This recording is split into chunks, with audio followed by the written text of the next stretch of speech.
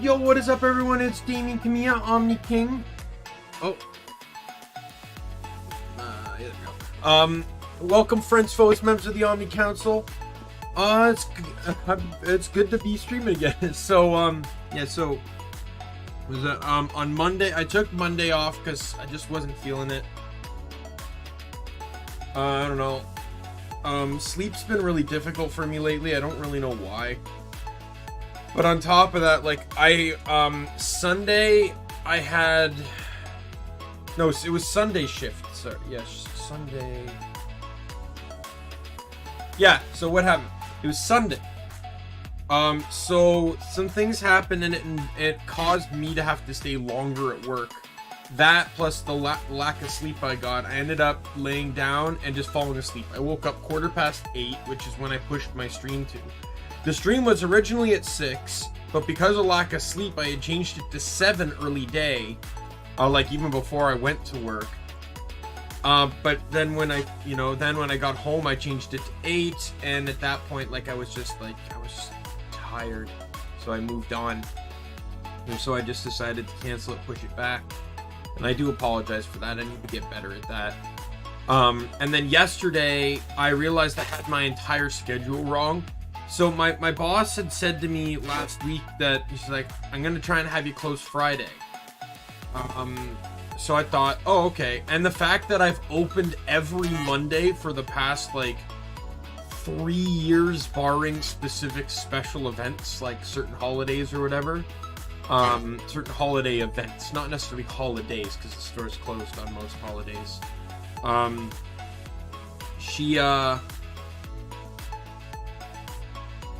So, I didn't realize that I was actually closing that day, so I had to quickly remake my schedule to accommodate for that. So all I did was just switch Friday and Monday. So, Wonderlands got moved Friday. That's literally all it was. So I haven't streamed in 2 days. Matter of fact, I think this was the last game I streamed because I streamed it on Saturday. But at least it's not back-to-back days. I try my absolute best to not stream the same game back-to-back, no matter what. Just to provide a sense of break. Yeah, so let's switch right on over to Kingdoms of Amalur here. Game's already up and running. Alright, so we got more side quests to do. There we go.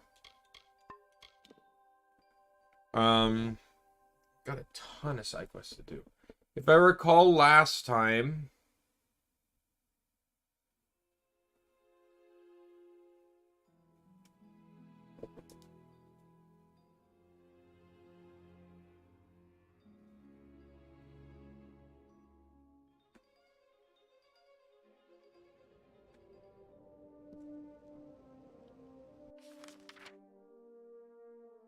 Oh yeah, I was doing a quest that required me to sneak into Ironfast Keep, and then I got into a huge fight. Alright, well let's just work on the current active quest.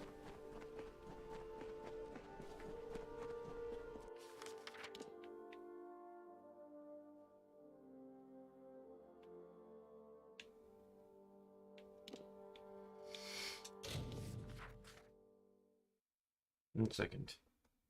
I noticed something about the What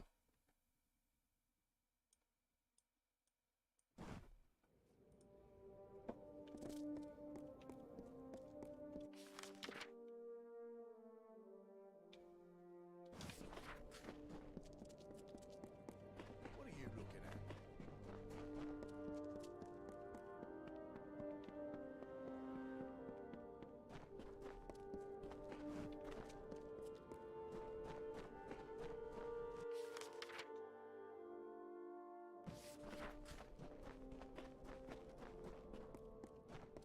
there's this whole, like, that quest where, like, finding the treasures keeps popping up the treasures every now and then.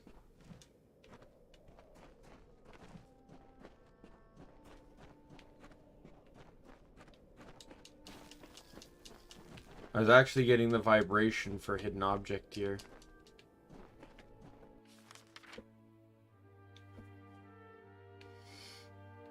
Oh.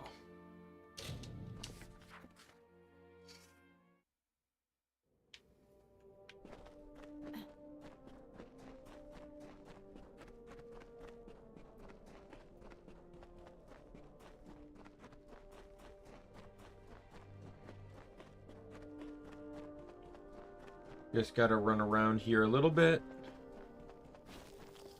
So yeah, so this quest is, you're literally grabbing, like, this is actually kind of a fun quest.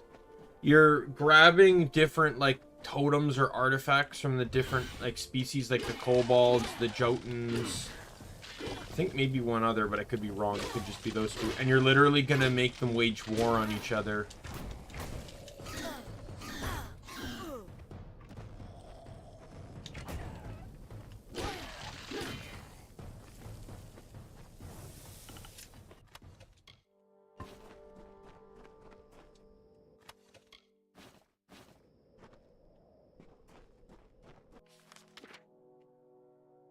All right. Keep going forward.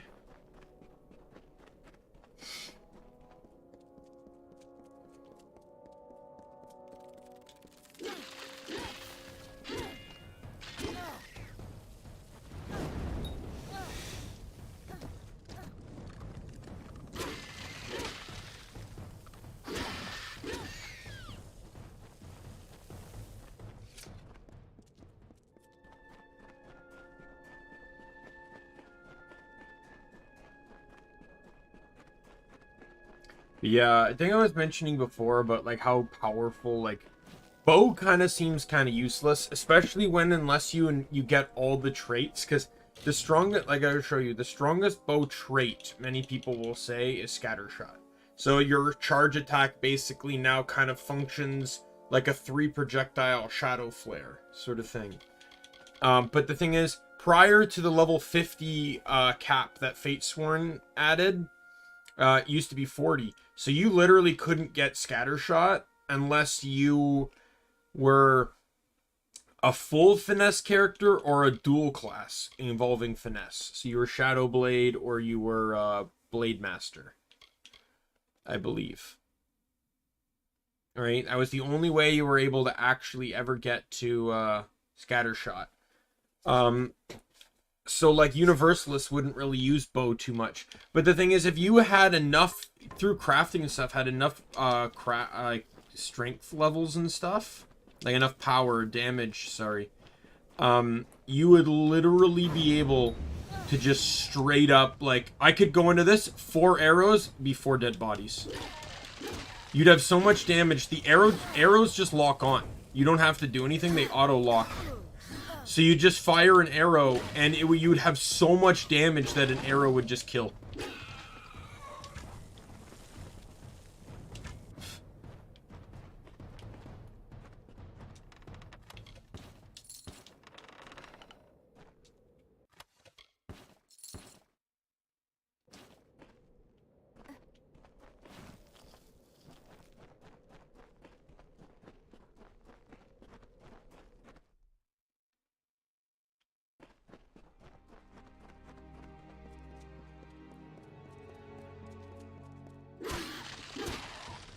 Not gonna lie, I'm really hoping to beat the Detyre side quests today and start on some of the Clericon ones.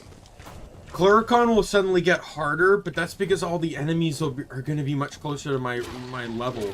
Like, I don't mind necessarily easy or hard enemies. My issue is progression. Level and progression. And progression in this game, one of the ways it's shown is through leveling, which I can't do when all the enemies are giving crap experience. Since coming back to do side quests, I think I've probably leveled only like 3 times. But I'm going to get the Clericon, and I'll probably level 2-3 times just on Clericon alone.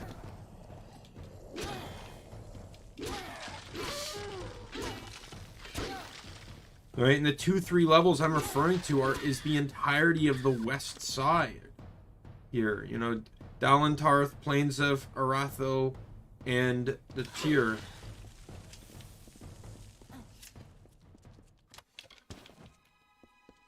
So we'll have to see.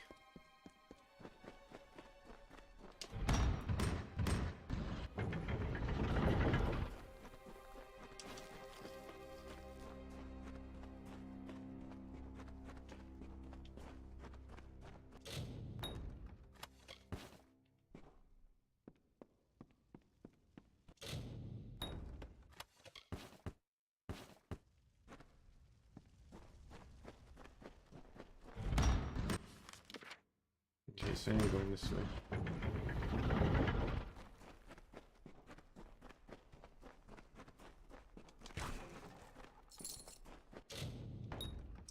You have to excuse me for sometimes doing stuff like I didn't really do anything wrong. I'm so used to generally having chakrams as my Y button. I was expecting to clear all those boxes in one attack. But because I have bow on, because bow has my damage to lightly weakened targets.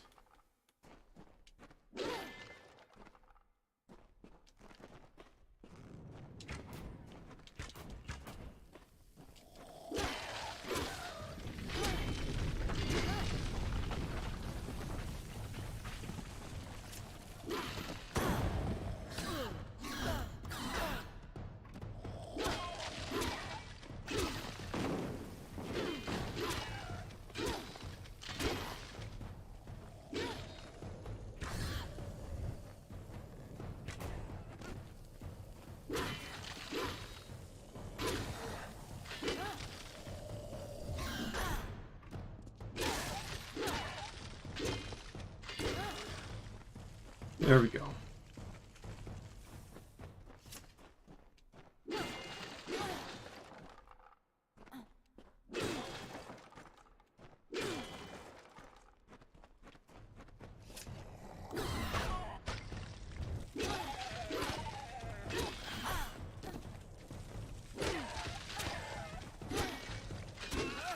Yeah, I remember just thinking, like, you know, like, because I'm in a very low level area, right? But I'm still picking up all the loot that drops.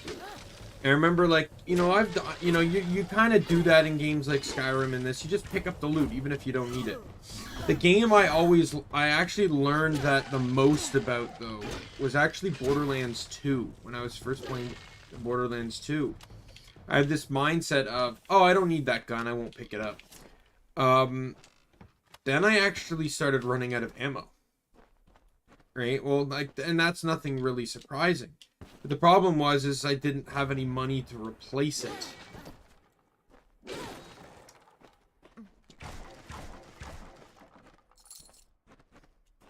And the thing is because I wasn't picking up guns to sell, I wasn't getting any money. And because I wasn't getting any money, I wasn't able to afford ammo for the guns I was using.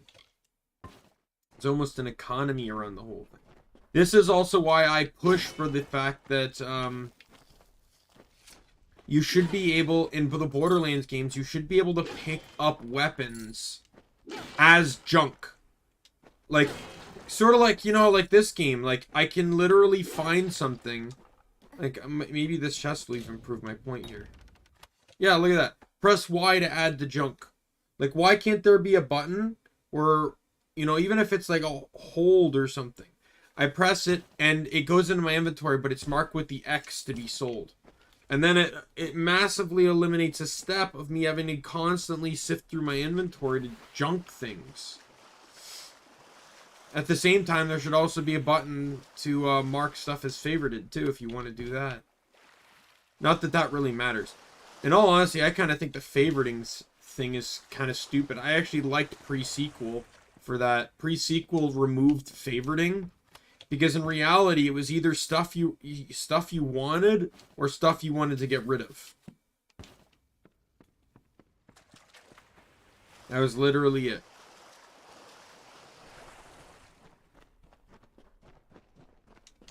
It was stuff you wanted to sell or everything else.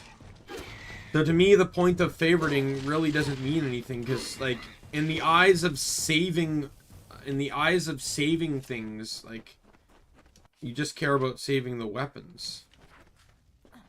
You just care about saving, or you just don't want to sell what you're using. That's pretty much it.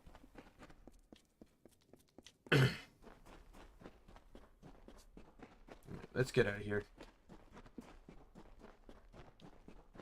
You can tell kobolds jumped out. I hit a trigger line.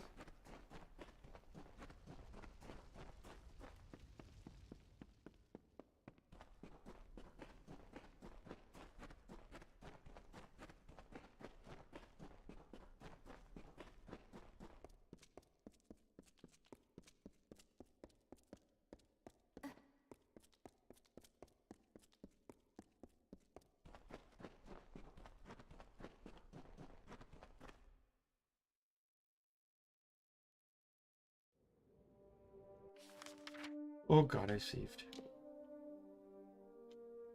One sec. I'm gonna head back to Whitestone because there's another quest I just want to look up here. Tomorrow's gonna be hot. It's a task though, so it won't actually show any quest icons.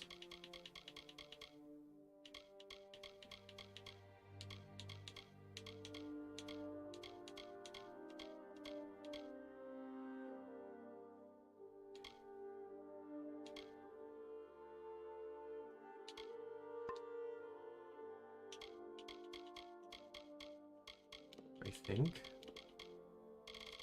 Unless I already accidentally did it. Nope, right here.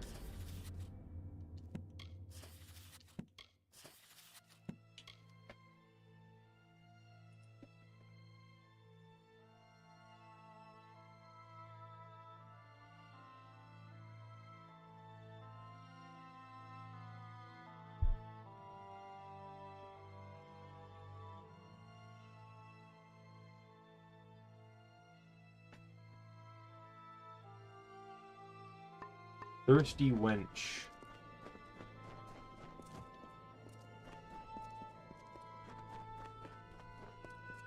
Mind yourself.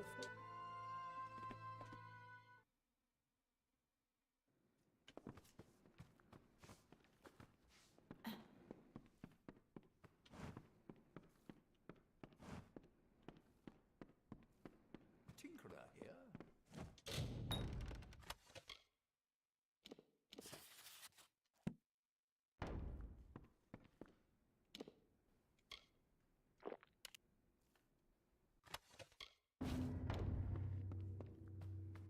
There we go.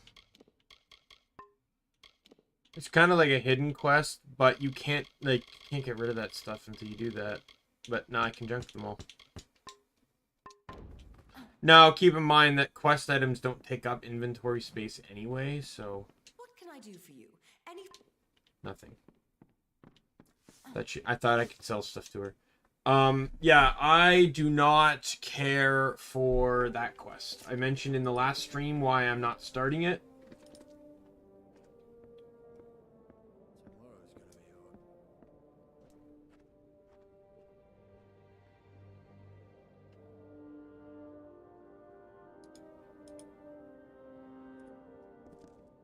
hot. So what some of these quests, there's a lot of these endless quests where it's just like, hey, if you have this, bring it in and I'll give you money for it. There's a ton of those. I've got what you're looking for. However, in most cases, a lot of those quests are very limited. Like there's another guy in that exact building that just wants iron components. Well, that's perfectly fine because iron components come from salvaging. So A, if you don't salvage like I'm not doing, or iron components are also early game salvaging equipment.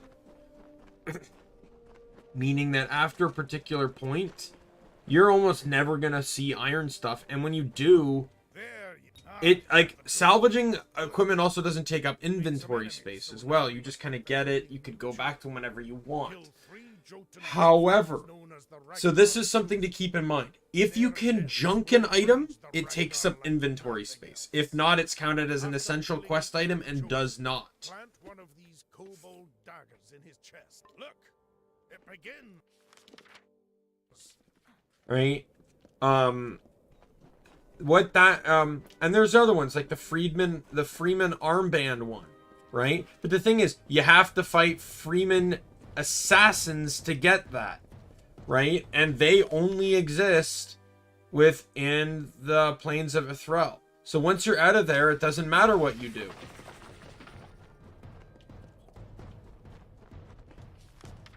I'm running this way to get the lore stone. But the problem is, that makes every animal in the game drop meat. The wars of Glerathwin came And I don't just mean in Datir. I mean throughout the entire game going forward. You can bring the meat to her for money. It's not that much money. It makes every deer drop venison. It makes every rat drop rat meat. And my god, are there a lot of rats in this game. especially during the Teeth of Naros DLC. And I think there's actually an enemy in the Daimien Kamiya DLC too that drops one. This home for all Doppelfar, the lunar right? And then I'm pretty sure Fatesworn has some too. Like, I know I had to kill some rats in this DLC. So it's just so unbelievably annoying because I'm never coming back here to sell her the rat meat. So I just have to keep putting it in as junk. And you get so much of it. I'd rather just not bother with the quest. Like, it was the same, like, I mentioned before that there was I think it was right here. There's a quest right here that I skipped. I don't know. I actually don't even remember if they fixed it in this one. It's supposed to just be a regular quest. He asks you, he gives you these vials, and he wants you to fill them with the essence of certain creatures. You just got to go out, you got to kill 10 kobolds, 10 Jotun, 10 Etten, and I think maybe 10 trolls. Trolls are the only, like, I believe there's 4. But 3 of them are all found within the region, so it's actually fairly simple to do. The problem is there's no complete for the quest. The moment you hand them in, he immediately gives you more vials. And it's not so much that it's troublesome, because any kobold, Etten, or Jotun will count for the achievement. It's just a lot of, like, screen clutter, and you know, like, the items count as quest items, so they don't take up inventory space. But it's just this idea of having a quest you can never complete that constantly keeps reminding you of the fact when you know, kill a kobold that, you know, you haven't killed the 10 kobolds yet. So you know, there's a kobold you just killed a kobold. Congratulations. Teeth of Naros has Jotun in it, so you get reminded there.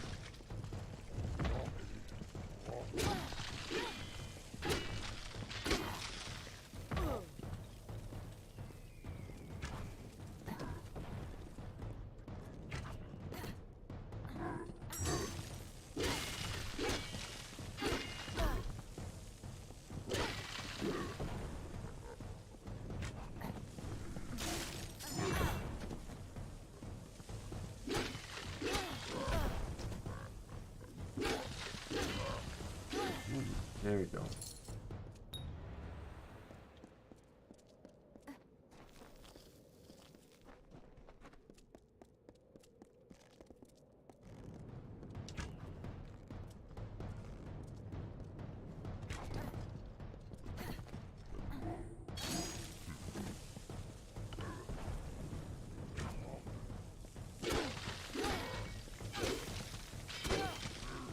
That one went easier.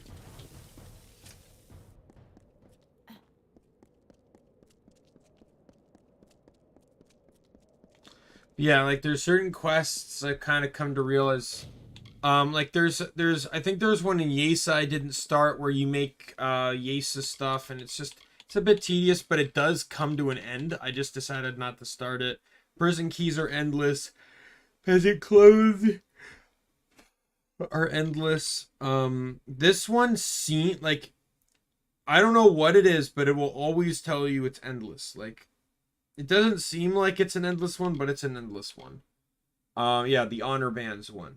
That one's pseudo-endless. It keeps going until it eventually ends. Lab Assistant is another one that'll keep going until it ends. The problem with this one is just, like, it's tedious. You have to keep going to the 2nd floor building in one of the gnome buildings. So you talk to the guy at the entrance. Then you have to run up the spiral staircase, dispel the 3 containers, run back down to him. You have to do that, like, 8 times. It's tedious and annoying is all it is.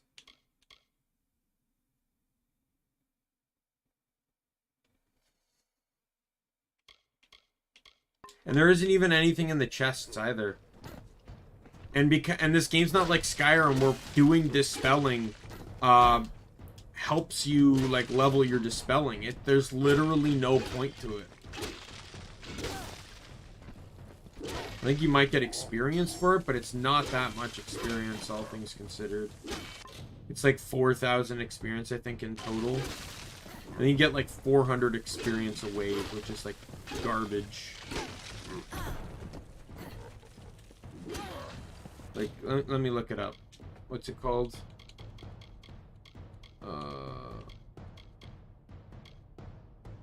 Lab assistant.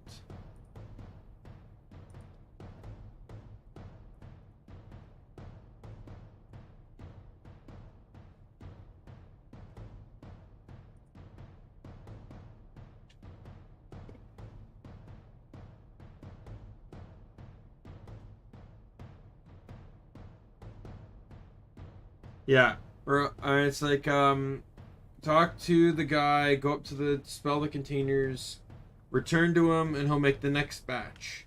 Repeat the previous 2 steps until all chests are dispelled. No gold or EXP is for completing this quest, except the EXP from dispelling the various chests, and the gold from the dude for taking care of the numerous dispellings. Or the Fateless One finds something better to do. Is literally in the description. There's literally on the wiki. You have to dispel a total of 51 chests split into 3s.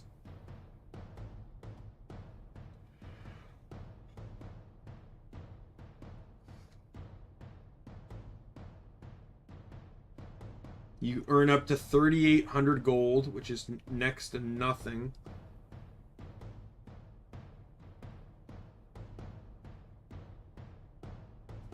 Although very easy to solve and not actually taking up much time, it can become a little boring and repetitive having to run back to the guy, talking to him and making the next 3 chests available, even when skipping through the conversation.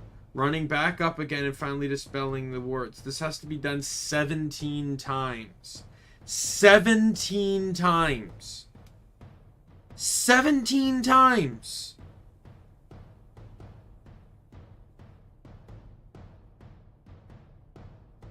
You also won't get cursed if you do not succeed in breaking the things.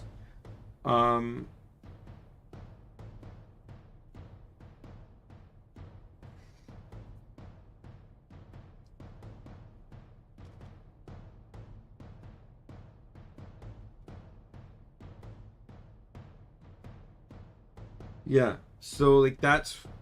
You get 3,800 gold for having to run up and down the stairs 17 times. No thank you.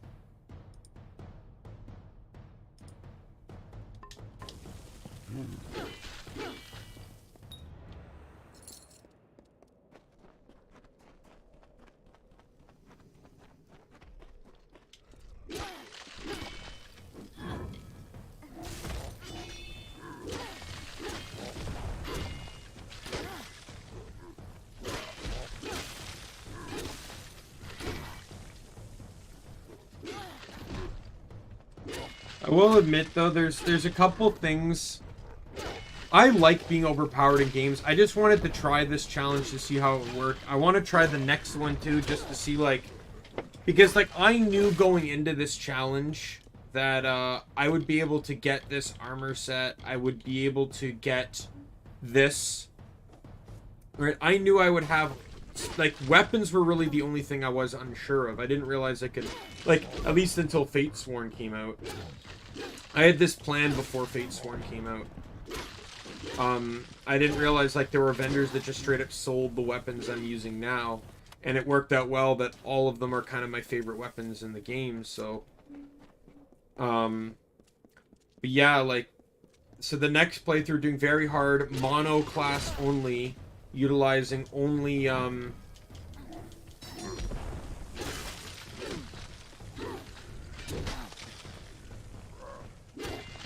being only using yellow and purple weapons, I think will be a much more challenging run, because there is a vendor in the starting town that I can buy purples from, so I feel like that would actually be a little bit nice, and it would be something for me to spend my money on too. I wouldn't have to play the entire RNG game, especially when yellow armor isn't as common. Like, there's like I think in the entire game there's only like a handful of yellow armors that are scripted.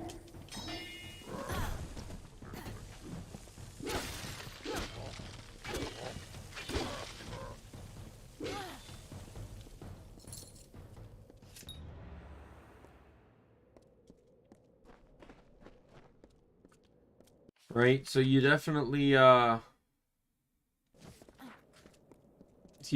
to be so I want to be careful with that playthrough. I also won't be able to use gems, so if I want to have more strength, I got to use potions. And then you know, but I really do like being overpowered. Hey Nick, welcome.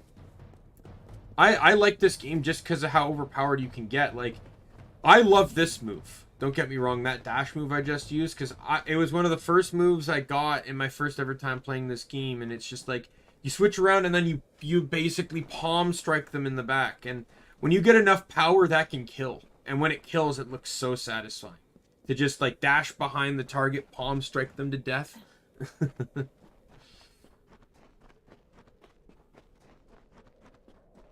Alright, time to start a war between two races that already hate each other. Nick, how's your day been?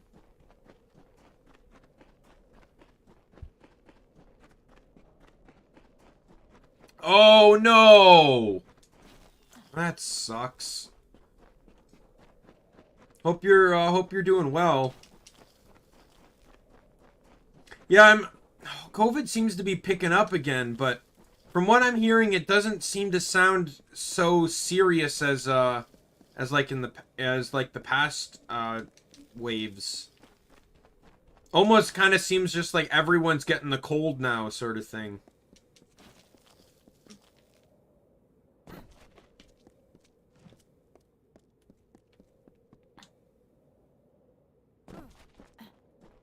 I'm surprised I haven't gotten COVID yet.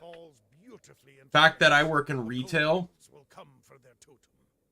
And this new Ragnar will see a challenge that he cannot ignore. I interact with hundreds of people a day. Can win. Of course, neither he nor any will survive it. Oh boy. Well, hopefully, like, you can get some medicine. I always recommend taking some zinc when I get sick, because zinc helps increase your body's immune system. Doesn't work for everyone, though, but that's something I personally would recommend. Some zinc supplements. I have some on my desk here. I have 500 milligrams, or 50 milligrams. They're ultra strength. I take 2 before I go to sleep, even though you're only supposed to take 1 a day, just to kind of help purge, and I find it works, so.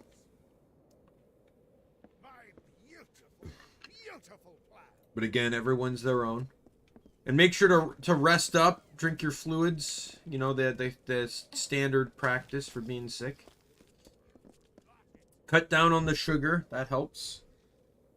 That was something I never actually knew. That was something a doctor told me, that your body wastes additional energy trying to break down sugar.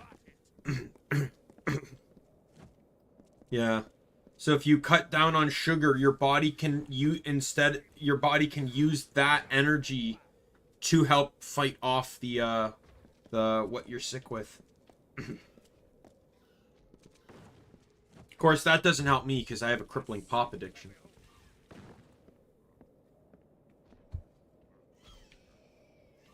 So I can hop down now, but the official instructions I have for the quest is to wait.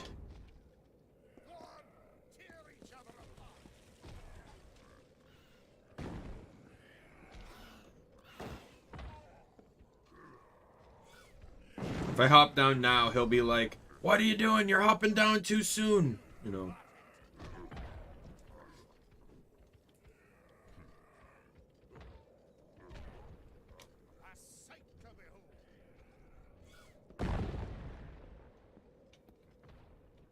Oh. I think there's 1 kobold left. It's right over there.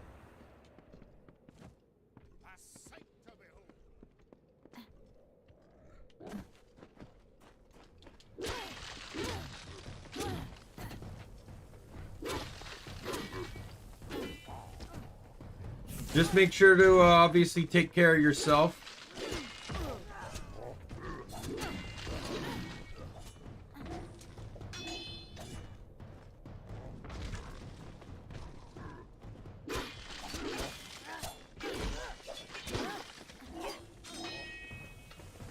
If you have to leave the stream to go take a nap, sure, go for it. Oh wow, okay. I would, I don't know if you know someone that can maybe get you some, like, anti-mucus cough medicine. That could probably help, too.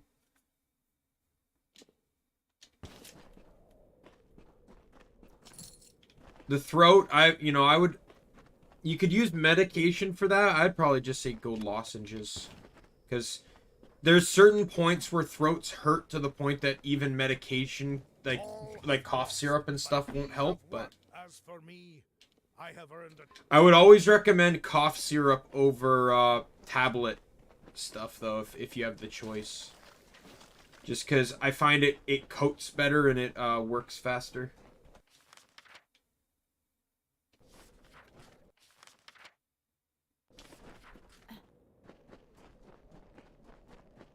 Ooh, rough. Yeah, like, I've not caught COVID, but, so this actually happened. It happened earlier this year. I had booked to get my booster shot, right? And, literal days before the booster shot, I got my annual sinus infection. I get one every year. It's usually from the cold of the winter. The dryness really destroys my sinuses. But I just know how to deal with it. I just blast myself with zinc is pretty much what I do. However, this year, I got my sinus infection better just before going for my booster and was able to still get it. But the problem I had was, during winter, at times, I can suffer from, like, really bad nosebleeds. Like, really bad, like, if I sneeze on stream, the first thing you might hear me do is pause. Because, I'm checking to make sure my nose isn't bleeding. And if it is, I'm getting a Kleenex for it. I had that sinus infection. All I was doing was sneezing, blowing my nose. Oh, she said she's sorry. I doubt she personally attempted to give it to you. You know, things happen. But yeah, I literally for like a week was afraid to blow my nose or sneeze because I knew it was going to trigger a nosebleed. I got a blood test done like a week later. 2 weeks later. I lost more blood during my 3 days of sinus infection from the nosebleeds than I did when I gave blood.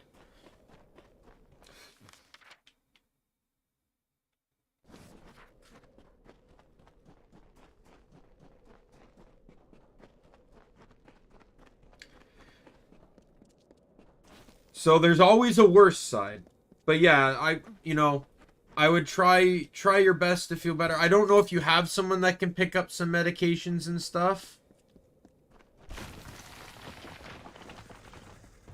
Oh, day ahead of you. Oh.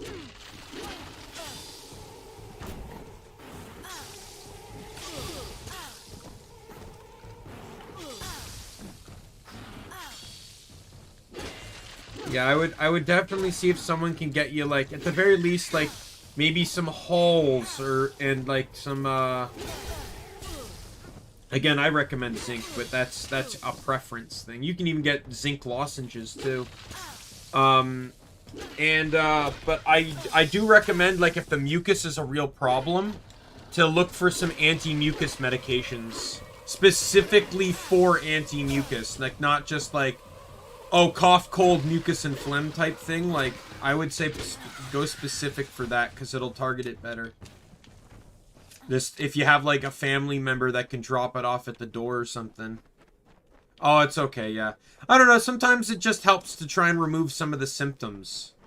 You know, like, to me, when I get sick, like, the worst thing is the stuffy nose. I hate anything that plays with my nose, because I hate turning into a mouth breather for a week. It just is awful to me. And she knew that she was doomed. So she absorbed as much of the heat of the sun. Mucinex? Oh, okay, then that should work. I'm assuming that's probably a more American medication, because I don't think I've heard of it, but I was going to recommend Buckley's, and I think that's a Canadian medication, so I could be wrong on that one, though. Not too sure.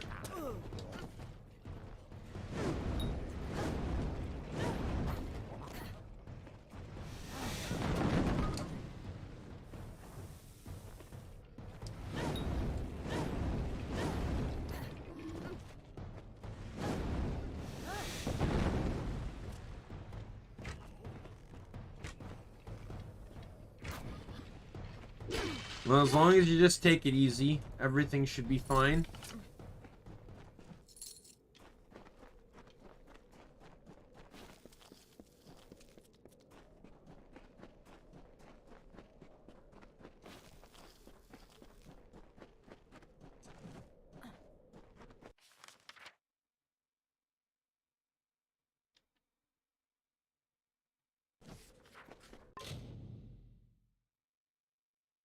Oh, okay, yeah.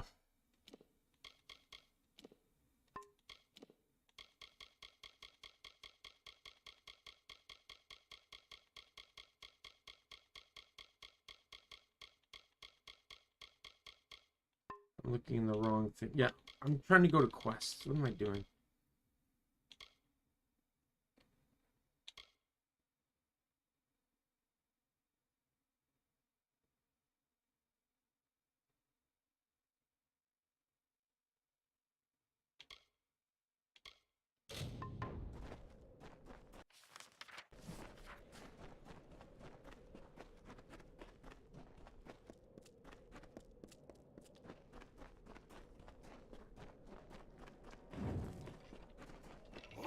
Oh, really?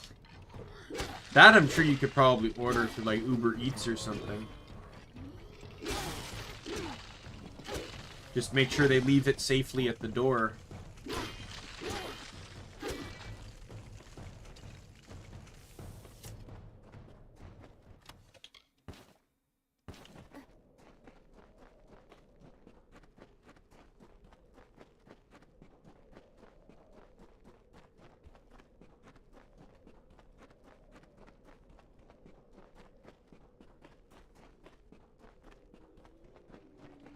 Look at all the brownies.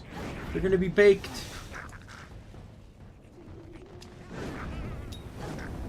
Baked.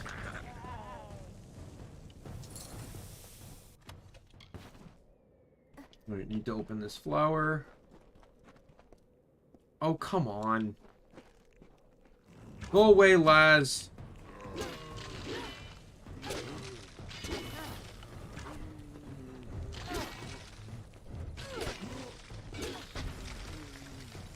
Oh my god, I may actually level after this quest. The bloody miracle.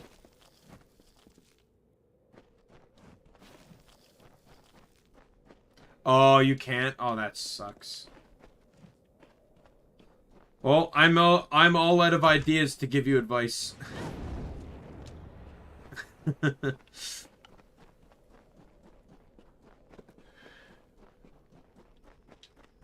All I can do is revert back to there's someone that can get it for you. Oh, the watermelon might be nice. Like if you have like a family member or something that might be able to fetch it for you and drop it off safely. Again, that's the only option I probably have for like a neighbor or something that's willing to do it.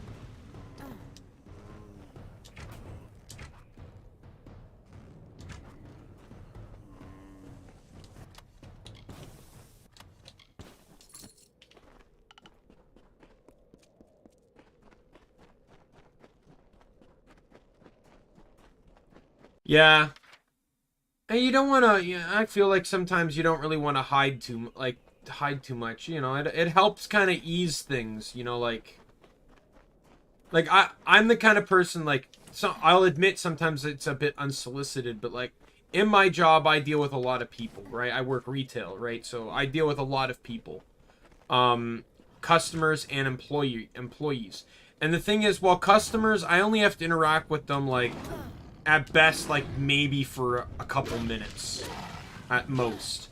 But an employee, you know, like, that can be my entire shift. I could be having to work with that employee multiple times a week. Right? So, if they have issues, I always try to do my best, you know, to try and help placate them, or even just in general, like, look for things. Like the other day I was talking with a coworker, you know, she's an incredible person. She's incredibly charismatic. She has this fantastic makeup skill and ability. She you know, she has a really bright future ahead of her, but she also is plagued with, God knows, a number of mental health problems. And, you know, but I tell her every time she's fantastic, that she, you know, she has this bright future. She has so many different opportunities she could take, you know, and to never ignore any opportunities that were to show if she feels like she could enjoy that opportunity, you know. And you know, because you never know when someone needs to know that someone has their back. And I've told her, it's like, you could do any of these 5 things, but you're, you know, but whatever you do, I'm going to be in your corner for it, right? Like, I'm very big about, you know, the support and understanding that, you know, it's not always easy to do things alone. Yeah, I saw that. Well, actually, I don't really think I saw... I don't think I saw Kaison's re-debut. I did see Nazuna's. And then immediately after she debuted, she went on her Mike Neko channel to do karaoke, because she was so filled with adrenaline.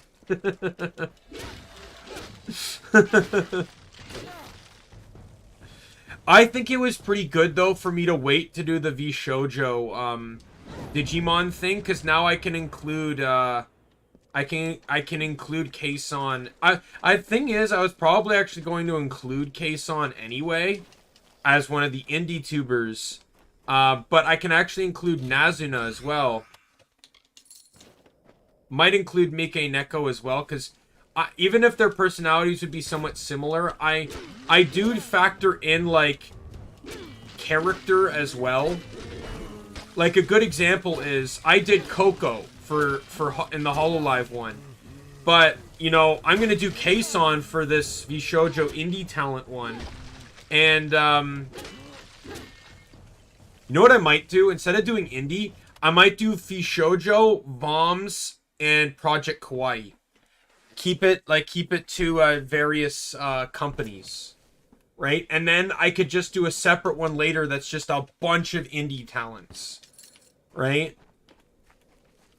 And I'm specifically picking those 3 because I don't really know much about any of the other companies. Like, I know there's another company. I'm already forgetting the name of it. But I know a small amount about Project Kawaii. So, and, like, in all honesty, I don't really know much about VOMs either. I know Pikami. I know one of them got fired for contract termination. And then I know Toshika's... It's literally in Toshika's character to constantly accidentally use inappropriate English. But they're also type theme, which could actually make it really easy to assign Digimon to them. But I want to try and match some aspects of things too. Like, I could just give Pikami, like, the Tentomon line, but I don't want to do that.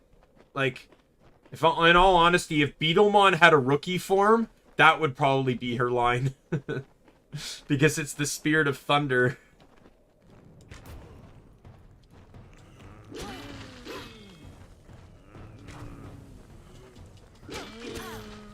But, like, yeah, I think, what is it? I gave Coco, I think, the Agumon line was her Digimon. And, you know, I think that fits Coco. But it doesn't mean that Kaison's gonna have the same Digimon, right? Even though that's the same person, right? I'm factoring in the character and not just the personality. Because in all honesty, there isn't really much of a personality difference between Coco and Kaison.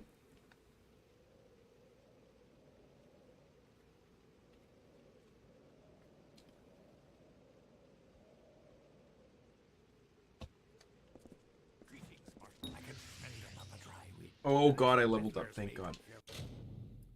I'm so close! I'm literally 2 levels away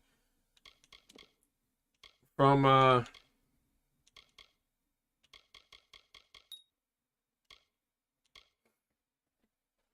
So I am 1 level away.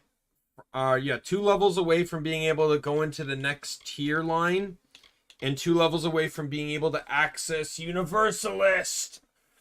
And I'll finally be top tier. What am I putting point into?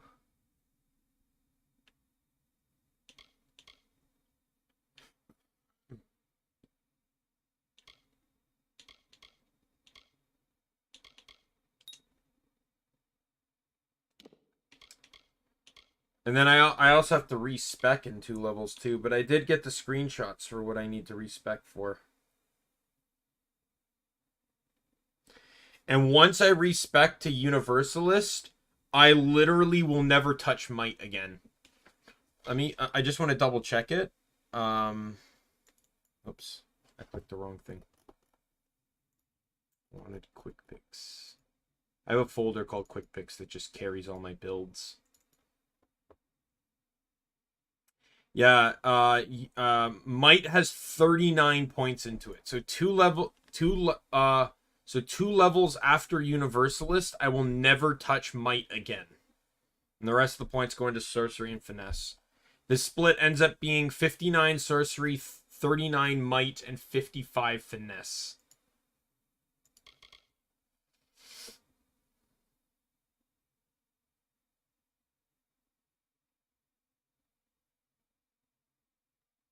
I think I heard that, and the Digivolutions are based entirely. I think so it's visual novel style, right? So your decisions determine your path, and I think that probably affects what Digivolution you end up with.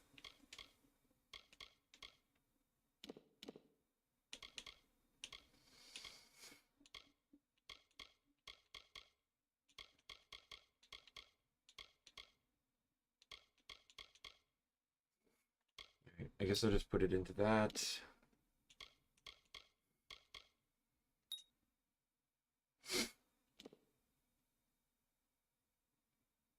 All right.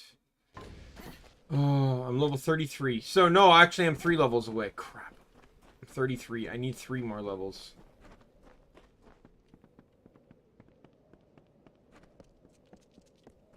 That's really stupid because Tyrannomon has a mega.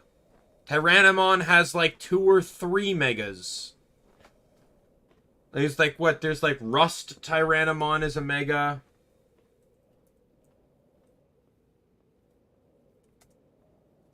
Yeah, Tyrannomon. Tyrannomon species. There's a wiki page on it. Dark Tyrannomon is an ultimate. X Tyrannomon is an ultimate, I believe. Mame Tyrannomon, I believe, is an ultimate or a mega. Master Tyrannomon is a mega. Metal Tyrannomon, I think, is ultimate. Rust Tyrannomon is a mega. There's apparently a Death Tyrannomon, too. Tyrannomon. Oh, Dark Tyrannomon's a champion? Really? Huh. Thought he was an ultimate. I only speculated that he was an ultimate, I guess, because he came to the human world with Myotismon, and Myotismon only seemed to have brought, outside of like Wizardmon, all the Digimon he brought with him were ultimates, right? Like Skullmeramon, Mammothmon, right? Like they were all ultimates, and it required Lilymon and ultimate to beat him. So I thought he was ultimate. Yeah, X Tyrannomon. X Tyrannomon is almost like a Tyrannomon plushie that kind of has like Digitamamon's eyes. And then Mame Tyrannomon is an ultimate, yeah. And then Master Tyrannomon is an ultimate? Really? Oh, he turns into Samudramon. So the Samurai Dragon. Yeah, Metal Tyrannomon is Mega, or is ultimate, I mean. And then, yeah, Rust Tyrannomon is the Mega. So he only has 1 mega, apparently. But that's still a mega. And it's Digimon. It's not like you can't have a mega. Like, that's Samudramon. Like, they had, what's his face turn into it? Rise Greymon in Cyber Sleuth. Like, nothing has to make sense in the Digimon world.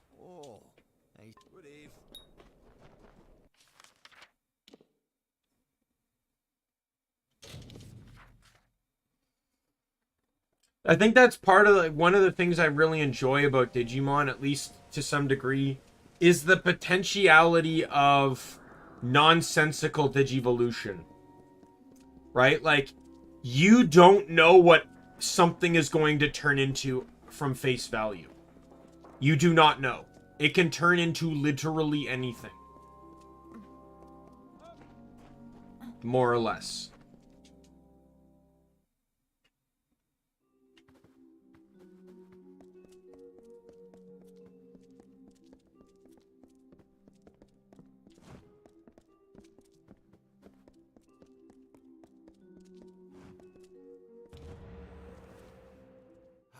You found the letter. She can be found in the eye. Fair enough.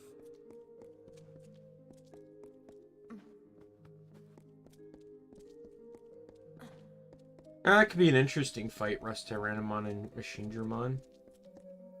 Though the thing is, the wiki actually says that Rust Tyrannomon digivolves from either Mega Tyrannomon or a DNA digivolution that includes Machine Dramon. So Successfully received the instruction book. Fine.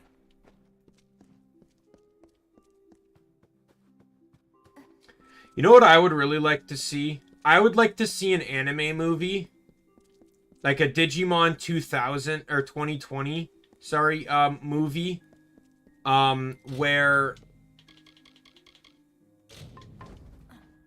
in the movie, something happens and the Digidestined from the 2020 series meet the Digidestined from the,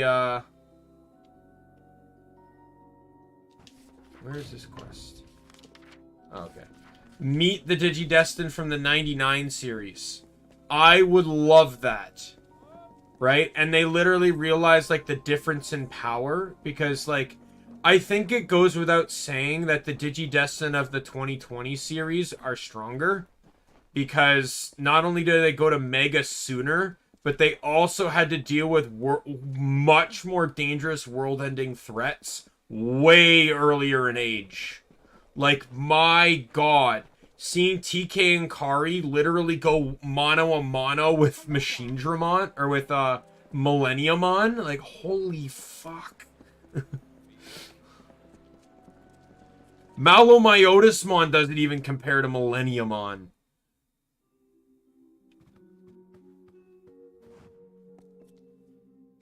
Oh, secret for bad ending.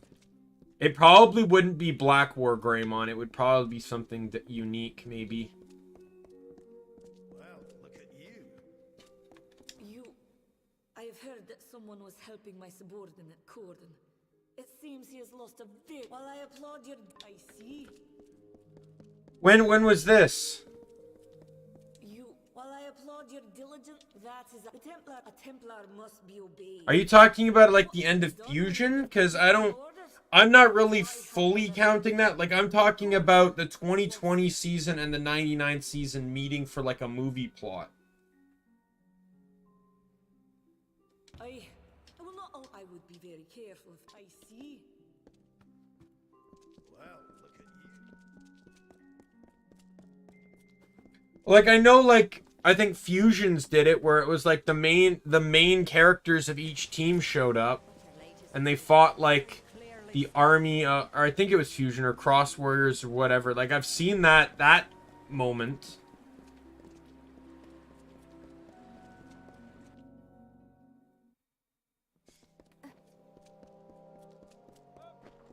I know it wasn't... I just know whatever season it was a part of was never dubbed to English. So, there's only a Japanese scene for it. But I'm not talking about, Maggie German? Ah. You. I never thought in my wild. Fair enough.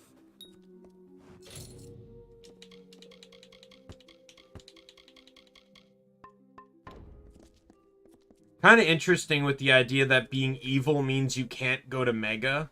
That's kind of interesting to me. I feel like, to me though, that I feel like that's a bad retcon. That's a bad kind of way to handle it. I really feel like, you know, you should just be able to go to Mega. Because you're saying it's like there's, you know, like... I don't know, it just feels wrong to me.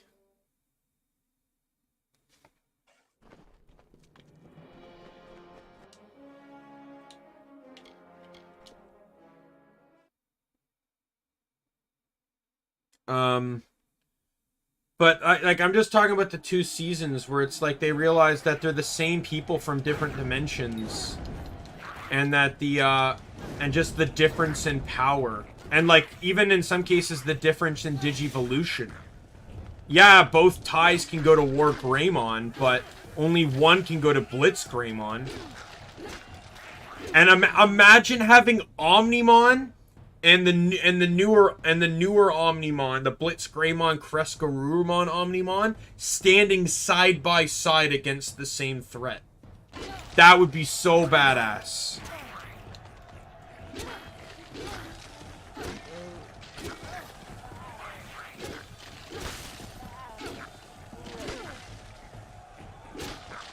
And pointing out that TK and Kari also have 2 different Digivolutions. I also think it would be kind of cool, though, because, now, I don't know if it would be repeatable, but I'd like to see Merciful Omnimon Mercy Mode again, or whatever it is.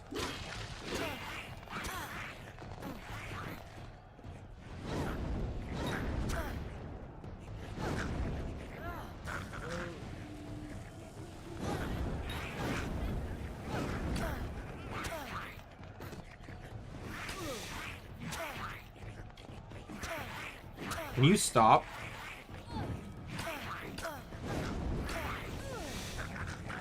God.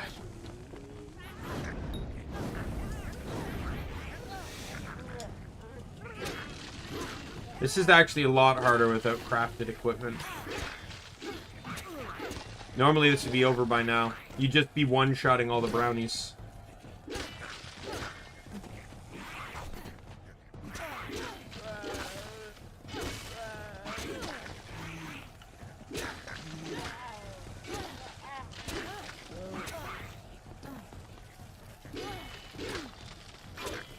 And the thing is, even some of the characters are different. Like, apparently Joe's character was quite a bit different in the 2020 season compared to the 2019. Like, he wasn't so much of a worrywart in 2020.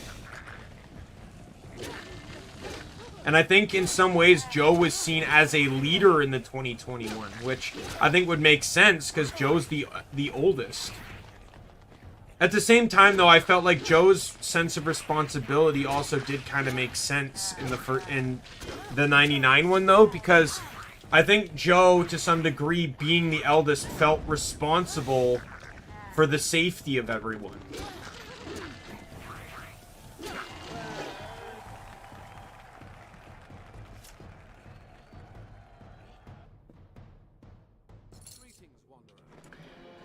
Gets me that much gold, it's not worth it. It didn't even really give me any experience. I didn't even really want to come in here.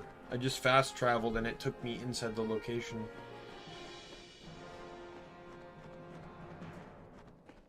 Yeah. But the thing is, I can understand Joe's character in both versions of Digimon, right?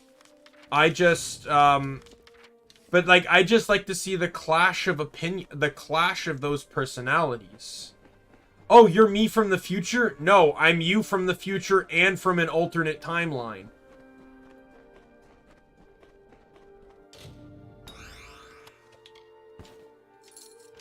No, but you kind of have to look between the lines a little bit on Joe as well.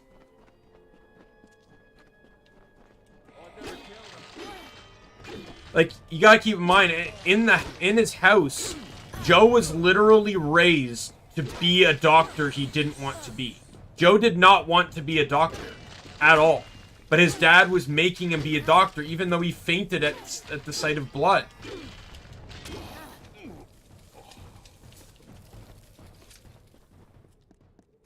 there!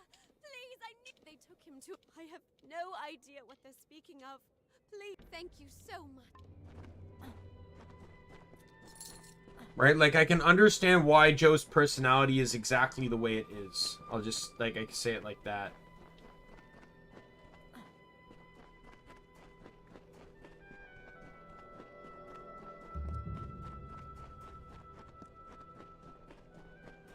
Greetings. You are strange. There's something distinctly fey about you.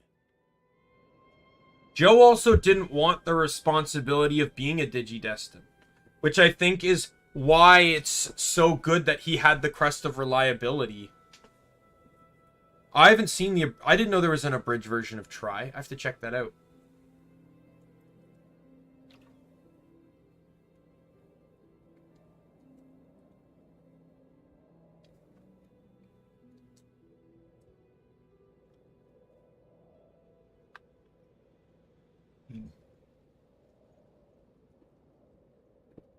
Releasing him would I sense something peculiar about. Head to the caverns of Ingress. They are marked by once the last stone is... Farewell, mortal. Let me just double check,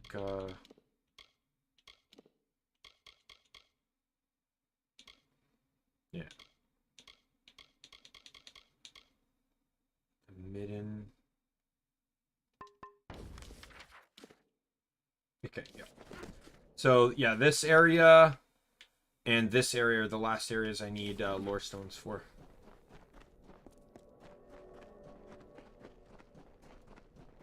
Try did kind of trample a little bit on all the character development that everyone went through. Like, personally to me, it wasn't just like,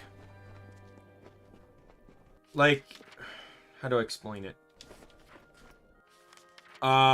Like, I didn't like how Ty was suddenly unsure of himself. Like, Ty was always the bravest one in the first place, and now Ty's the unsure one? Matt was always the unsure one out of the two of them.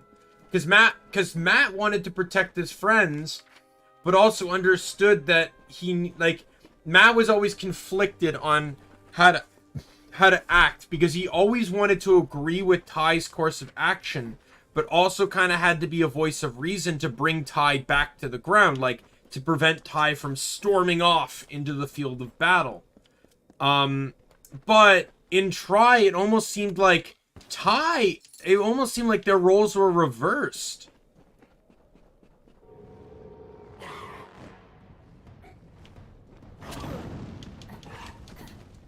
Yeah.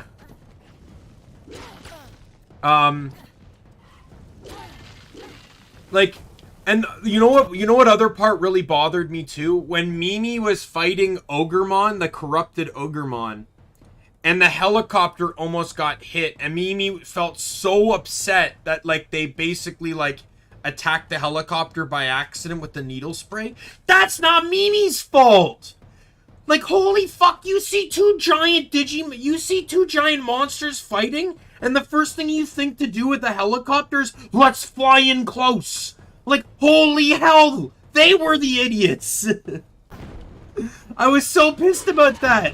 Mimi's there sitting there tearing herself up that she almost hurt people, when it was their idiocy that left them there in the first place. I was so mad at that.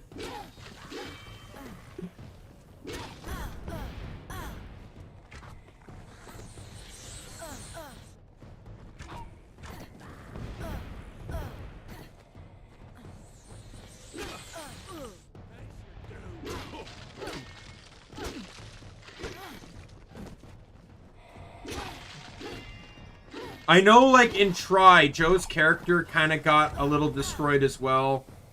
I think the argument behind that was Joe kind of saw Digimon as a very childish thing, and he was trying to grow up and move past it. Which is crazy because, you know, Joe's Digivolution didn't get canceled, but, you know, obviously Matt's and Ty's have to much later.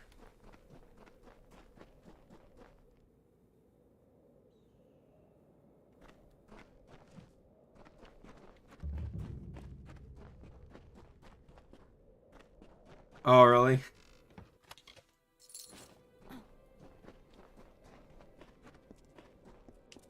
These words are not mine, but ours, and shared to all who would hear, but known to only the true-hearted Alfar. Opposition seeks not the meek, but those who suffer happenstance. Like, in some ways, I like what Try did, but in other ways, I also don't like what Try We did. learn this from Beala Tirin, the wisest, the prophetess of Lyria, the invoker of her magic, and favorite among her children, the mother of the Dokalfar, and the founder of Rathir. I also really don't like how they, like, the Dark Jedi literally just got away with everything, and he's never brought up again, and they closed the chapter to that story. Last Kazuna didn't bring him back. There's literally, Dark Jedi is out there doing whatever, and no one, and he's like, oh well, oh well. I really think he should have been destroyed with the Digimon. That, like, when they stopped Undynemon, he should have gone down with them.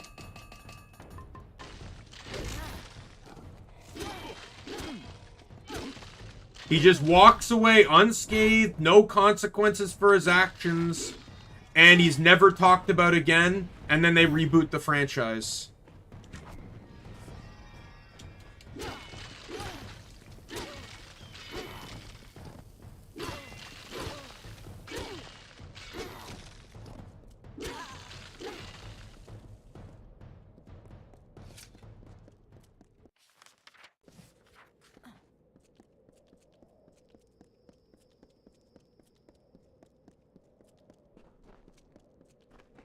Like, if that Dark Jedi were to have come back up in, like, Digimon in the last Kazuna movie,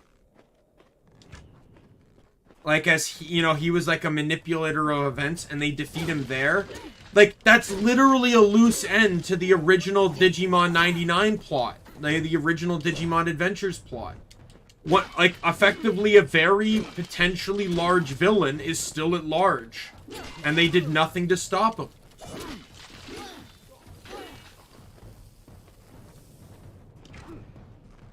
Like, what he was doing was taking the guise of the Digimon Emperor, which was a villain they knew, but he wasn't actually Ken. He was just Dark Jedi. He was a Jedi that just had more eviler ambitions. He was collecting the shards of Apocalypse, which is an entirely new concept that I don't really think should have existed in the first place. Because you're making it seem like that when the Digidestin destroyed Apocalypse, he splintered into different fragments, which is such a stupid concept. And completely unrealizable within the Digimon world, in my opinion. Seasons passed. A mortal defeated the champion of valor. His name was Haroth Magnus.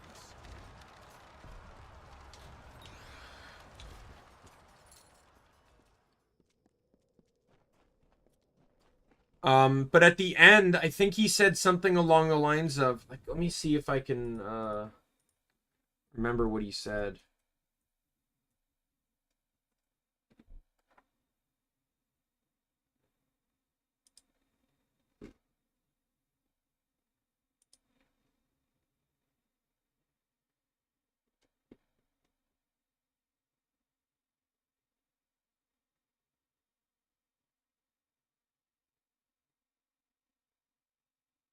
Right here. 3 months after Ordainemon's destruction at the hands of Omnimon Merciful Mode, the 402 Digidestin are finally recovered after being hospitalized.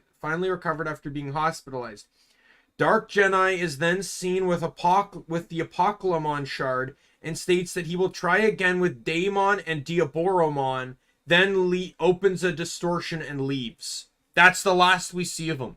And he talks about Diaboromon, who they've already defeated twice, and Daimon, who actually could make sense for an interesting plot point, because Daimon wasn't dealt with.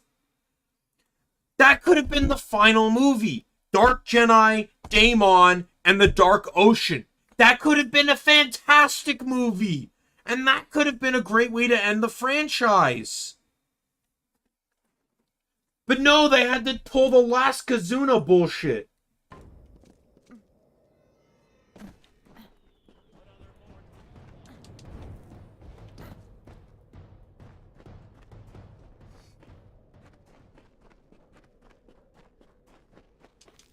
Because Dark Jedi would have been a very particular enemy for the original Digidestin to fight. And then Daimon would have been important for the O2 Digidestins because of Ken's involvement. And then the Dark Ocean had ties to both Kairi and Ken. That would have been a fantastic thing. Purging the Dark Ocean.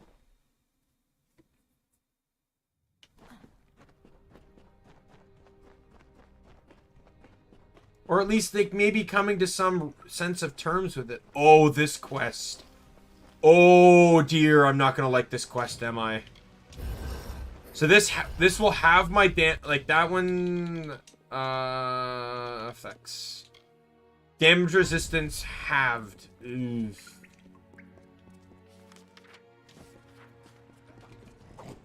I'm just gonna try and run through the whole thing.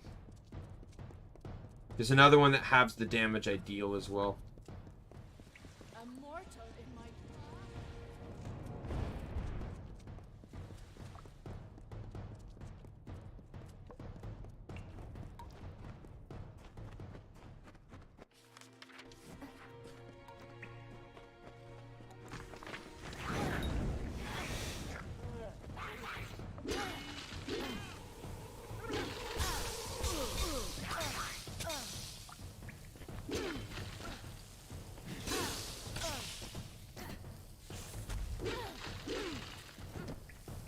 Maybe, but I feel like that's a game plot that was unrelated to Adventure.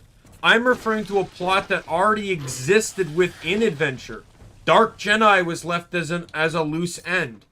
Daimon was left as a loose end, and the Dark Ocean was left as a loose end. And again, the Dark Ocean appeared in Tri as well.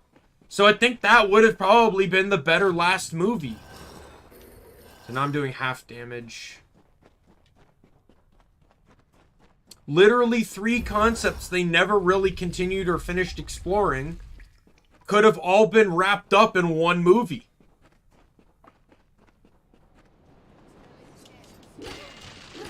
If I was any good at writing, I would write that fan fiction. Just like completely negate the last Kazuna and make that the like an official ending to me, featuring Dark Jedi, Daimon,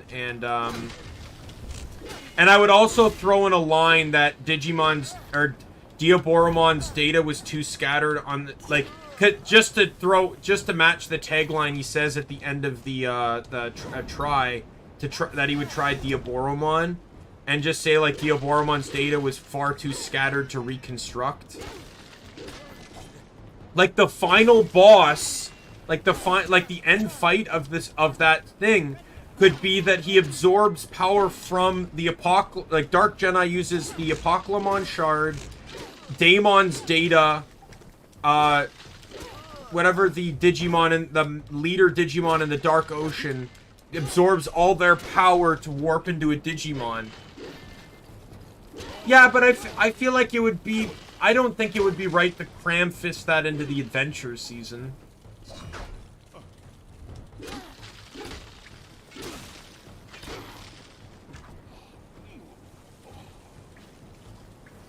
I'm pretty sure the Demon Lords concept didn't even exist until Season 5.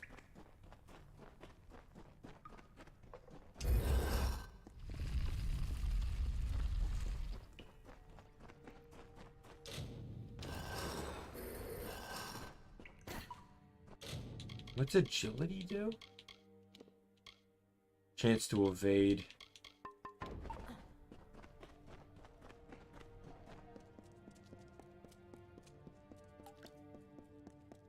Maybe. But again, I feel like that's too much to introduce. You're asking for too much to be introduced in a very small amount of time.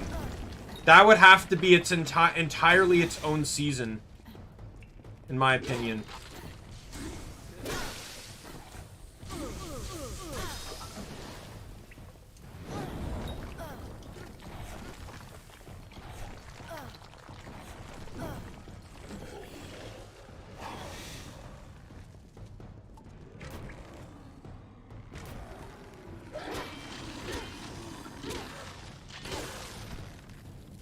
Because stuff like when you introduce big groups like that, they would have to be, like, you have to build them up. Right? I feel like it would just be too hard to just, like, add them in half season. Like, halfway through or something. You'd have to kind of, like, tide them in. Like, that's why, like, in Season 4, I really did not like, the Royal Knights to a degree. Like, don't get me wrong, Dynasmon is probably one of my favorite Royal Knights, and I loved him in that franchise. Did not really care for Crusadermon, in all honesty, but I didn't like how they came out of nowhere. Like, at the very least, Lucemon was built up. The whole initial concept was Earth was human and beast Digimon, Cherubimon being the villain, but they talked about how the original warriors defeated and sealed away Lucemon. So this idea of Lucemon coming back wasn't very problematic. The Royal Knights coming out of absolutely nowhere, though, seemed kind of really bullshit to me. They didn't even prep that maybe Lucemon had Royal Knights working for him, or anything like that. They just came out of absolutely fucking nowhere. And just decided to start wrecking shop. And I really wasn't too much of a fan of that. They could have even preluded the fact that after Lucemon got sealed, like, Lucemon had Digimon on his side. And that after they got sealed away, or after he got sealed away, they were the ones that ended the weakened Ancient Greymon and Ancient Garurumon. Or something like that. I just feel like there was a way better way to end that season. Or there's a way better way to get them in the season than just saying, hey, they're here. Right? Like, I don't know.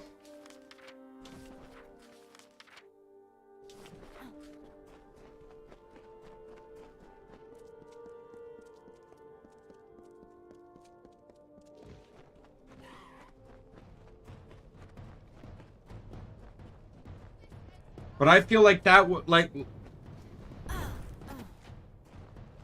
I didn't mind that one either. That was actually kind of cool. I also liked, like, after the world was destroyed, like, you could still see the Trailmon tracks. Like, there's no world left, but there are still Trailmon tracks.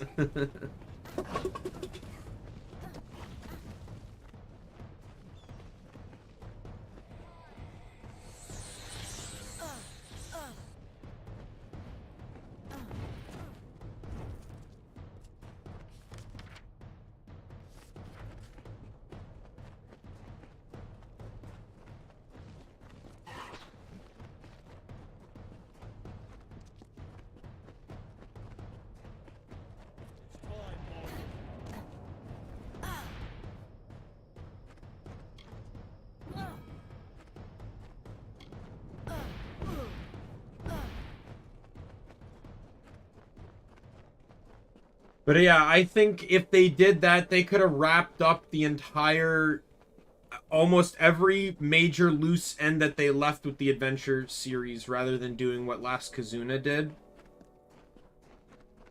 And the thing is, they could have still included the, like, all Digidestins around the world fighting for this cause kind of thing. because what could have happened was that when Dark Jedi merges with Daimon and the, forget his name already, like Digimon Dark Ocean.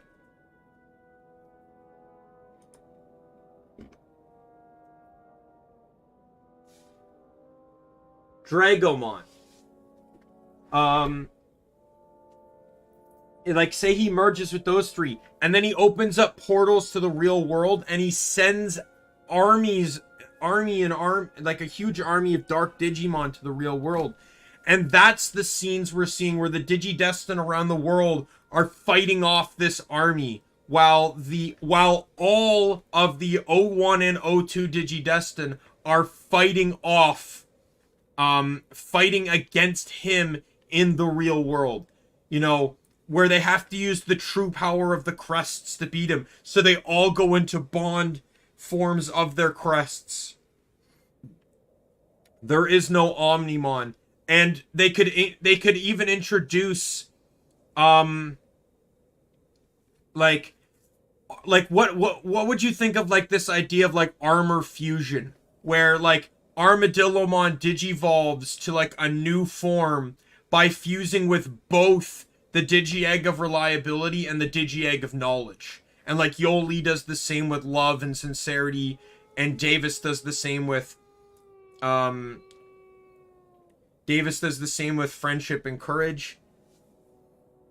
Or you know, better yet, like I don't know. It'd be tricky because Ken doesn't really have a Digi-Egg per se. So it'd be kind of tricky to include him in that. Well done.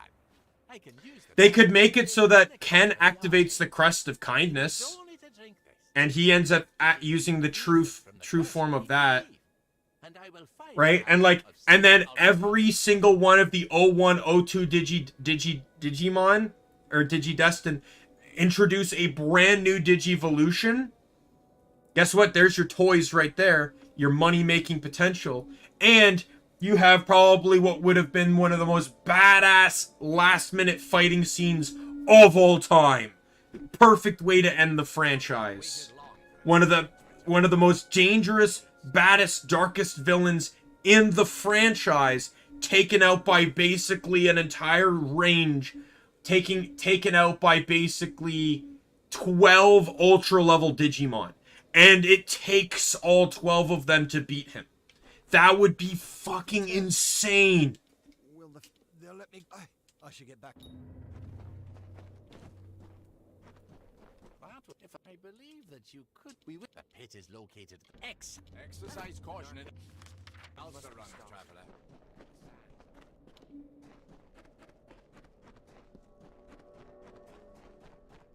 And I think I actually like that idea too, because outside of like preventing his base from like completely detonating and destroying like half the digital world, the Crest of Kindness is never even like really brought up again. So I think it would have been really cool if Ken somehow triggers Bond of Kindness with Wormmon, and he joins basically the others and has Wormmon Bond of Kindness as his final form, while the others have like armor fusions.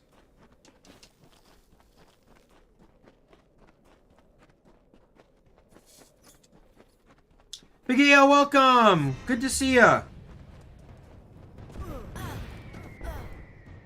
Stop throwing fire at me as I try to enter the fell fire pit.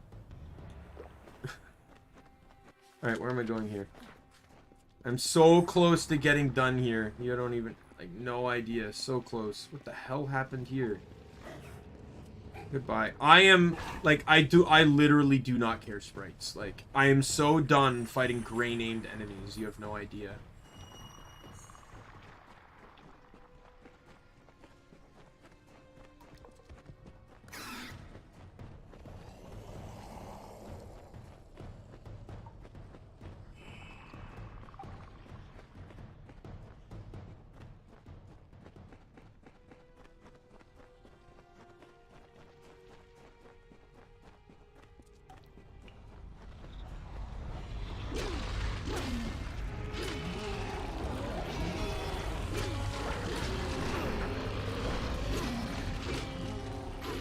That's the only time I will not be mad about fighting a gray-named enemy. Super easy.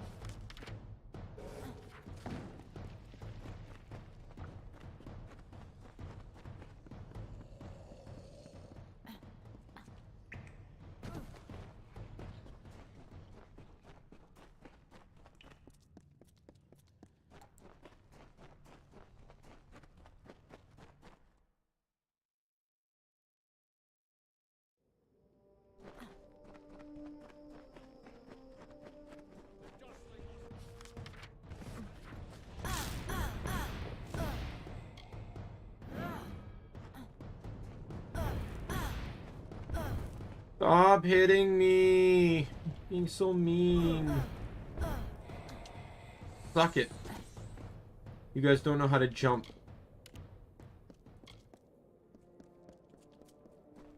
But yeah, now I'm thinking about it. Like, I originally was just thinking of ways to save Kazuna by changing a few little things, but they left several large plot holes in the Adventure series that I think the last movie should have just been something else entirely.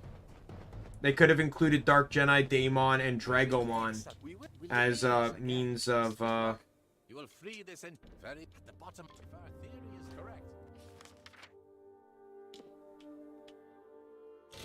correct. I think that would have been way much of a more cooler idea, in my opinion.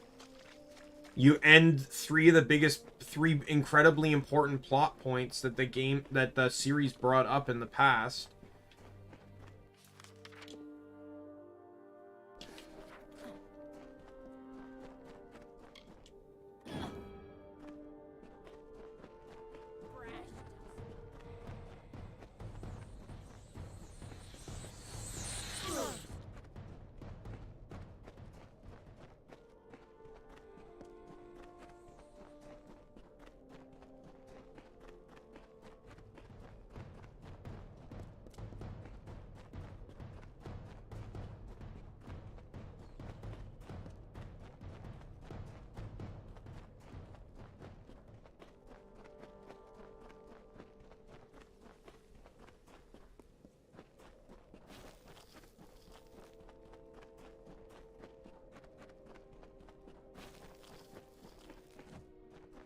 Child of dust. What brings you to the crown of the sun? The desert is Florian and the Circle sent you to access. It is highly unusual for a mortal to invoke a Fey rite, but your aura.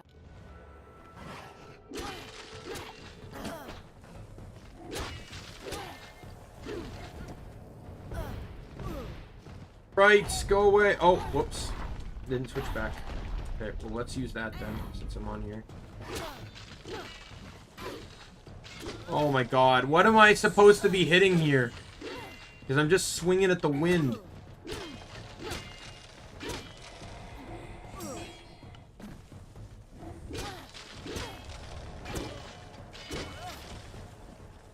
Well done.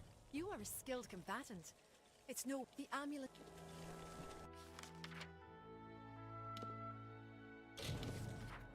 Oh, and after this, I hand in the quest, and then I have one more like small quest chain to do, and like 5 more lore stones to get, and I will be done. Done with the the west half.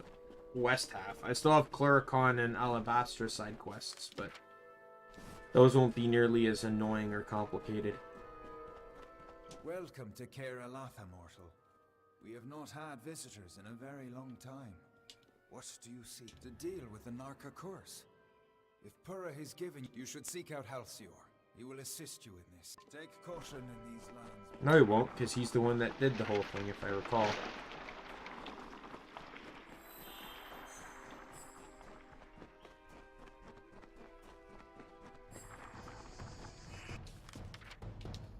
Yo, I get to play the game of let's run past literally everything. Because I don't care. Can give me like almost no experience. I'm not going to care about fighting you.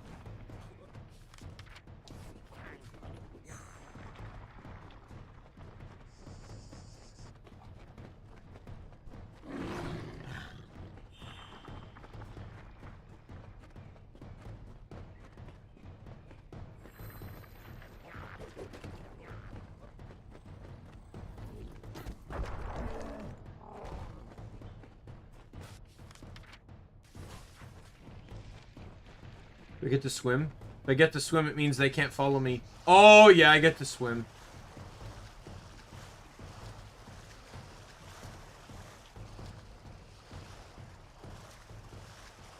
Oh, this is perfect.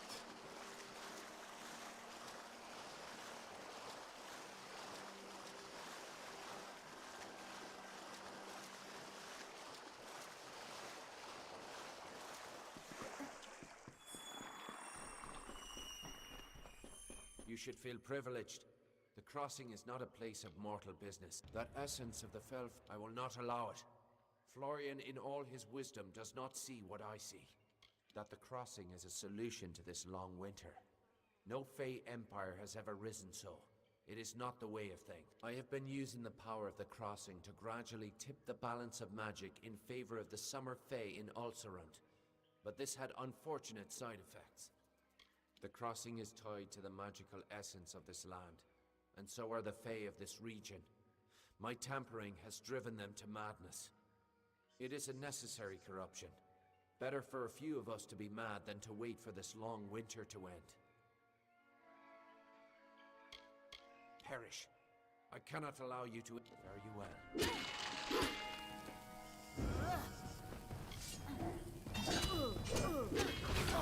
Hi.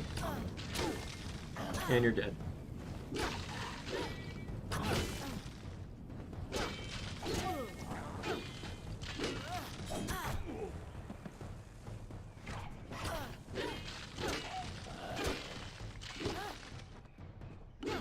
Oh, come on. Die, you stupid thing.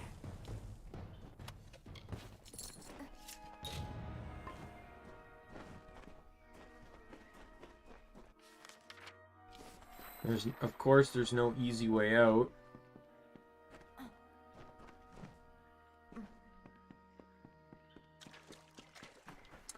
Time to literally go all the way back to the beginning because, of course...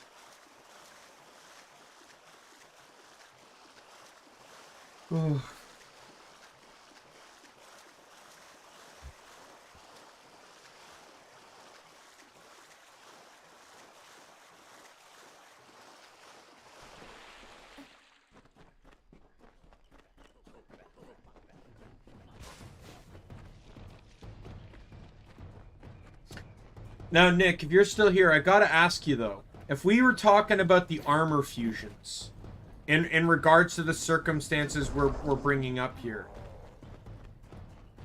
how would we go about naming those new Digimon? Would they be a brand new Digimon, sort of like Flamedramon and Raindramon? Like, would it kind of be like Plasmamon or something like that, because it's both electric and fire?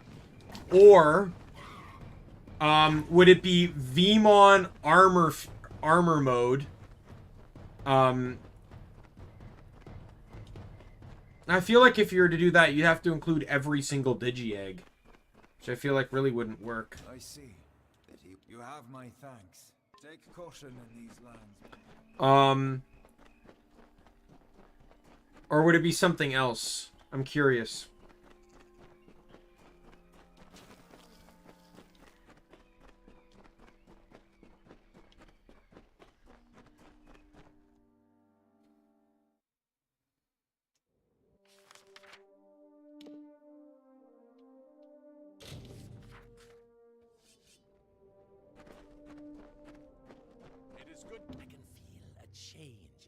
The circle and I will take, thanks to you.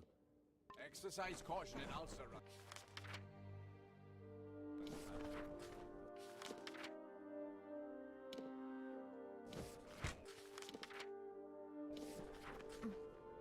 All right. Circle of Enlarge strives to reclaim the Fey rights lost with the House of Amalur. The Narca must be stopped. It is good to see.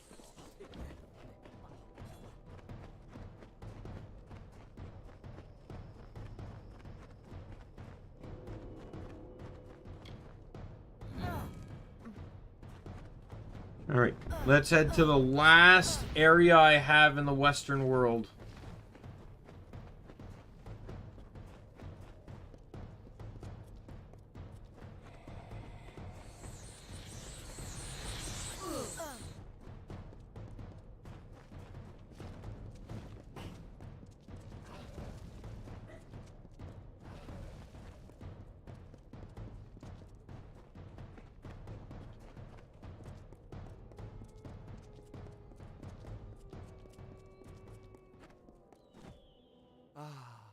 I don't suppose you're traveling through Galette, are you? It does. It is a pity you did not see Galette's transformation. The fire, there is no hand.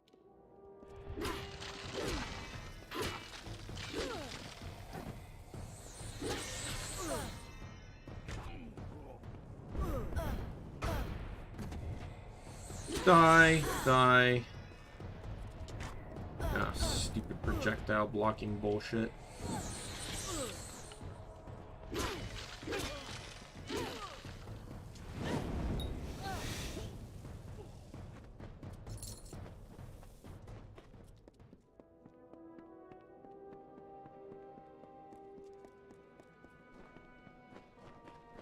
You're the one Colm found slaying the Testament? I'm impressed. Well, I'm not here for the Testament. Oh, thank God there's a repair guy here. I was a friend. Ben Tears slipped something into my drink, and don't even try it. I've been cheated once already. Good. We split the map of my...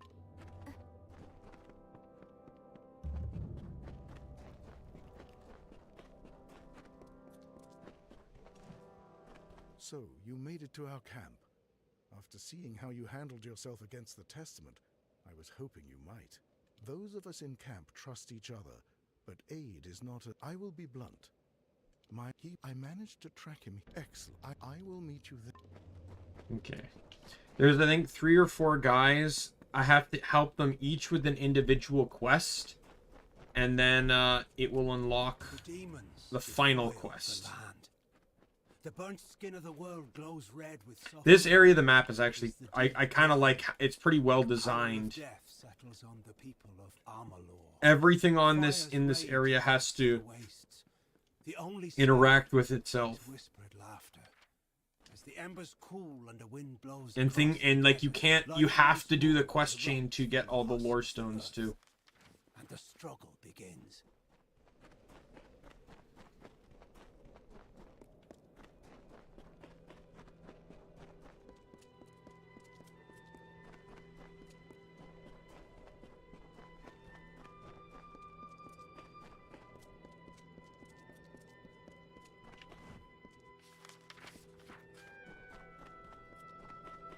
I'm just making sure the map is the map, so understand what I'm dealing with here.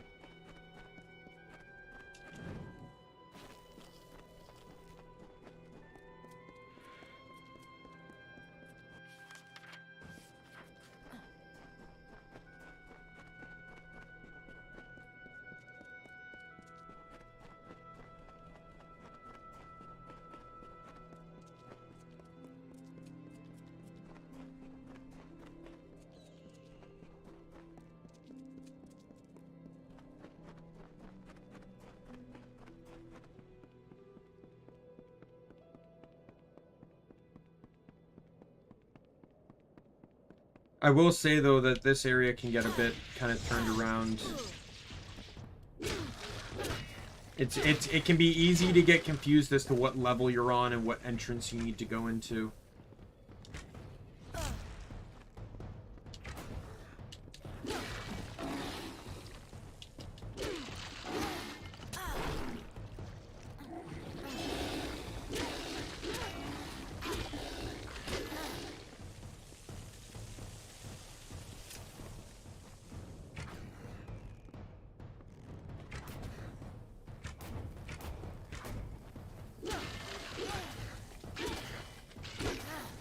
When it comes to the next weapons I get, so after I beat the game, I'm gonna go into the Warsworn DLC so I can get the best weapons in the game, and then I'll stop that DLC to like I'm not even gonna do like side quests and stuff. I'm literally just going to go and push to get those weapons, sort of like what I did for like the armor set here. Amidst darkness, we saw it. The eternal clash between the structures of order and shadows of chaos. Slowly, despite their struggles, the war gave way to the grass and the sway of trees in the breeze. The land was cursed by the plague brought on by the Niskaru, but life gives way to death, as death will birth new life.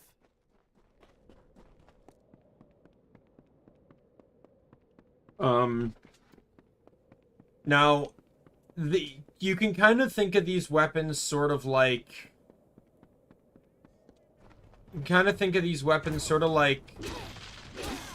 In Oblivion, you went through Oblivion portals, and you got those, like, stars out of the tower. It's sort of like that kind of thing. So you can only get a limited number of weapons.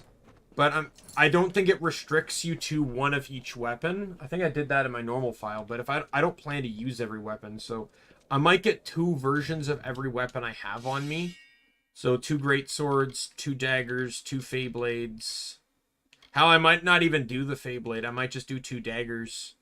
The whole reason I went Fey blade was just because I couldn't get another dagger. And then get 2 chakrams, and then maybe just 1 scepter.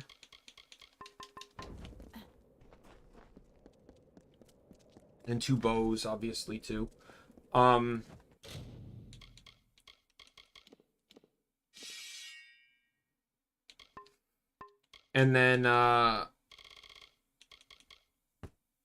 then utilizing that, like, I can have 1 set to light damage, and then 1 set to heavy, and then 1 set to day-night damage. And they would literally just be duplicates of the same weapon.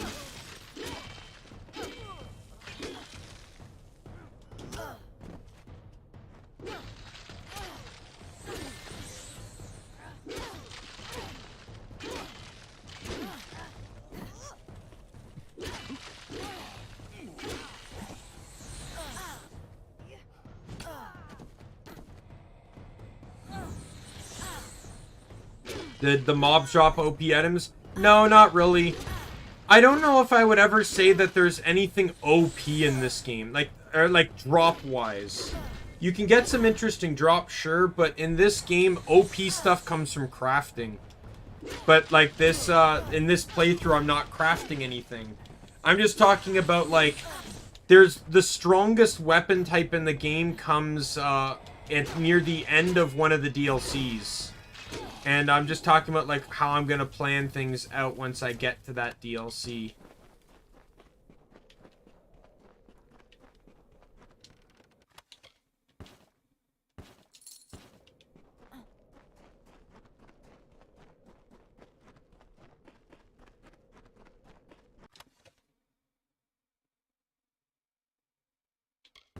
Pretty sure many games have done that. They just, like, it's just scenery, though.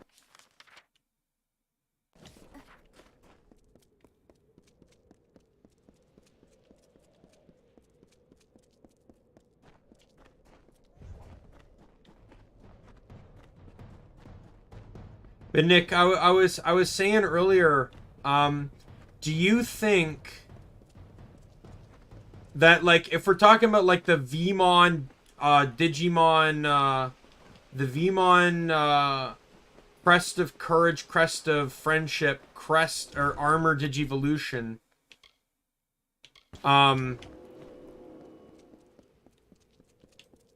Would you, how would you name that? Would it be like Plasmamon or something, like a brand new Digimon? Or would you stick to kind of like what the others are doing? It's like Vmon, Bond of Armor, or something like that. How do you think the name should go about?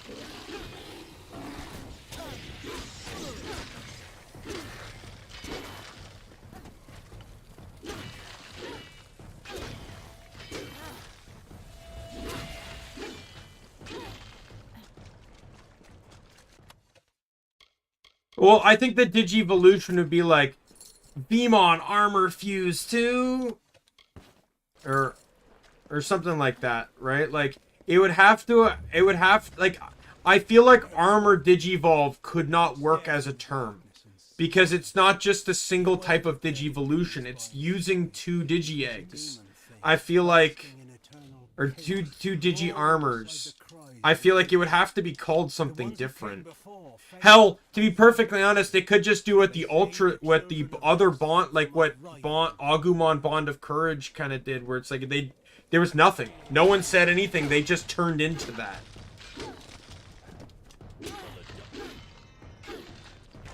Oh, you.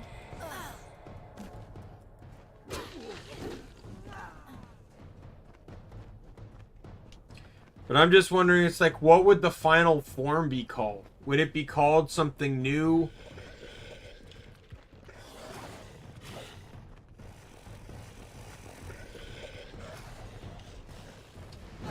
Oh my god, the amount of Niskaru here is kind of ridiculous. Attack them! Run!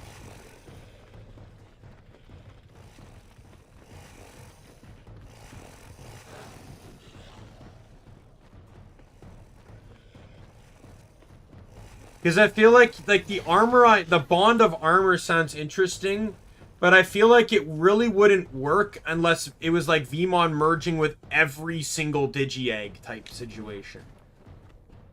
But I feel like that wouldn't fit within the canon of the show because each of them only accesses 2 eggs.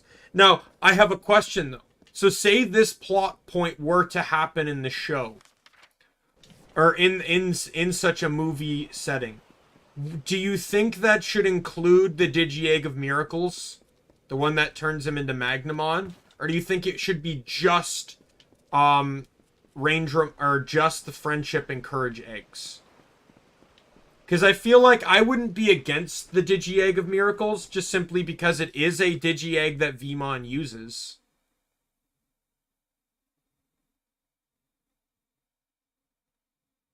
Maybe something like that. Like the Digimon would be newly shaped, but it would have attributes of all the Digimon.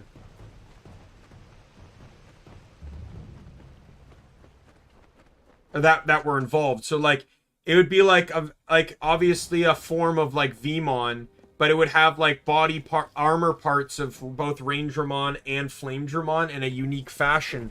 And like the Rangermon parts would have like a Crest of Courage emblem.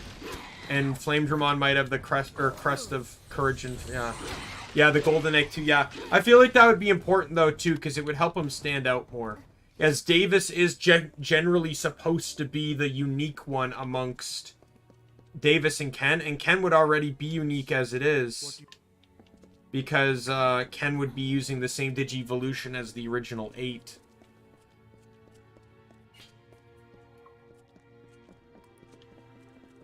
Dude just walked right over a bear trap like it was nothing. Kobolds. Burn.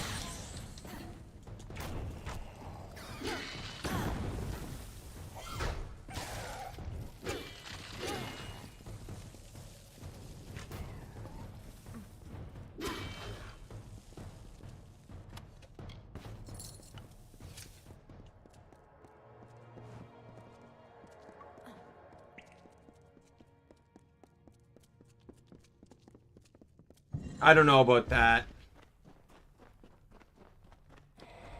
I feel like that's going a bit over the top in terms of naming.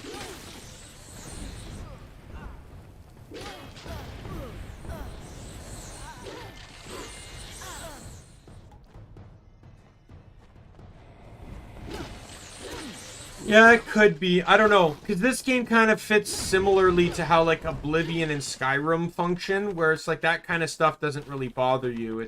It's more about the adventure and the fantasy than it is about the realism.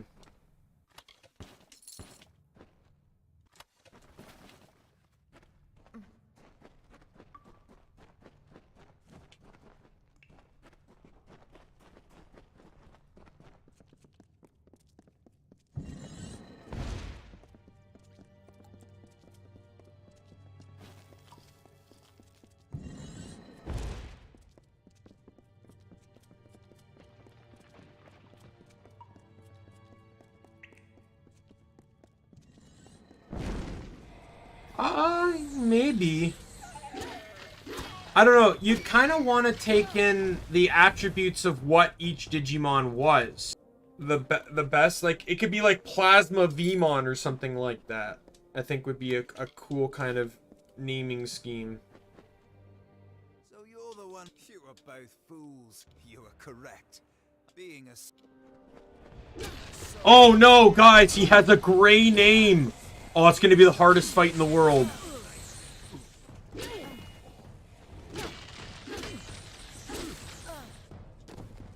And he's dead. I did not think you heard what he said. A gray name. Oh, the hardest threats to ever come to be.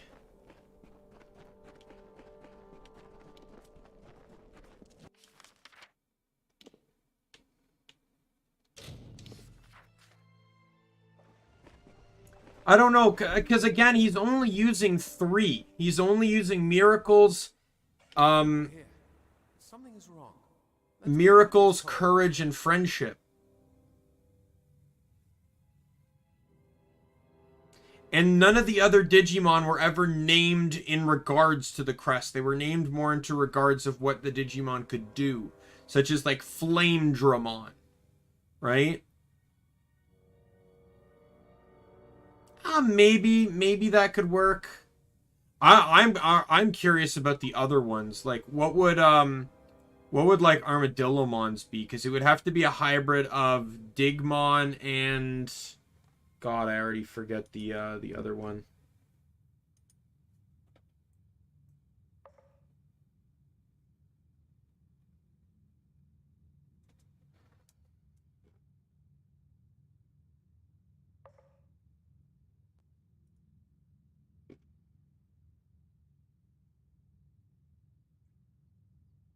Submarimon. It'd have to be a combination of Digmon and a Submarimon. So it would have to be half aquatic for sure, with drills.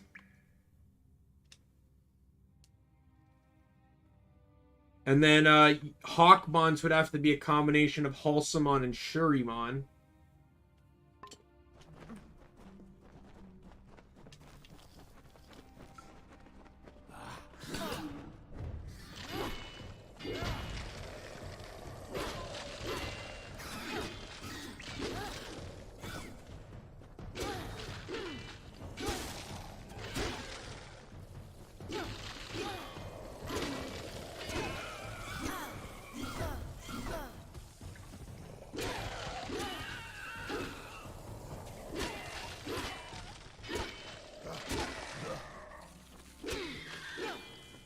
No, I don't know if it would be X-Vmon, because, it's technically not a Digivolution, right?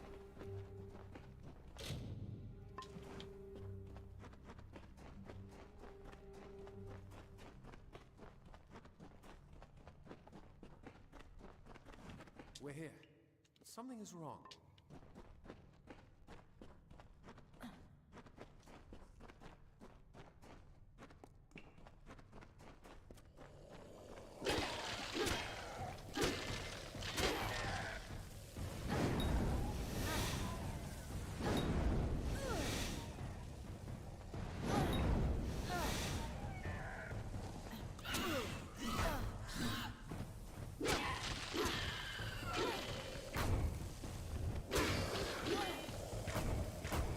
I think something like Plasma Vmon would work.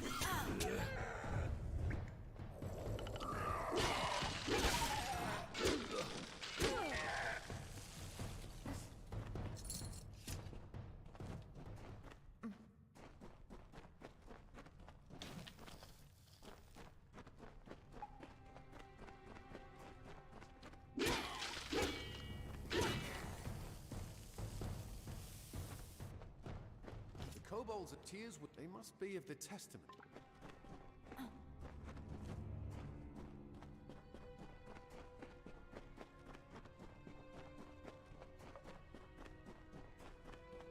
No, because where does fire come from Tempest? Like, he'd be able to use basically all the powers of Magnamon, Rangedramon, and Flamedramon. Where does fire come within Tempest? And Tempest implies wind, which neither form can use. We better start looking. If you see a body that looks like one of my Technically, it also implies rain, which even despite his name, Rangedramon could not use water. He could only use electricity.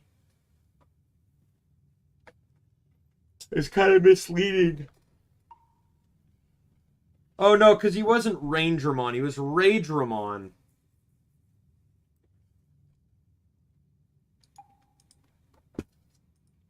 Always made it seem like he was Rangedramon, but it's Raydramon.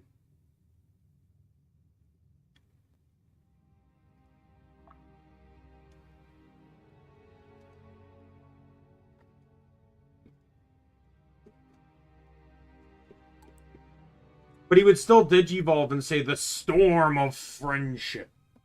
But in the Japanese, it's Todoroku Yujo, which translates to thundering friendship, which is a much more accurate descriptive term of what Raydramon does. Yeah, but I would use the term tempest in regards of describing something with fire.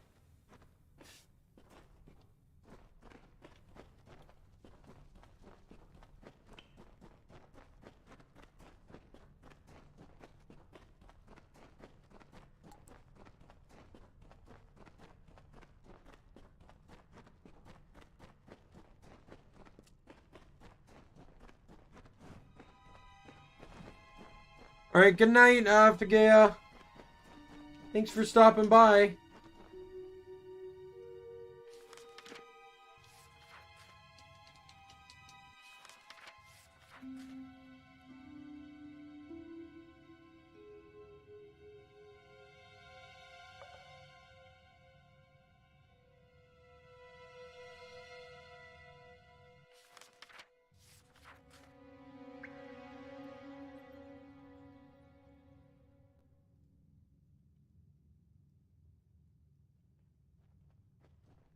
This is a stranger's face.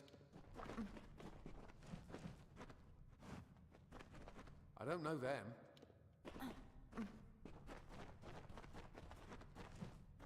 It's Elsa's.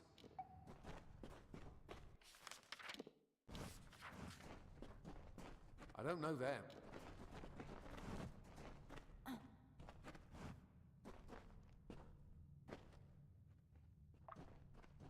This isn't Ulcer's, but...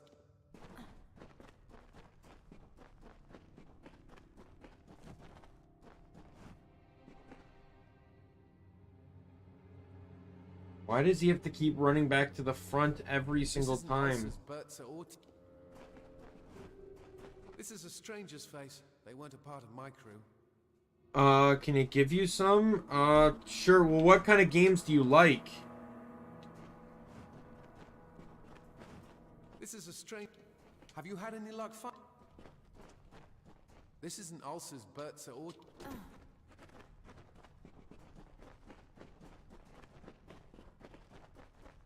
Generally, I'll always recommend Crosscode. This isn't Ulcer's... It's a relatively cheap game, and it's super fun. One of the best New Game Pluses out there, too. This isn't Ulcer's...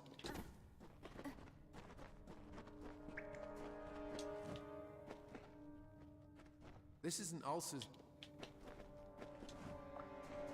Another member of the...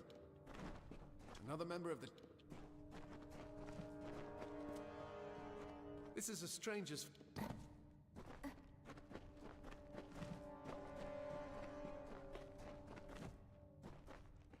Birdser.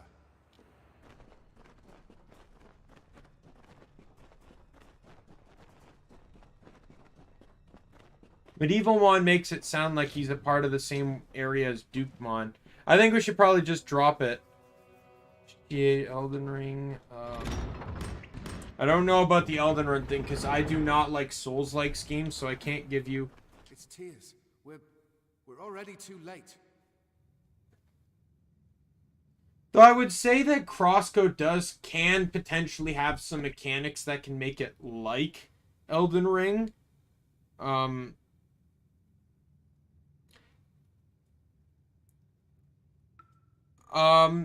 would, in all honesty, I'll still put that out there. I'll definitely recommend Crosscode.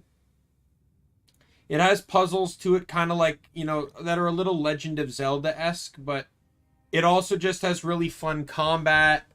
And, you know, some of the fights can get pretty intense, too. I would definitely recommend Crosscode.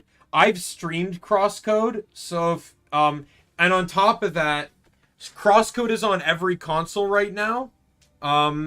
It's on Switch. I know that for sure. And I think it's on PS4 and Xbox One. I don't know if it's on the new PS5 or the Xbox One X. Or the Series X, I mean. But I know it's on Steam. I know on Steam there is a playable demo of the game as well. I've also streamed it, so you can check out, if you want to get an idea of the game, you can check out my stream. But I would definitely say it's an RPG, it has fun combat, and it can have, there's a dodging mechanic, there's a guard mechanic. So it can, you know, if you're, you know, you can definitely kind of get, you know, some familiar vibes. And it's, like I said, it's pretty cheap. Including the DLC, it'd probably be about like maybe $30-$40, and it could easily last you probably about like 60 to 80 hours, which is really good. Like if you do everything. I don't know why. If you knew he was dead, why go through the trouble of hiding in here? Wait, did you hear that?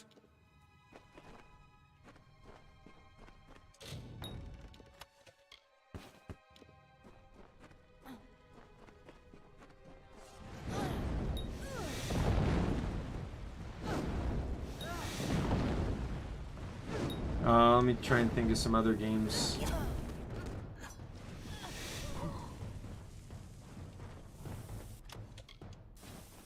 Then it's settled. The testament's done enough.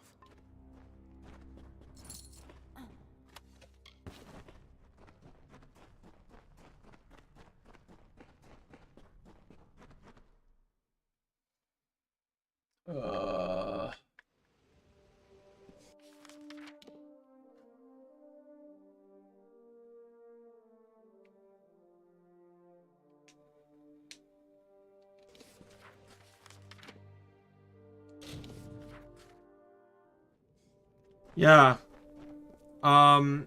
Yeah,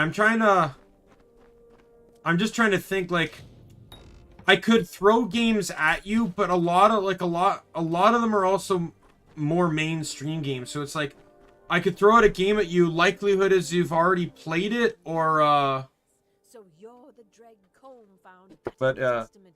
Good for him, I say. Looks like you can do some damage. I enjoy Kingdoms of Amalur. Black eighth to some. Sorry, your icon was so similar to Nick's, I didn't realize it was actually a second person showing up. I thought it was all Nick bringing that stuff up. The testament has swept through the Phalanx. Your icons are so similar. I thought it was I didn't think it was anything out of the ordinary for Nick to ask. Sorry about that. We'll need to go through the tomb of Aragnos to reach it. I didn't notice the name differences.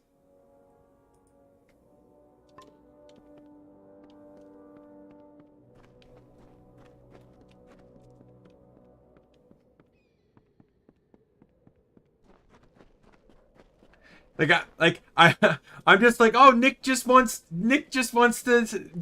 an idea of maybe a game to play while he's recovering from COVID or something. You know, sure, no problem. Here, go for Crosscode.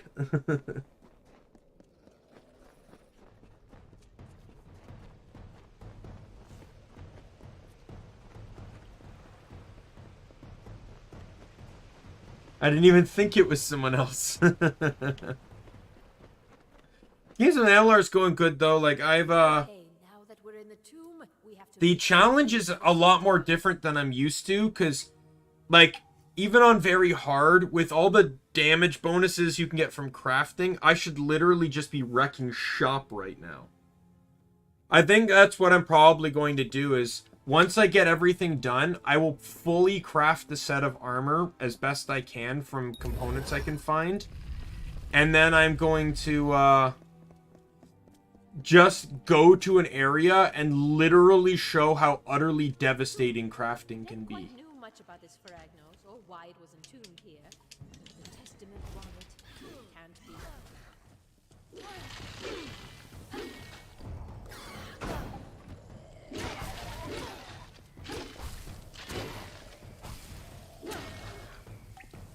Okay, before we continue on, I just want to make sure,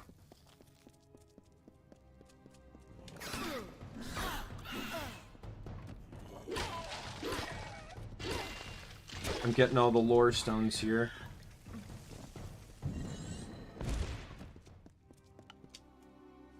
Like, I had the blacksmith earlier just to get an achievement, because I said I was gonna perfect every game, or perfect the game while I was playing it.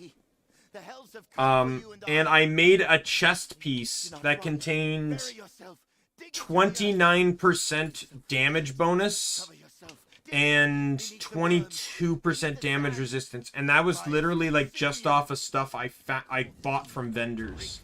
Like, I could get higher than that, and I could get it on all armor and weapons and stuff, and it's like, it's utterly broken how high damage can go in this game. Okay, so this one, she's gonna poison the enemies, and then I need to knock them over the edge.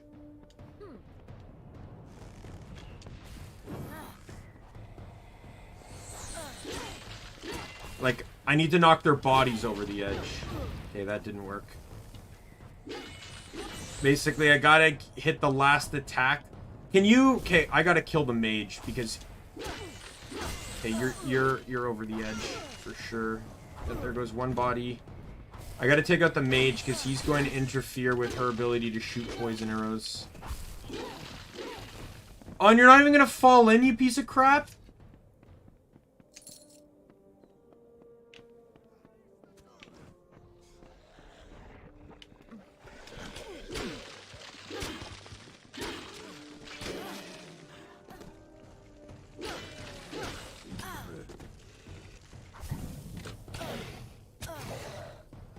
Boom! That was a mistake, by the way. I meant to do this.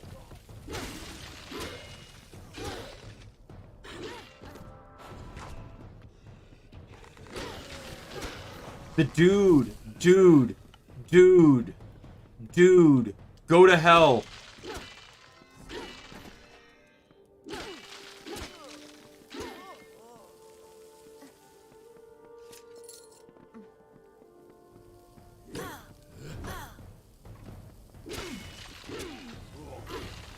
That's 3. Should be 3. Yeah, I gotta take out the mage again.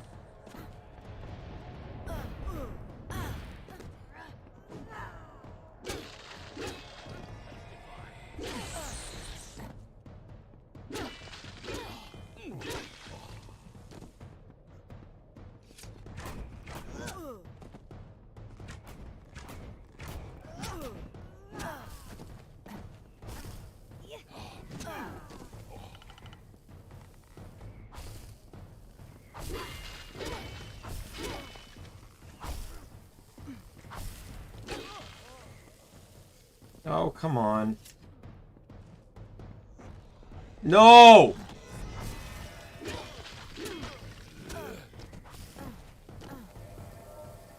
Die! At the very least, killing him gets rid of the Niskaru.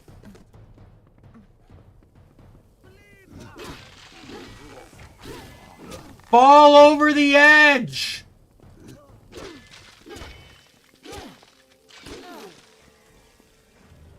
Thank you!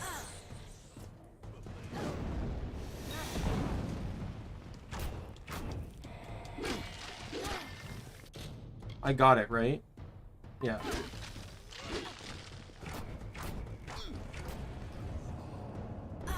Just die!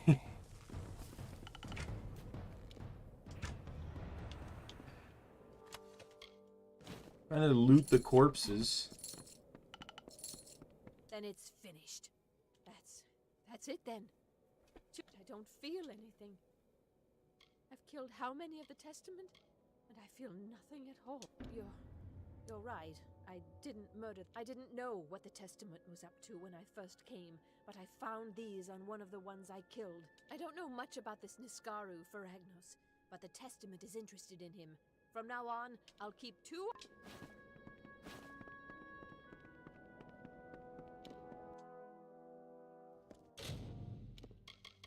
What did I just get?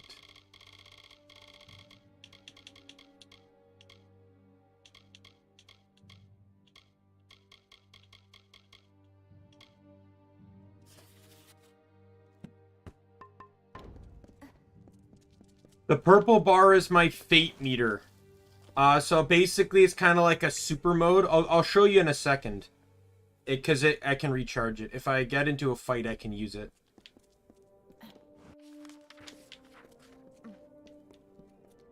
It's a cornerstone to the nature of this game. Oh, come on.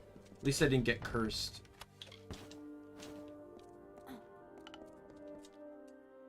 Mana is the blue meter. The purple one is the fate meter. Let me get into a pretty decent fight, and I'll show you what it does. I'm running around trying to get all the There's no exit this way. Okay. These guys aren't worth it.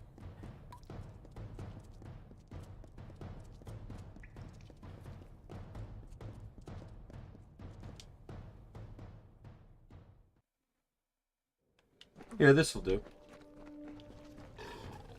Let me just kind of group enemies together because I want to take advantage of it. I know for a fact I need to take out this thing down here, though, because it'll spawn more. Okay, so I'm going to activate it.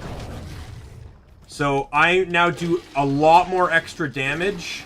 Enemies move slower, and they'll go into this down state when I kill them instead of dying. If I knock enough of them into down state, I can effectively put them all, I can kill them all in one shot. But I only have the duration of the purple meter to do it. Then I can trigger it on one, and I do kind of like a finisher move. And then if I match this, I get bonus EXP from every enemy I killed. The finisher is generally dependent on the type of enemy you're killing. So what I did was unique to that one specific enemy. The only one that generally have differentiations are just standard human enemies.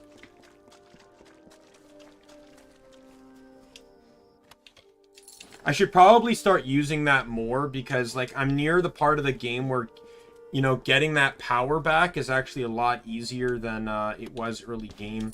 Early game, you kind of want to cherish it because of how useful it can be. As I free my blood, we free you from your prison. Taste of this and drink. And tear apart your chains. I can see in your... The testament is on the cusp. Agree, but Feragnos is weak now. It seems we will meet you in there.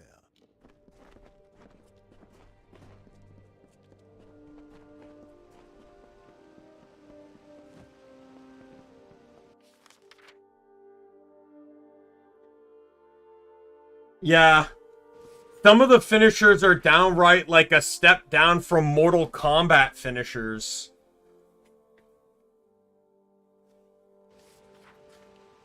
Someone did a compilation of them online. You can find a YouTube video of them. Because, like, they'll all use, like, different... You even use, like, different weapons and stuff. Depending on what your finisher is. It's really cool.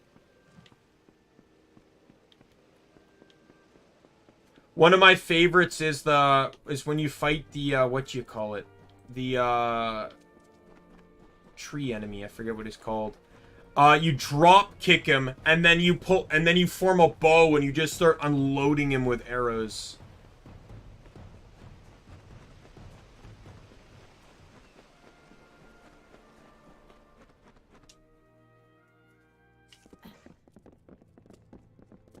There's actually some plot points that actually require you to, like, even if you don't have fate meter, you have to use a fate finisher.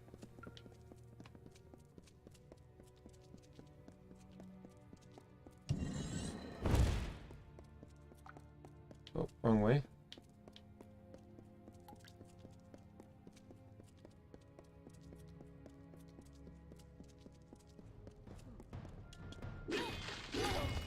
But yeah, so the nature of this game is that, like, fate really has an implication over everything in the world. And you, for some reason, are now officially unbound by fate. So that's called Reckoning mode. And when you're in that, you can literally destroy the strands of fate. So when you kill someone, you don't just kill them. You basically rip them from the tapestry of fate.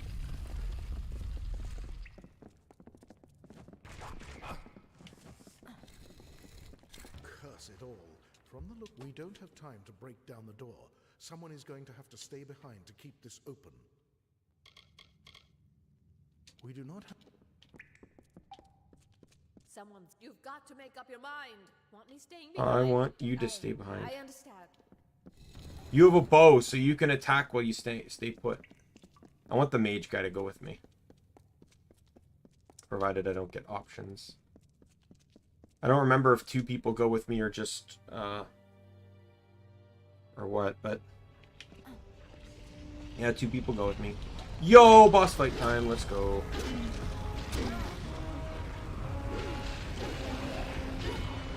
Oh, he's invulnerable. I gotta take out the ads. Only thing that makes this fight annoying.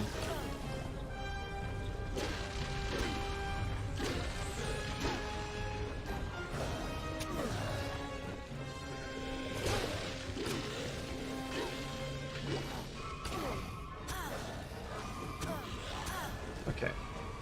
Trigger that. No more stunning for me.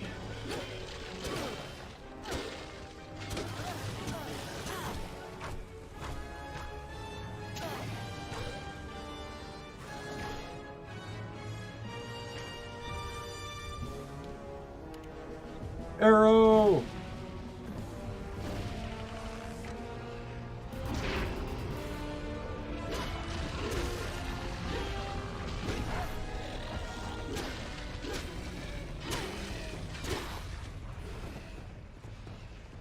Do I actually have a means of... Suppose I don't really know if I'd want to use it. Do I have a fate potion? Did I craft one? I did not.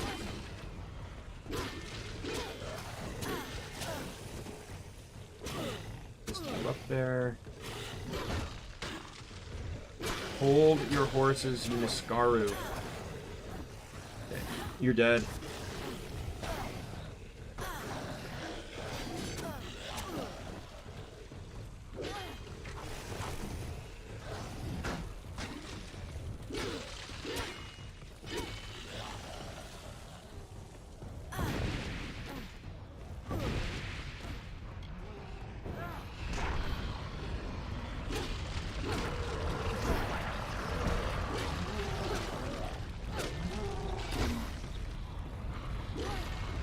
Oh my god. The only way they could make this fight any more tedious.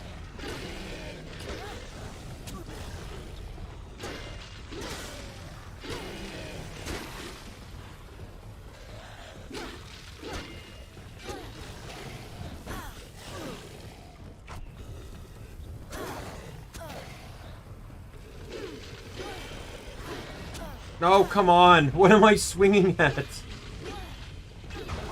Oh, I parried him, thank God. Here we go.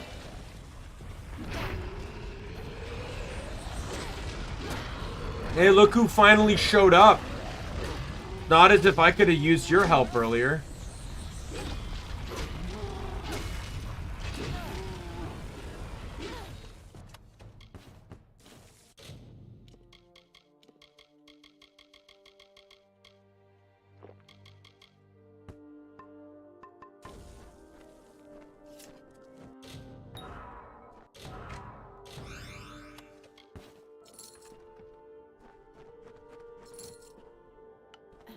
Let's just loot all the corpses.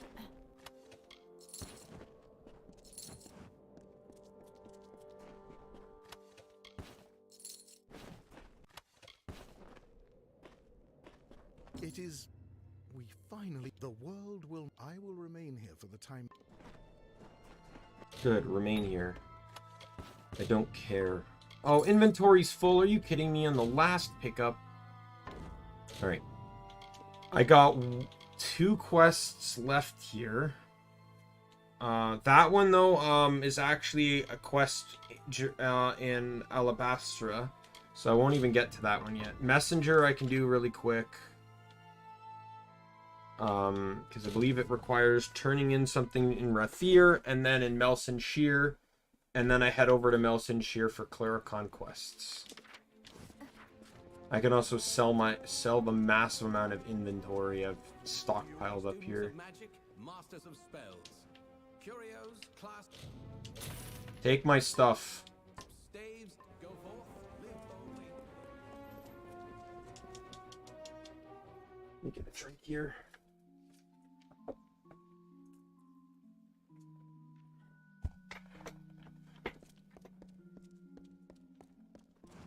Don't you just love The purple meter, though, is very important. Like, there's a certain boss fight. I've already done it.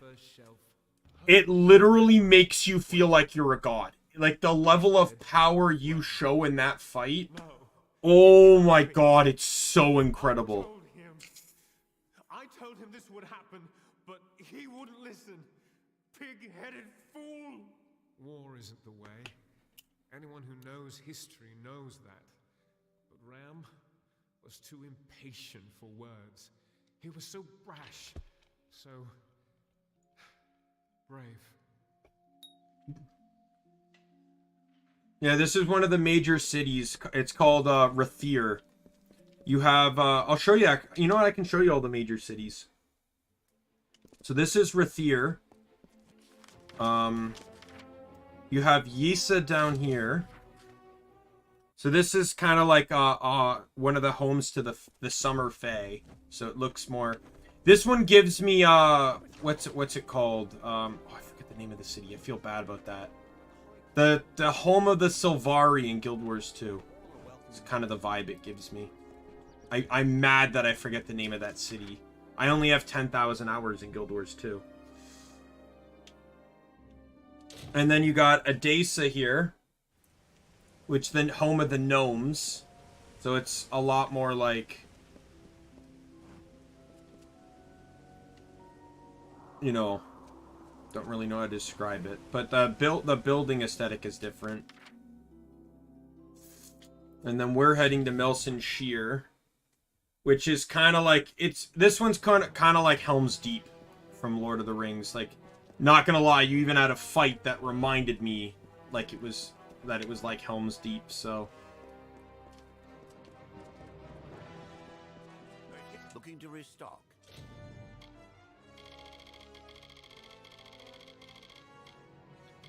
I will buy this, and this. Come back again.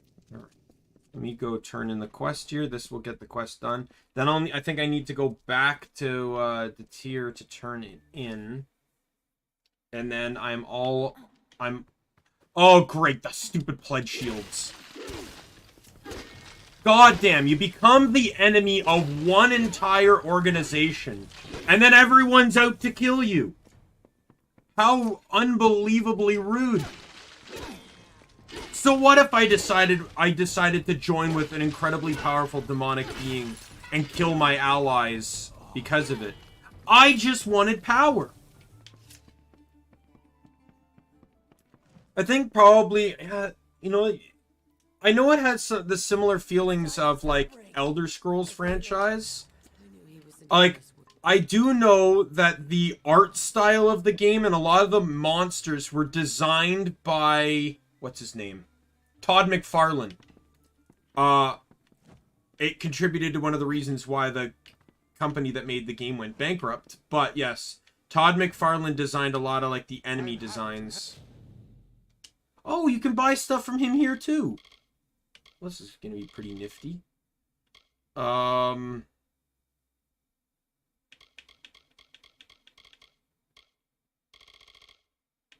buy unique jewelry. You know, let's buy all the purples and see what I get. What weapon did I get? Lunala Crescents. Oh, but it does primal damage. Ooh. Ooh. That's pretty nifty. So it's weaker, but you know, that could be pretty useful. Probably still gonna sell it though. Armor. What I got? Get deniers, leggings. Well, it's better armor than what I have on, but I'm wearing mage pants, so of course it is. Those stats are not good though. Like, that's awful. Like, what does that provide me?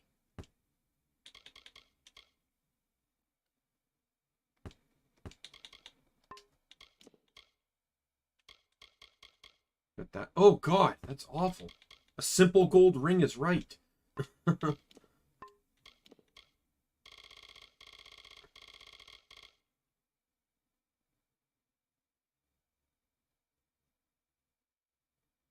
What? It's Todd McFarland.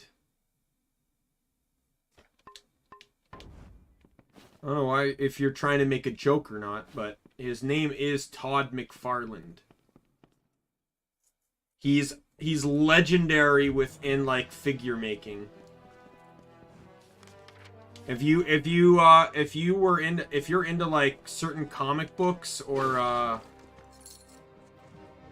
if you're into certain comic book franchises, or like the old classic horror movie stuff, like, he made a lot of the figures for those characters.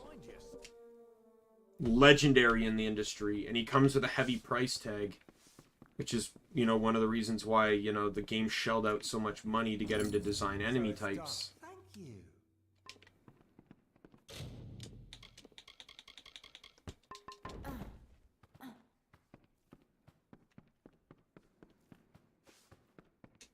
Ignore that quest.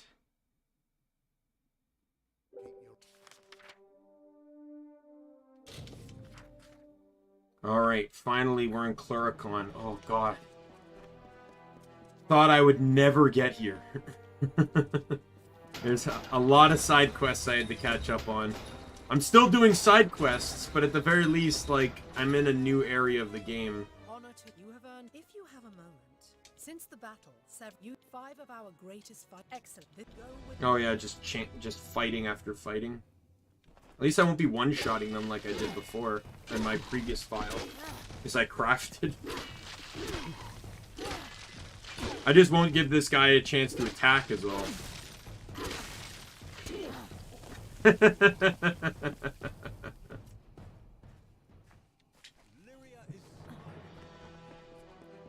that last prepared for your next. You'll go with Lyria.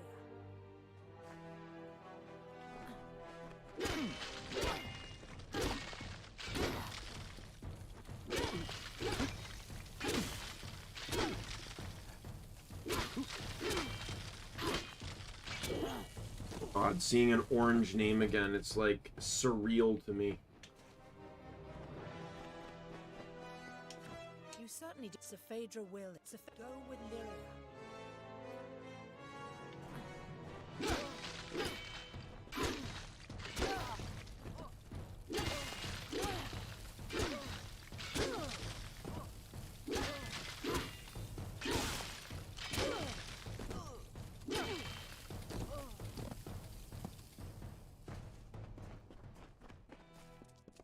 You handled Saphedra. Go with Lyria. Oh man.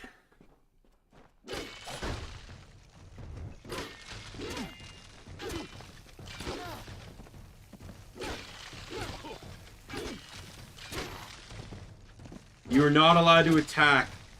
You have to continue to...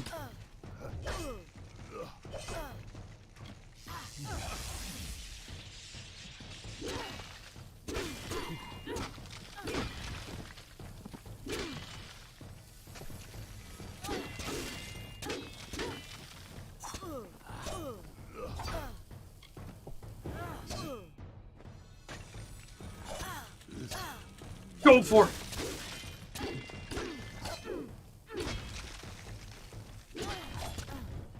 Oh, I'm gonna heal. And then I'm gonna just shoot you.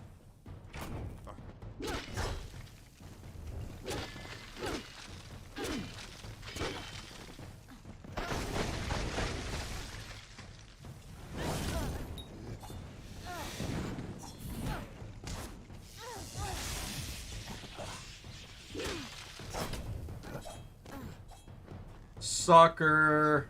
Oh, he died from poison.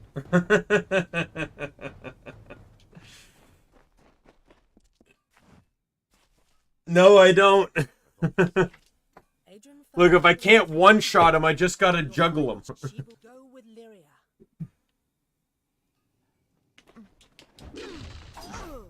Oh god, Feyblade user. Make him bleed!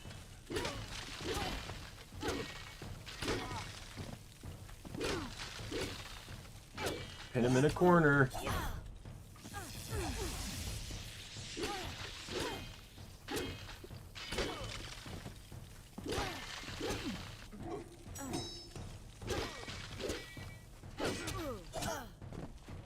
Man, you hit hard.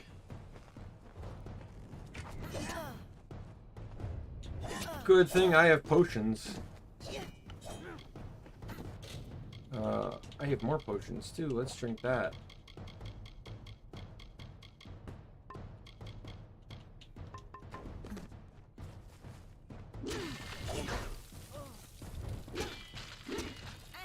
Eat it!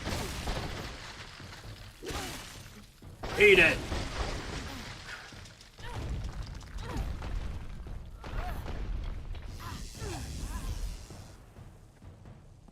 I'm not using magic enough. I need to use magic more. Because I have an achievement where I have to kill 500 enemies with abilities. I just remembered that. Oh, God.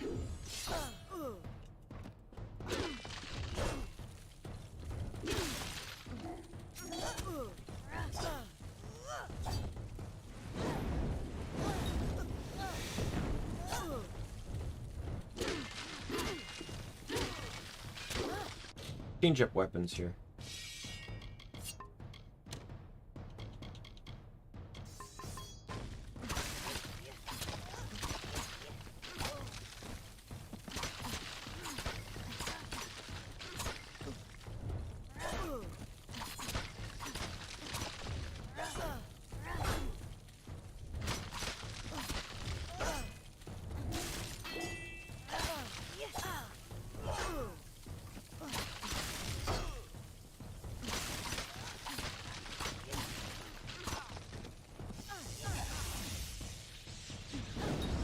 Hit him with them all!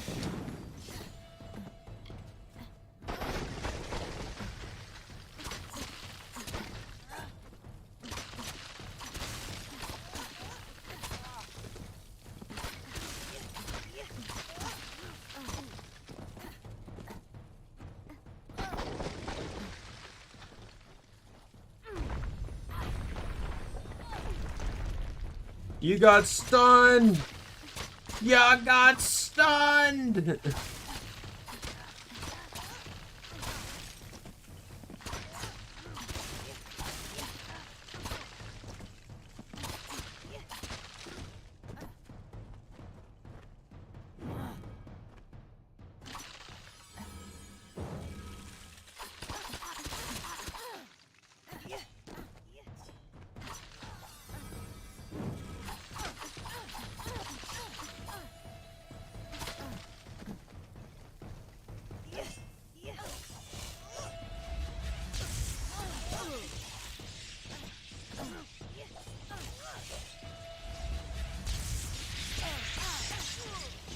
Oh, dead.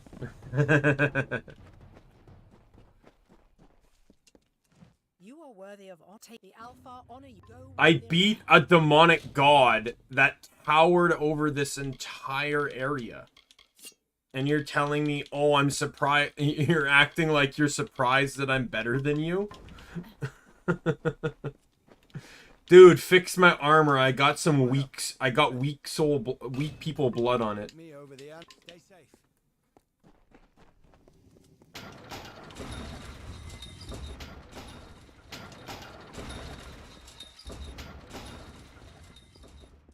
Alright, there's 2 more quests within Melson Shear I can do. One's over here.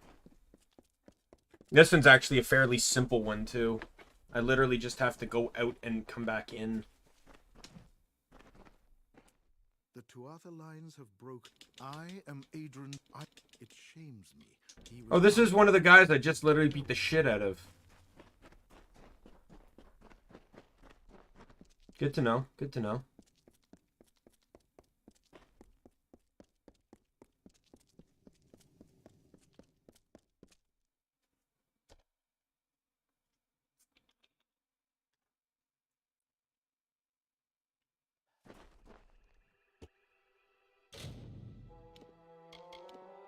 Actually going to change to Fey Blades for a little bit.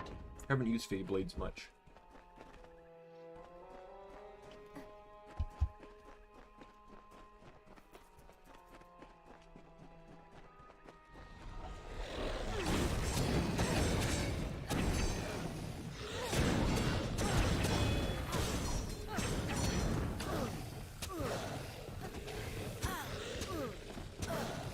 Yo, stop!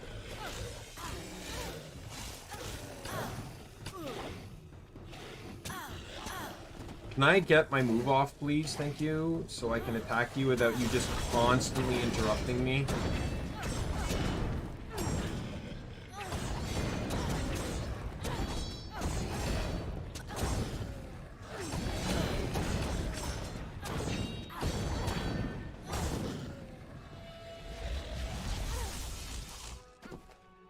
Where you going, you chicken pieces of shit? Come on.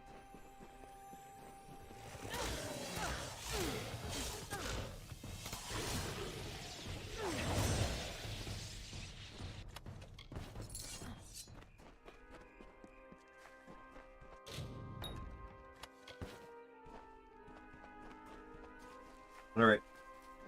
Let's collect... Oh, you know, the guy here that's literally soaked in blood. Also sell his armor because I'm a good person.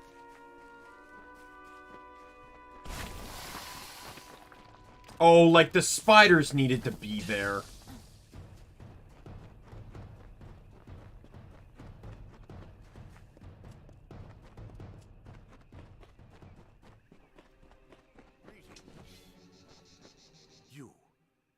You're the one who slew the Baelor. Honor to you, I command the Ariad. We are war. My men are scouting the Tuatha's Bael. In fact, 3 of my warrior to later then. Alright, let's go back and complete this quest. Then there's one quest I still can do within Melton Shear. And then, from there...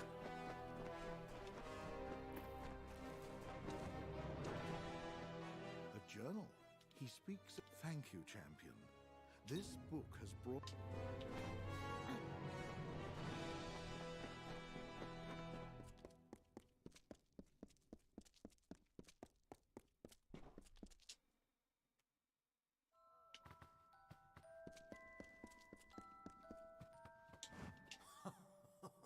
Please, where are you? I don't let her. Don't leave me.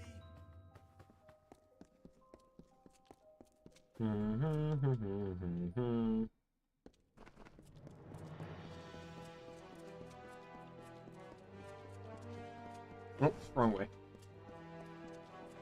Need to go through this door. Now, I hate this place, because this is a completely deserted area. It's a broken tower and everything. But for, like, the first half of it, everything you touch is stealing. Like, if I go up to this weapon rack here, it's stealing. Even though no one's here. And of course I'm going to steal, because why not?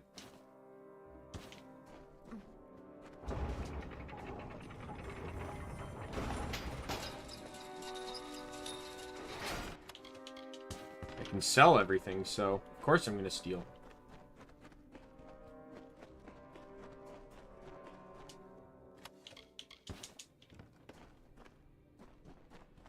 Why did I feel my controller vibrate? There's nothing hidden on the map.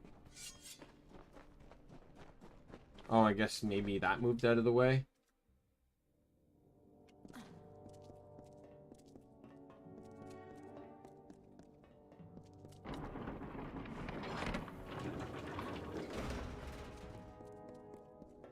Yeah, I like looting too. My only problem was I always hated stealing in Skyrim because stealing was a pain in the ass to sell things. In this game, there are fences as well. Like, there's 2 stages. Like, once you get mercantile maxed like I have, you don't even have to worry about stealing. Because, you don't even have to worry about it because,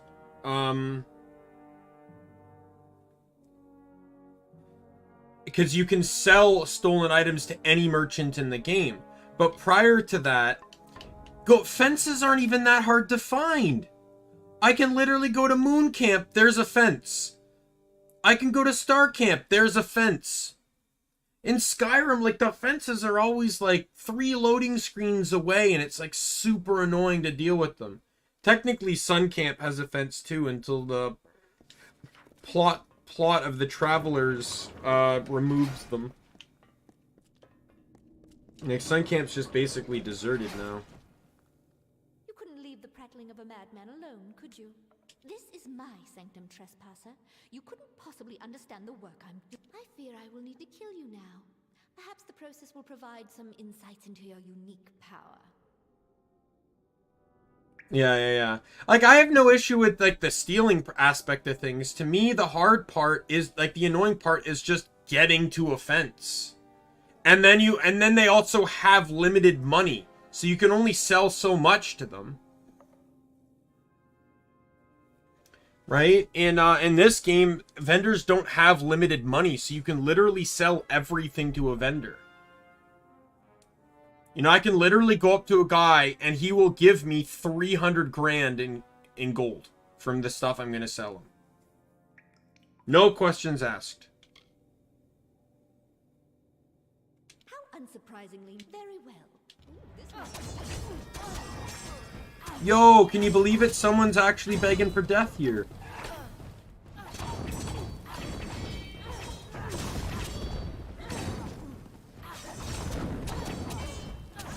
Hey, look, someone died.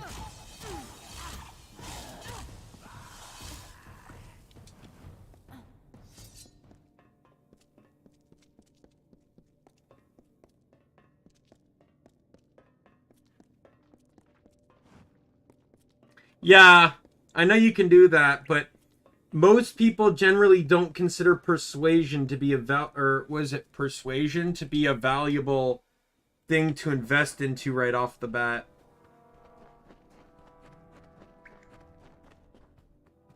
More people would rather put points into, like, offensive or defensive or even more practical stuff like blacksmithing or enchanting.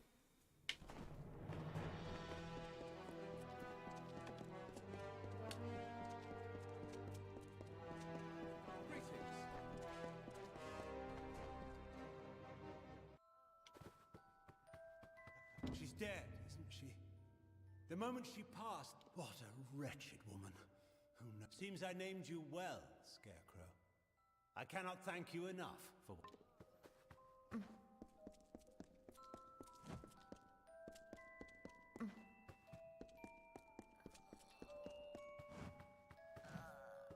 I am Megan, nurse to the wounded soldiers of the Alpha. How can I help you? Master Hawkins' recovery has been miraculous, and he has been... I haven't seen her in quite some time. Stay safe. You won't, unless you go down that broken tower and find her corpse. Oh, really? In generally, like, with Skyrim, the only mods I generally use are ones that... just slightly modify gameplay, like more enchantments on armor, being able to disenchant anything, remove daily limits, you know, stuff like that, you know, no cooldown on shouts, just stuff so I have more freedom in how I want to play. And then I use a game bug that exists in vanilla that allows me to get 100% spell absorption, and then you're immune to all magics in the game. So, like, you're immune to Dragon Breath. You're immune to... spells, you're immune to foam or poison. You're effectively immune to everything. Nothing hurts you. Like, then you just cap out your armor at the 85% armor cap, and nothing hurts you. And with proper blacksmithing, you can get literally any armor in the game to the armor set in the game to an 85% armor cap. I've checked it. I've checked it with, like, the Stormcloak armor from the beginning of the game. It's doable. And then I also use very particular armor sets that allow you to equip a circlet with the armor, so you can get a piece of equipment with an extra enchantment.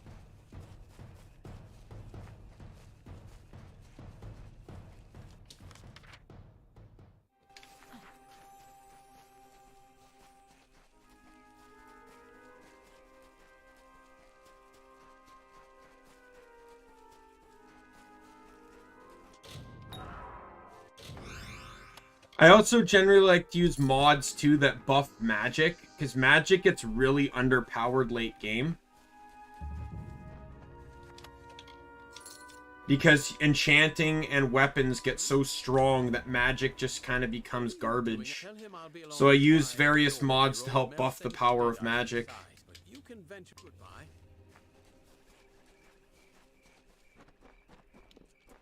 That would kind of be cool, you know, like remake the original Arena and Daggerfall. I honestly, at the very least, feel like Daggerfall should be remade, just because I feel like with the nature of the game, it doesn't completely do justice to Daggerfall.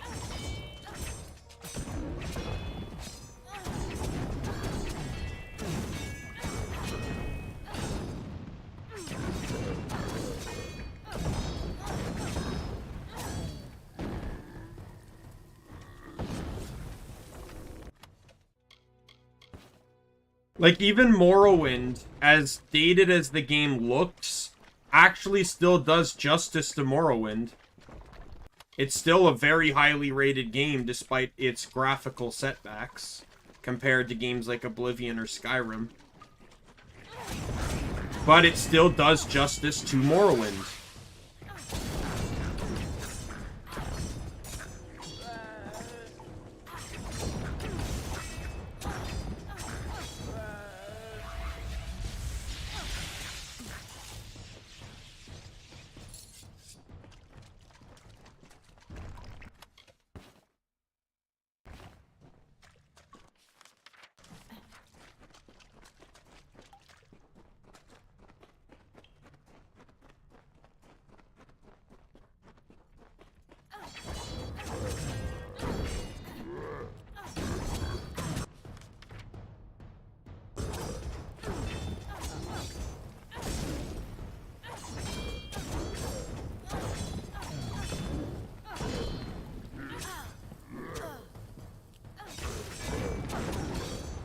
Oh man, it feels good to be fighting enemies with orange names again, I'm telling you.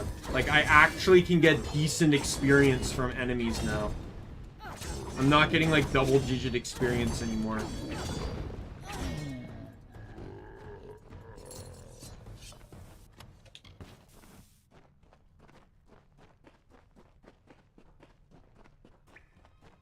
What's this enemy I have to kill? Oh, it's just a Fae? A Fae named Deadeye.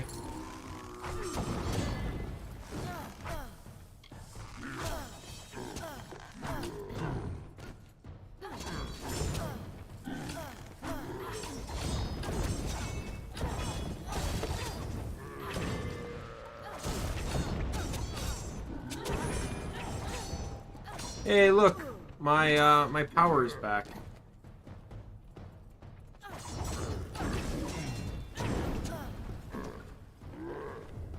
I don't think I've ever used it on these guys. Let's kill them.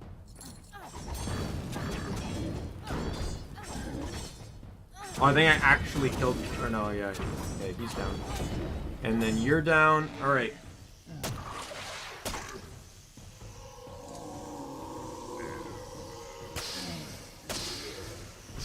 Should get me 30,000 experience? Yeah, about that, yep.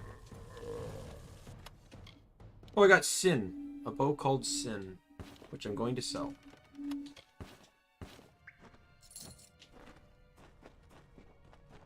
Yeah, I got to be careful in the Fatesworn DLC because there's 3 armor sets that are basically guaranteed to be found in the same spots every time, and there's achievements related to those armor sets.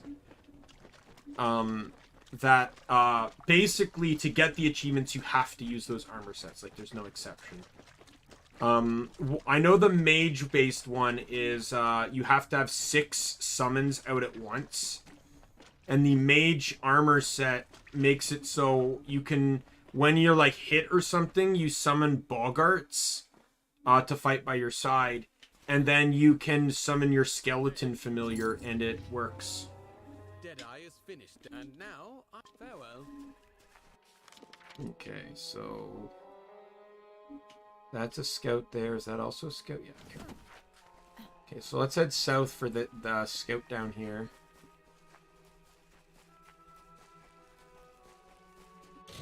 Like, I'm actually going to get closer to my goal of Universalist. I'd really like to hit Universalist this stream. What I'm going to do is I'm going to do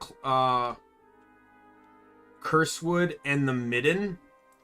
And then I'm going to start the... Oh, Bog Thrush, here it is. Then I'm going to deal with the Sorrows questline.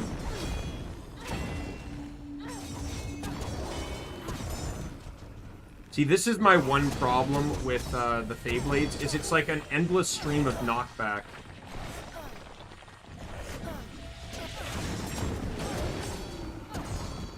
Like, you just see me, like, I'm constantly just piling him further and further back. Like, it just risks drawing in other enemies that I'm trying to avoid fighting.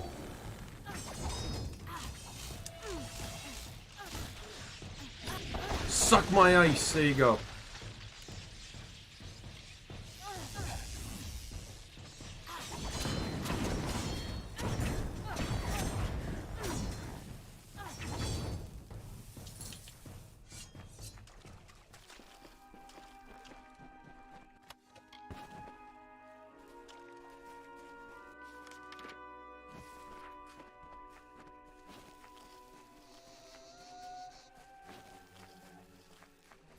I gotta kill these spiders because they are going to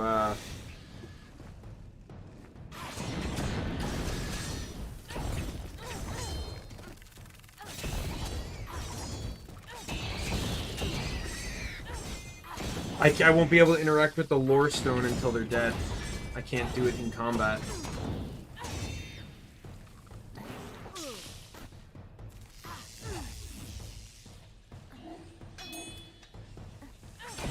Spiders bleeding. There are rumblings in the Court of Winter. There are Fae who are preaching beyond a world of rot. They fly in the face of sorrows, the cycles. They do not honor our tradition, but they are wrong. God damn this stupid There is thing. no Oh, and growth those without guys death. are siding with There is them? no growth without decay. I'm hitting this because that poison's just gonna be a piece of crap.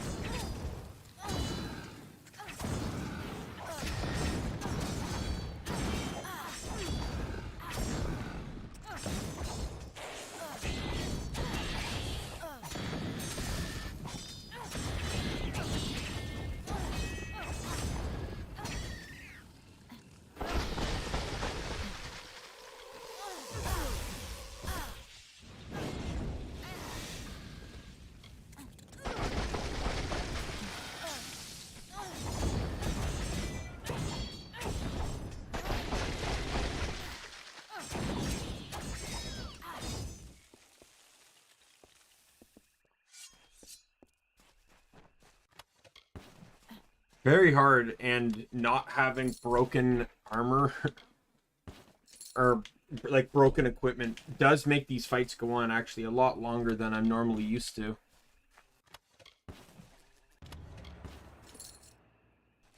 One scout is dead. Oh, a bone and a skull. I'm sure the merchant I sell that to will enjoy it.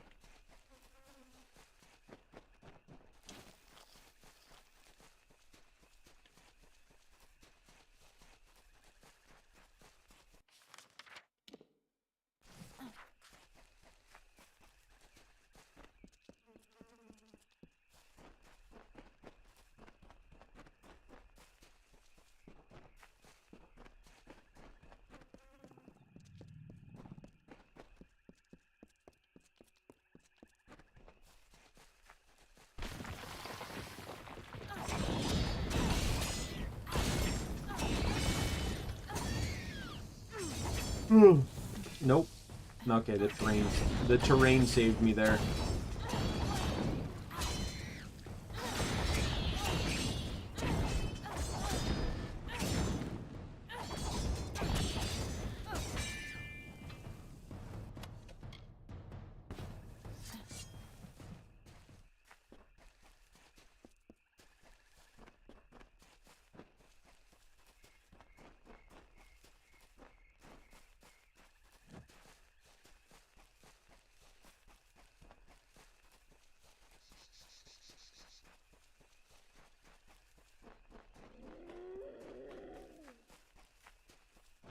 Oh, god damn it. I have to fight him anyways, the scout's there.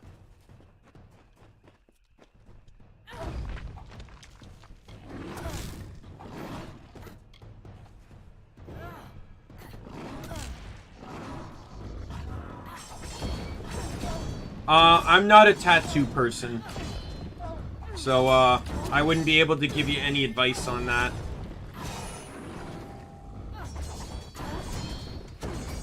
I have nothing against tattoos, it's just, it's not a thing for me.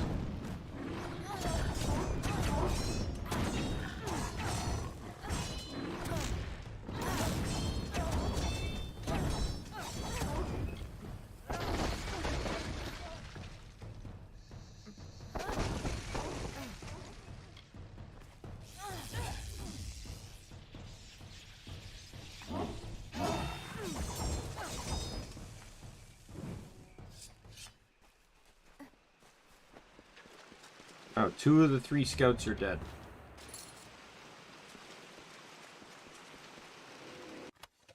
There's almost like that sending them out was probably a bad idea. Just a thought.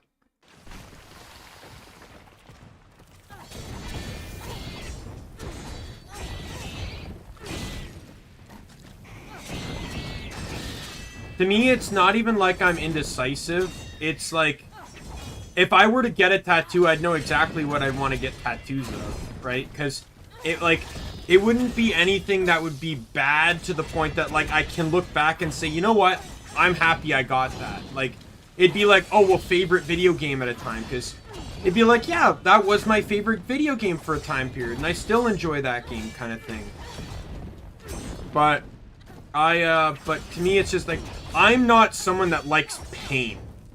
Right? I avoid pain at any cost. Like, I've had people tell me, you know, it doesn't really hurt, or it doesn't matter, or it depends on where you get it. To me, it's just like, yeah, but I don't need to do that.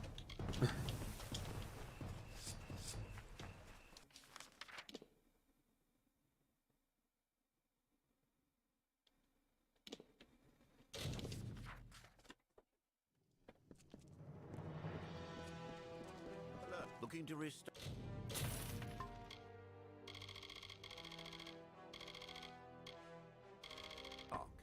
Back again.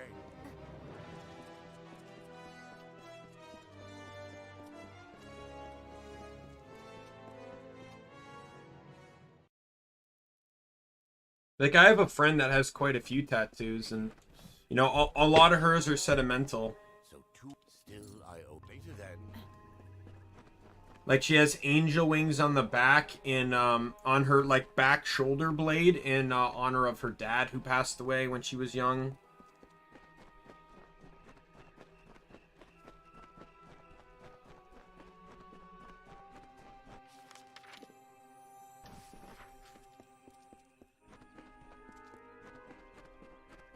Oh, okay.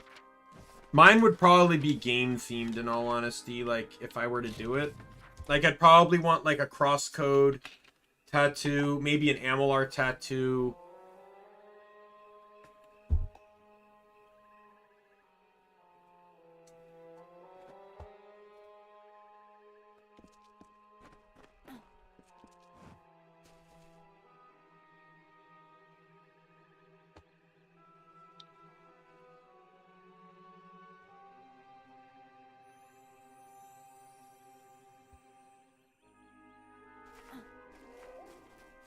I heard there's something like that, like a temporary tattoo.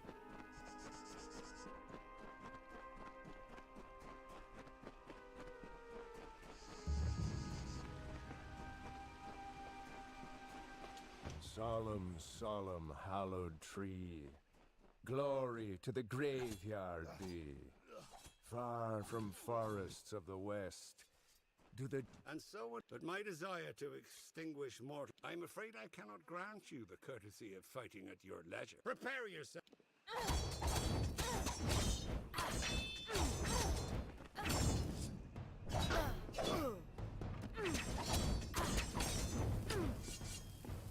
Enough of this farce.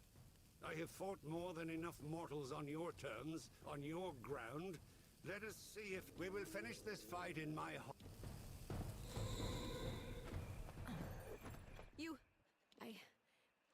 Please, we're scouts. Thank the... or worse. Find the headsman. Praise be to Myth. I have accompanied these noble Alpha in peace, and I would make use go with the gods. Wait a moment. No matter. We are injured here and need someone fit enough to venture into the midden to recover somewhere in this mess of bodies is the corpse of my former scout, Venris. All I know is that, you see, Venris bonded strongly with a wolf. Very well. Without him... So I'm not going to start this one guy because he's like the other ones. It'll make every corpse in this area drop an item I don't want in my inventory. So, And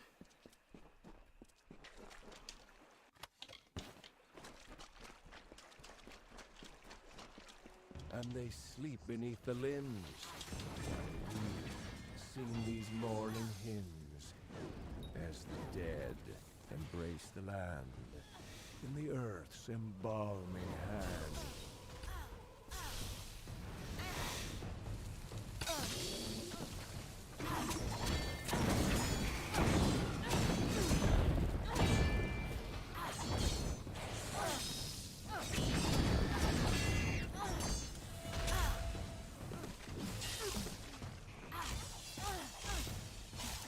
like, if I don't even know if I would get any VTubing themed. Like, I love VTubers. There's tons that I watch. I have my favorite assortment of them. But I don't think I would get anything VTubing themed. I don't know. I think generally the thing is, here's a perspective that I don't mind using it for.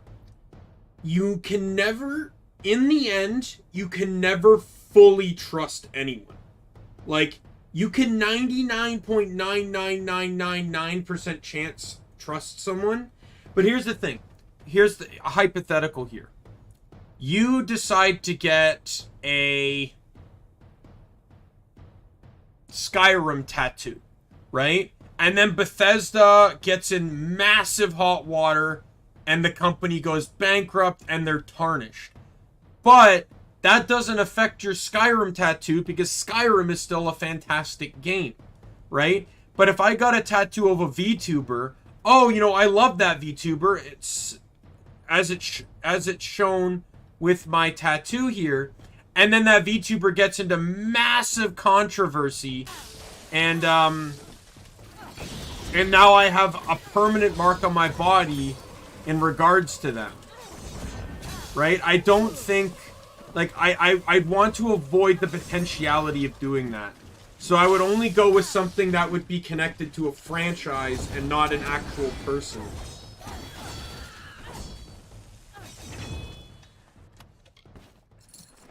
I could just be speaking a bit cynically about the whole thing too, but that's just a perspective of mine.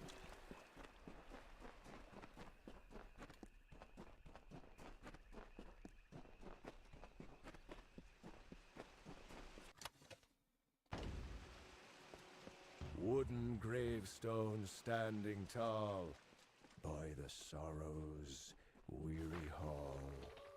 Are the leaves now bearing fruit? Will the dead now follow suit?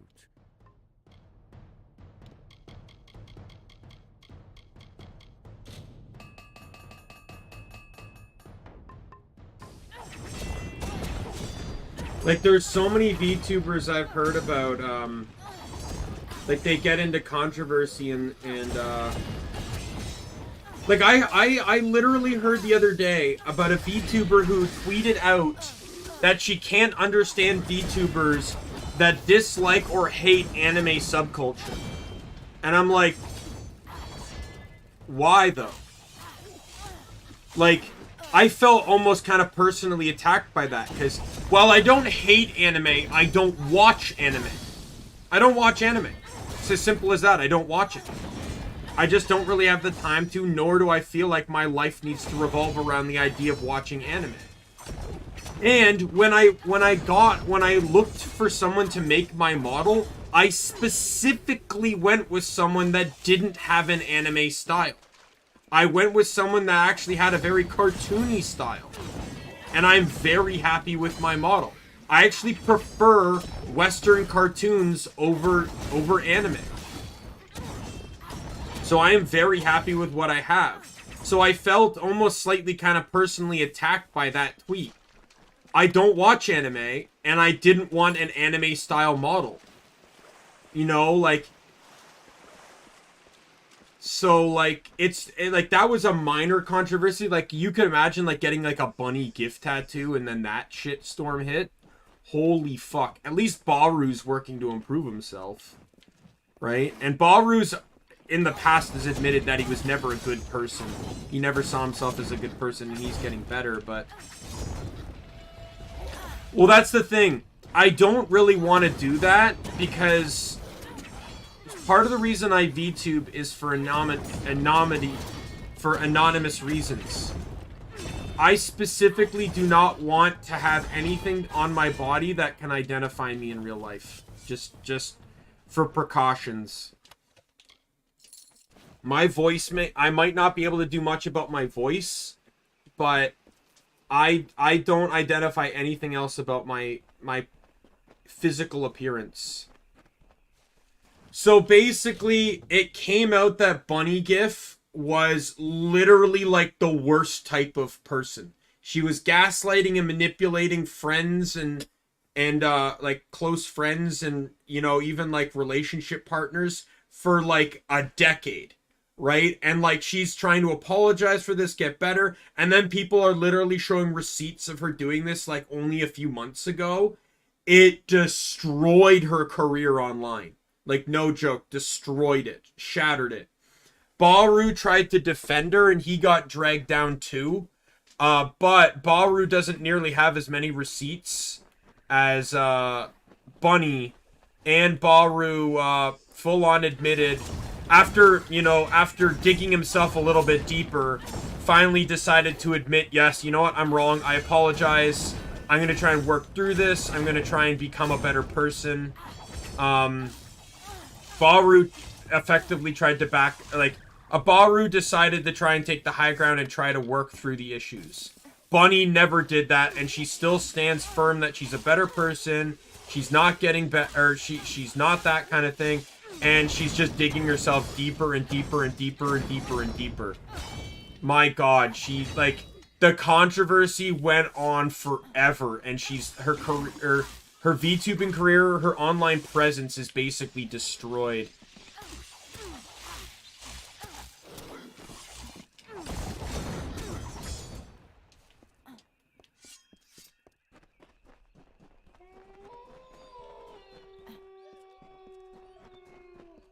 Are the Alfar natures meet, food the ravens meant to eat? Why do soldiers hang like tears? Why to offer covered fears?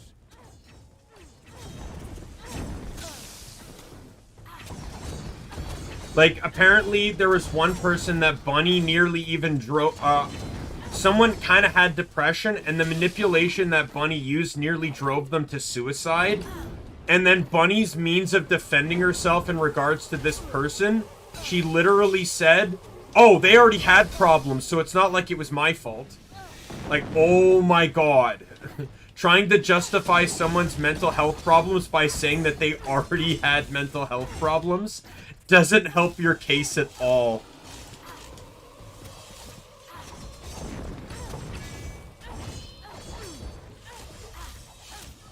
Another thing, too, is apparently some people pointed... Well, this wasn't a part of the controversy. Some fans kind of pointed out that apparently Bunny was also very, very bitter about Vshoujo. Because she's like... Apparently some fan admitted that someone... Or that she said to them, maybe like in a private DM or something, it's like, how would you feel when all your friends literally just abandon you to join a group without including you? Which, I guess, you know, fair. But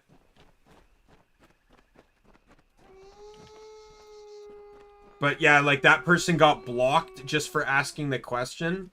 Like a question in regards to Vshoujo, and it's like, oh my god.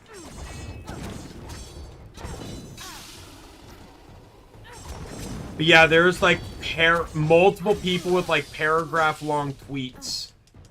Like almost like essay quality twitlongers about, you know, about like Bunny's behavior.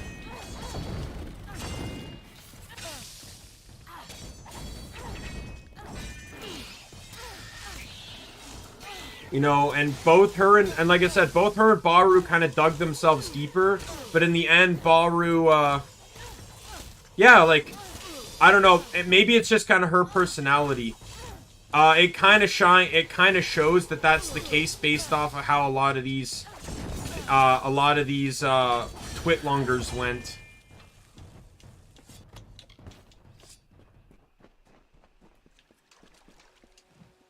Hanging gallows tree, spreading baleful tyranny, ruined terror of the war, hallowed ground for nevermore.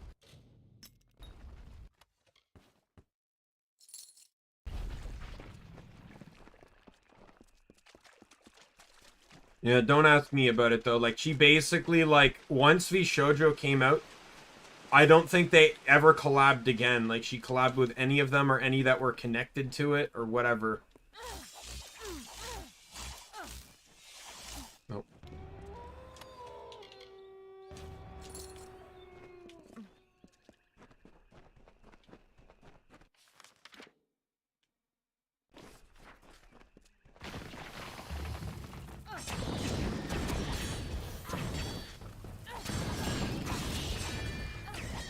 Yeah, like, Bunny would basically, before she was a VTuber, she would basically kind of ostracize people out of the cosplay community. She was literally like a grade A manipulator. Just based off all the receipts and stuff.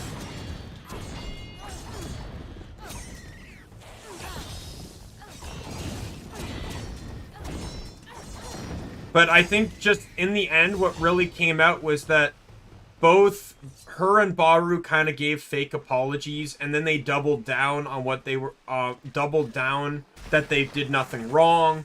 But in the end, Baru finally decided to admit, okay, you know what? I am wrong. You know what? I'll apologize to everyone involved. I'm gonna take some time off, work through this. I'm gonna absolutely try to be a better person going forward. So he did, and he did just that. I think he took like a week or two off, which is huge for Baru, because Tiny Tina's Wonderlands came out during his time off, and he's a huge Borderlands nut. So the fact that he didn't stream on launch day for that game really shows his level of commitment. But Bunny never backed down. She just released more fake apologies.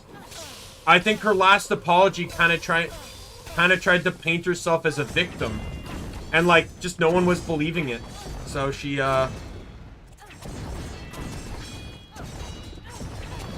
just you know, her presence is basically gone for the time being.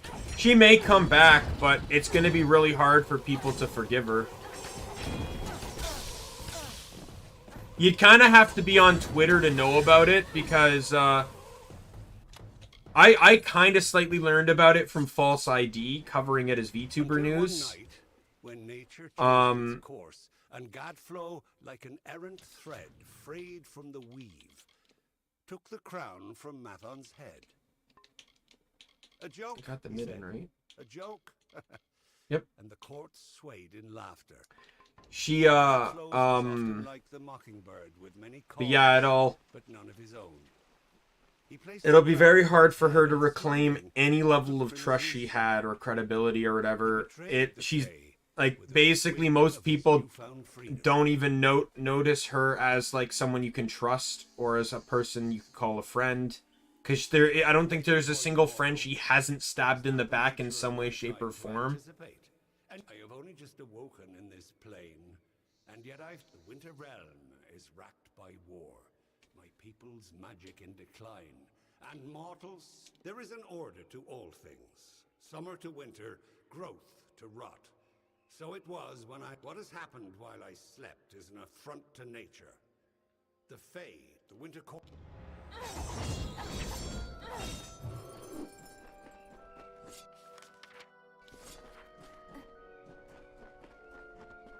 But I'm sure you can find articles that cover the whole thing.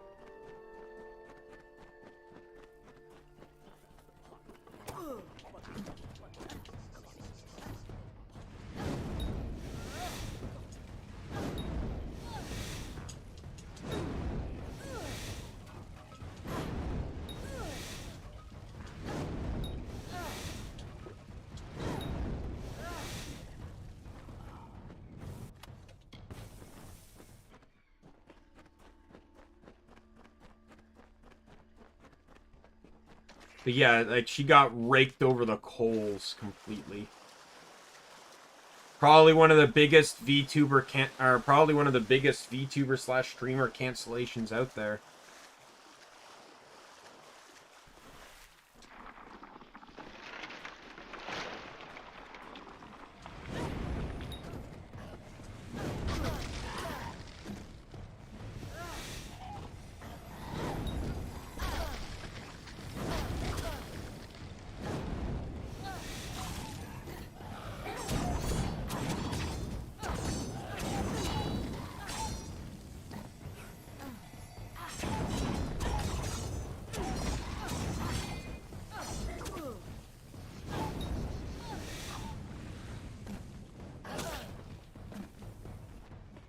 Pro Jared was another one. Like, I remember I met Pro Jared at a convention. I even have his autograph on a couple of my games that he streamed, he did Let's Plays of.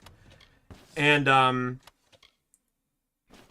then, you know, a few years later, boom, that controversy happens, and while I didn't delete anything, I did private them, but I didn't really want to take a side, because the thing was, all this shit was raining down on Pro Jared, like what he did wrong, all that sort of stuff. But the thing is, Jared was oddly silent, not saying much about anything. I will probably never do a face reveal. I prefer to keep my anonymity. I also kind of work in a public environment, like I work in retail, so the whole aspect is I want my streaming, my online profile to be disconnected from my real life completely. I want to be able to go outside and not have to deal with anything. I want to be able to not risk getting doxxed or anything like that. Like, I just, you know, I want to be able to live my life the moment I turn the screen off. I don't have to worry about, you know, being a you know, like a lower key celebrity type thing.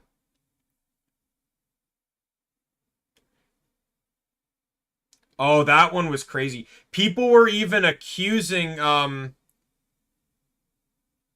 some people of being similar to Arcadum in the whole bunny situation. But the Pro Jared one was like, it was like his wife was accusing him of cheating on her and abusing her, and then 2 other people were accusing him of like trying to explicit like underage content from them, and revealed like this hidden Tumblr he had. He did admit later, months down the line, that he did indeed have that Tumblr, but it was an R18 only Tumblr. You had to confirm your age upon entering, which these people lied about, you know, and it was specifically just for mature adults, you know, that, you know, wanted, you know, kind of show themselves off type of thing. These people, he basically dug into the history of these 2 people and found enough information to not only prove they had done this multiple times before, canceled people, but also discredited literally everything they could say. Right? Like, just by finding information about them. And then it turns out with his wife, he wanted to divorce her. She refused and said, if you divorce me, I will ruin your career. And literally started ruining his career. Like, basically put accusations against him like crazy. He still hasn't recovered. He had over 1 million subscribers prior to that. And he dropped to 700,000. Like, that's how bad it was. He lost 300,000 subscribers. If not, like, plus. Because I don't remember how much over 1 million he was. It wasn't much over 1 million, though. But, yeah, like, he tanked. But he's back in action now. You know, like, all, you know... There's just another reason why. Or perhaps I won't kill you outright. He's still going. The world has changed. The long wind, I only... Yeah, I avoided the fight. That's the true aspect of a persuasion check.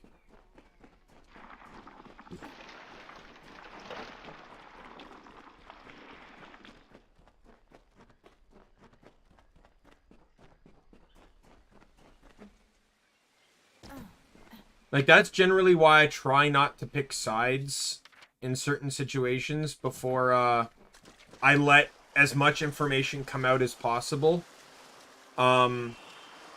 Like the whole Ryan Haywood situation with Rooster Teeth, there was kind of no denying what happened there.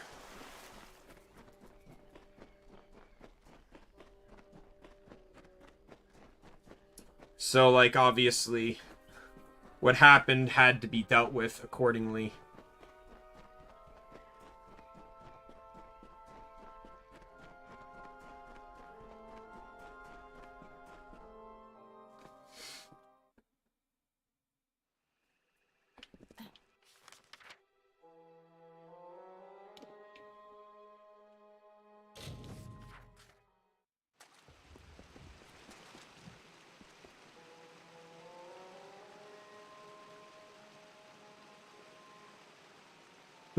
Who? Which person are we talking about?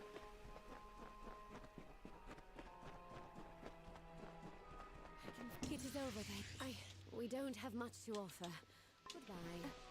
Have you made thank when they take this? It is farewell. We talking about Ryan or Jared? Oh, Arcadum. Oh, yeah, absolutely. Arcadum still to this day believes he did nothing wrong.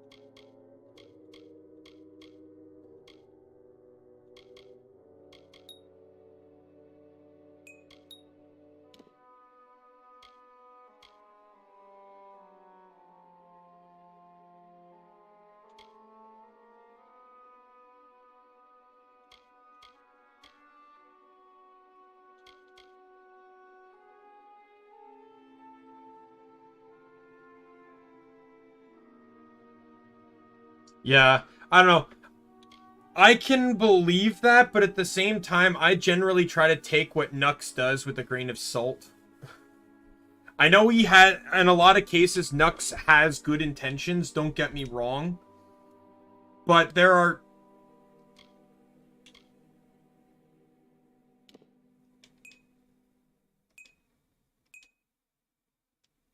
Oh, Jesus. So, okay, I gotta put 2 points in here then.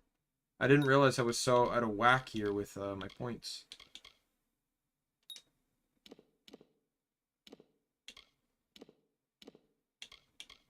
One point in here then. Oh, the Cryonic. I didn't really watch him. So I didn't really know too much about it, but I did hear about the drama that he basically was grooming his audience, more or less, was it?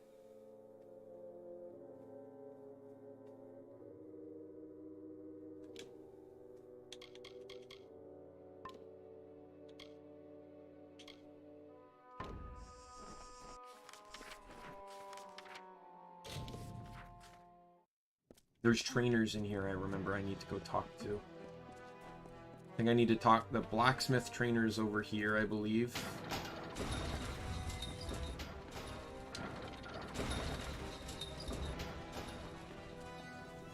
Well fought. I haven't had a beating that bad since the first war. You truly are happy hunting.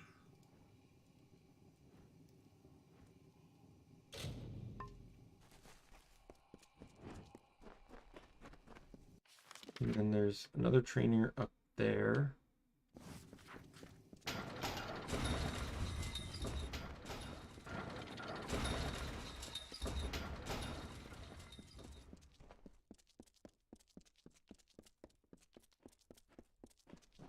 Well met. Yeah, the whole cry thing was pretty disgusting. What I heard about it. There's enough YouTube channels that have kind of like done docs about it. Nice thing about the dead. Keep them coming. When the great Inishkaru arrived, I thought we were doomed.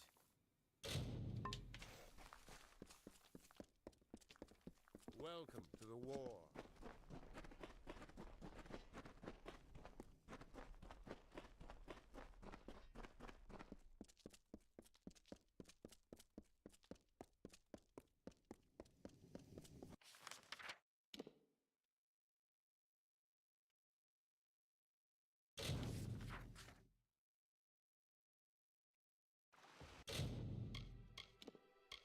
That's another reason why I want to stay a VTuber.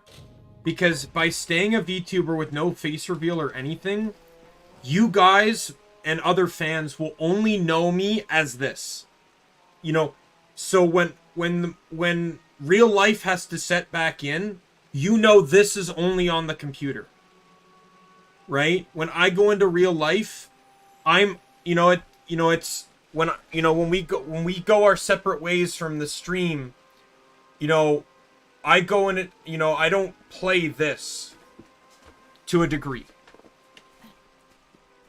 Like, it helps maintain that barrier of parasocial relationship. Yeah. And the sad thing, too, is that there was a guy that did highlights of the Iron Mouse one. But he ended up, after the Arcadem problem occurred, he deleted all of them. To assuage your confusion, I am Bizarrain, king of the house. What you...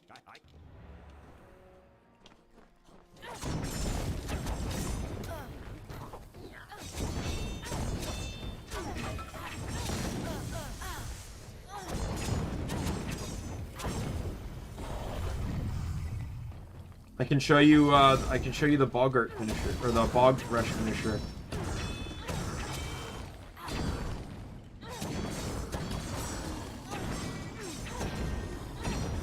Here it is. Dropkick. Bow.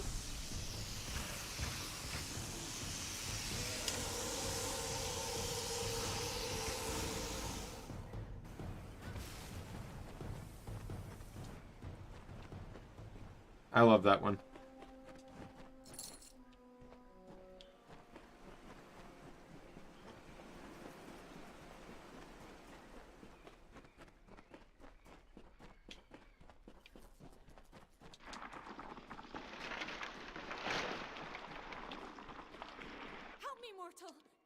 will kill me if you do not. Beast roam these halls, mortal.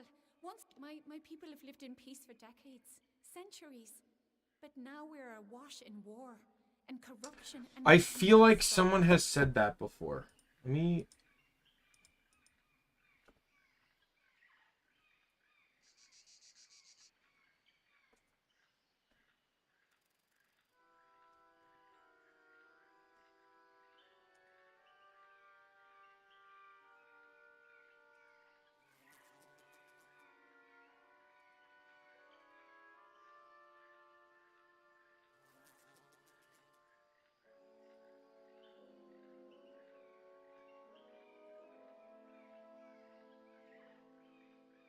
Like, we just talking about, like, by,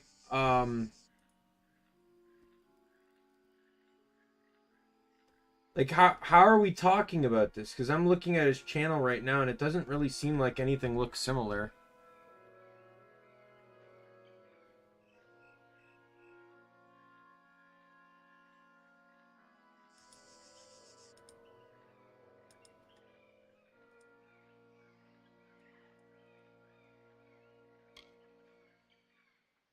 I do not know. Wait. Farewell.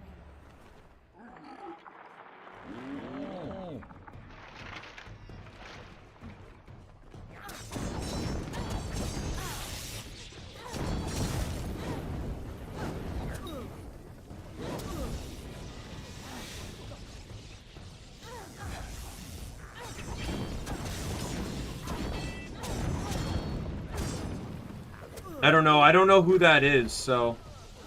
I mostly get Joker. Like, people will type a Joker quote in my chat and then be surprised when I don't get it. That's because the model wasn't designed off Joker. It's the outfit of an old Minecraft skin I once had. And, the, head and stuff is kind of based off of my Warframe character. Because I didn't really have an idea of what I wanted my model to look like. I just know I didn't want it to look like IRL me.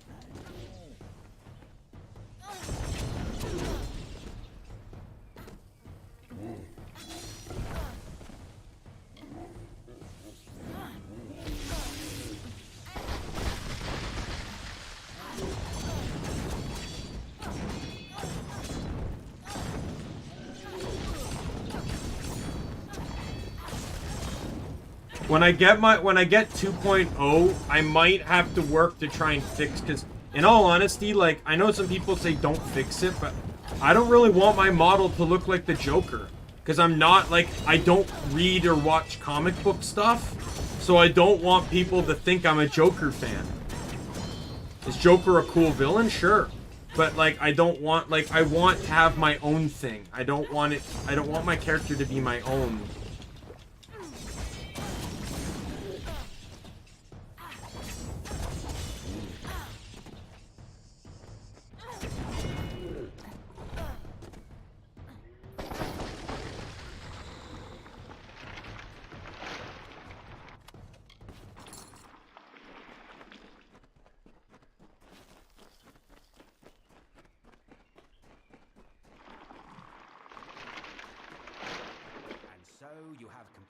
Your first. You killed the creature that was chasing that woman. Your crude attempts to elicit answer. Ahead, you.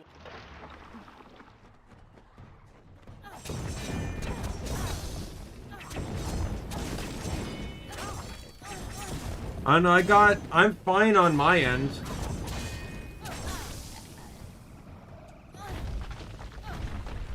OBS doesn't have any issues. I'm not dropping frames.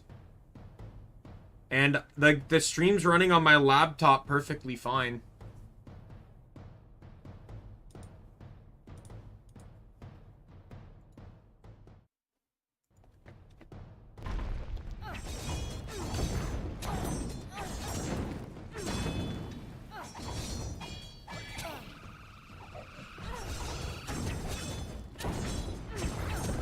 Might be.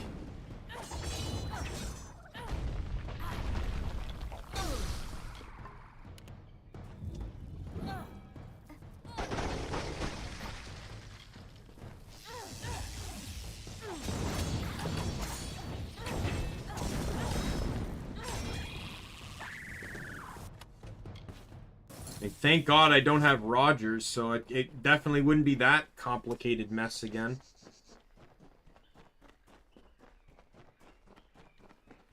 Oh God, like the backlash Rogers got from that. Oh boy.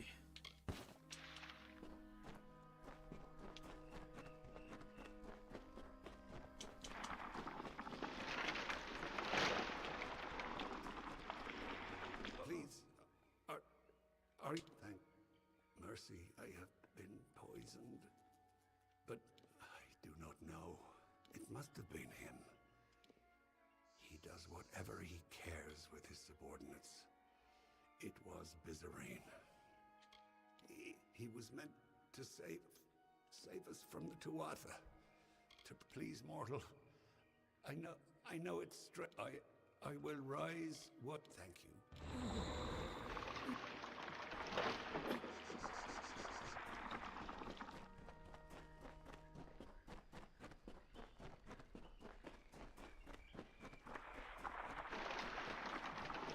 Death is something you readily deliver, it seems.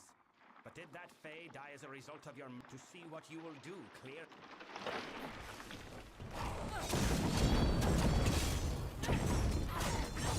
Alright, yeah, have a good good night. Enjoy yourselves, huh?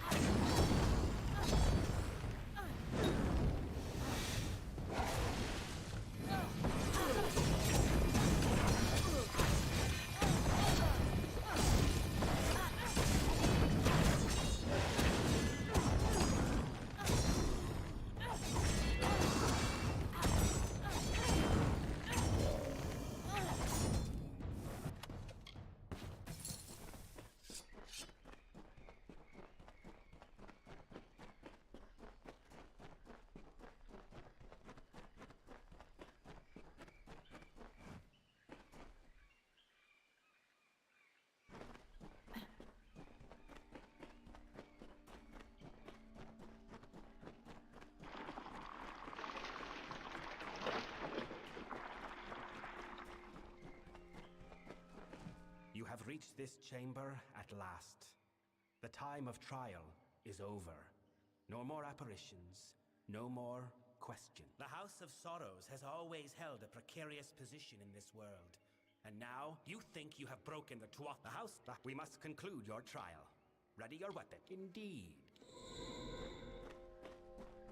Now that your trial has concluded, the house is poised to collapse from the... Then welcome. Yay. Joining the House of Sorrows. I hit my sneak button by accident, sorry.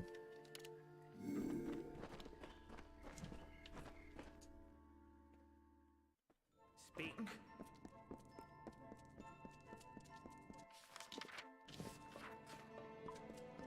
Couple things I need to do first. You. Greetings, mortal. Train me.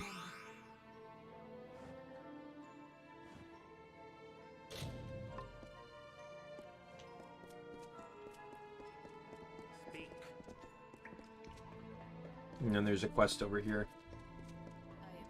Minor spoilers, but if you do not grab either of this quest nor that trainer, you will not after a point. They are missable. And it is unavoidable. Unlike the Warsworn one where I could just pick the good ending and then avoid all the issues, I can't do that here.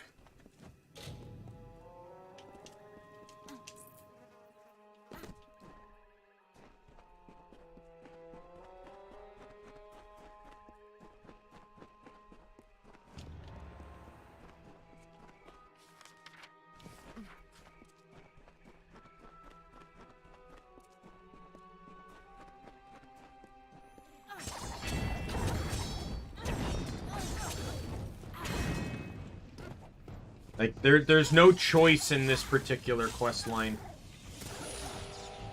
It's just a single shot. Even the House of Ballads had a choice.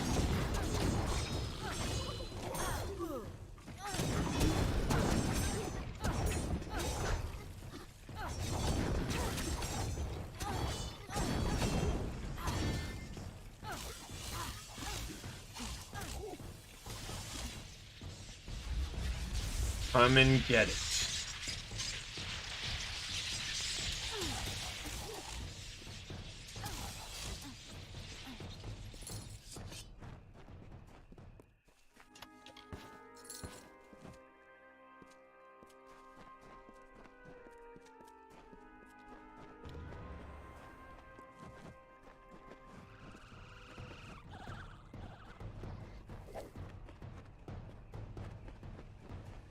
Leave me alone, leave me alone, leave me alone, go away.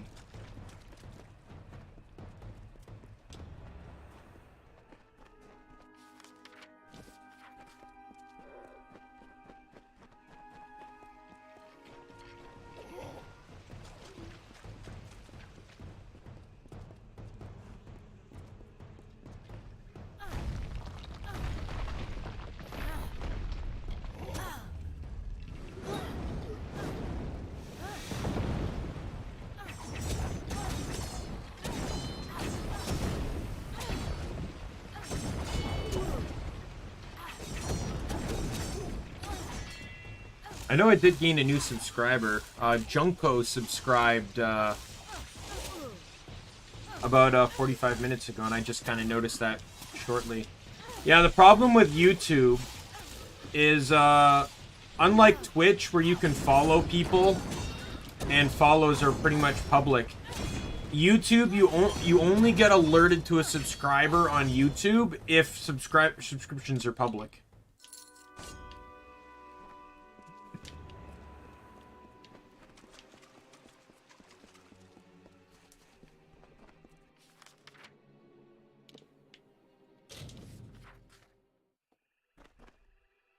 The subscriptions aren't public, then I don't get notified. Like, I'd have Genshin streams where I get like 13 subs, and I think I'm only alerted to like 1 or 2 of them.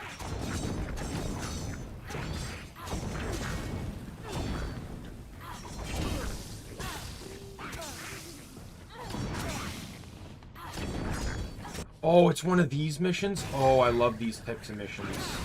Where the enemy is literally right at the front of the dungeon, and you literally do not have to bother exploring the dungeon. You are literally right here. I can kill you now.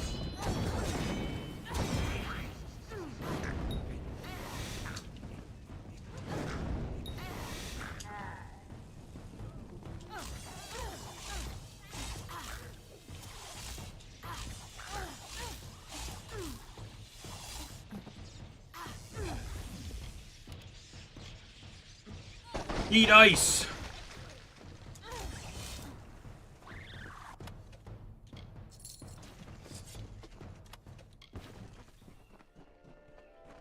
And I can leave.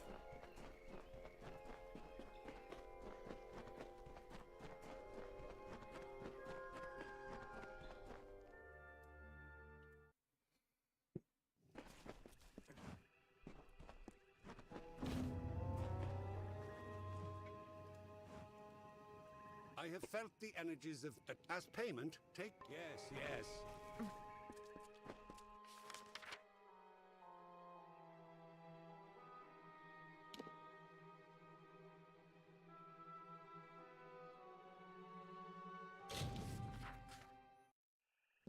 I think the only thing that... Going into that Digimon thing, the Vishojo one, where I said I'd do VOMs and Project Kawaii. There will be a lot of guesswork on my end with Kawaii, especially since I think Kawaii had a 3rd gen debut recently, and I don't think I know anyone in the 3rd gen. I have attacked. We must move quickly. You fail for all our years of... We cannot bring Tybri...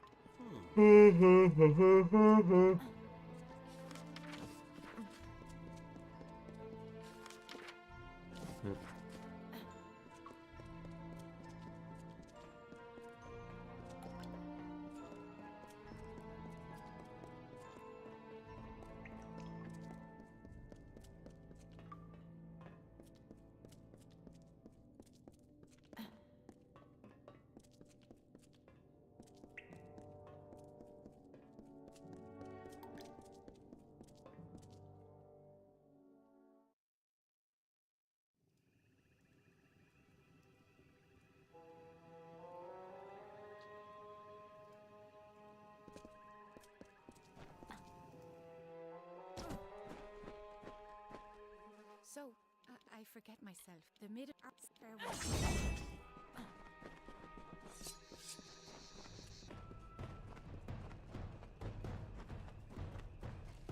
I'll only be stopping to fight if it's a necessary thing to do. Such as when she stops to fight.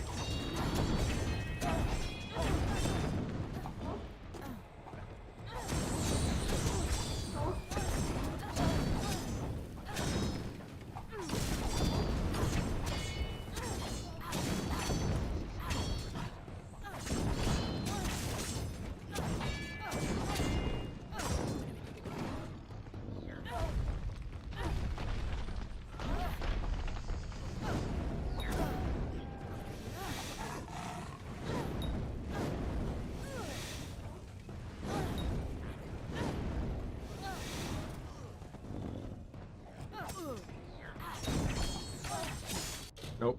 That would probably be why my blades seem like they're doing almost no damage.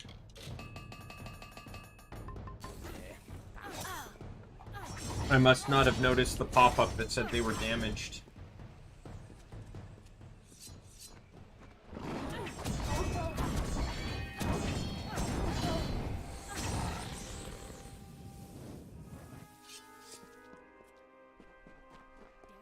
Let's go.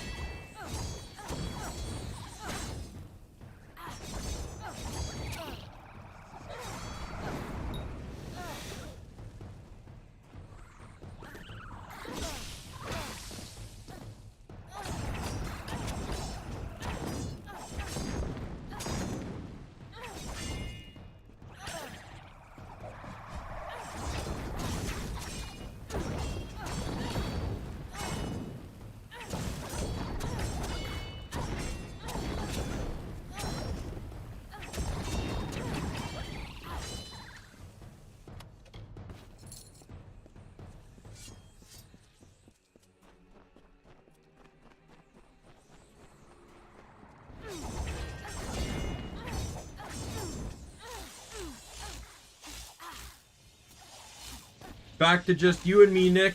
What's the topic? Yeah, I was a bit worried.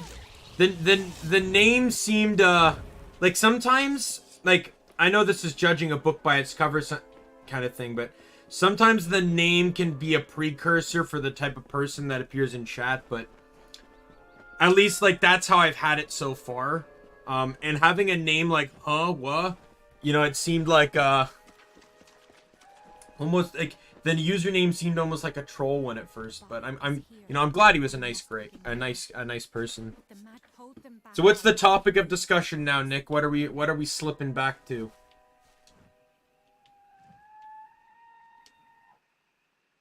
I talked to her, so she has to get up and talk to me. Yeah, sorry.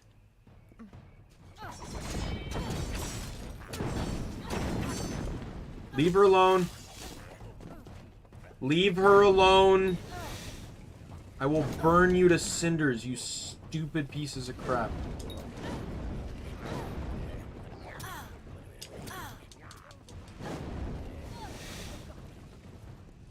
Yeah.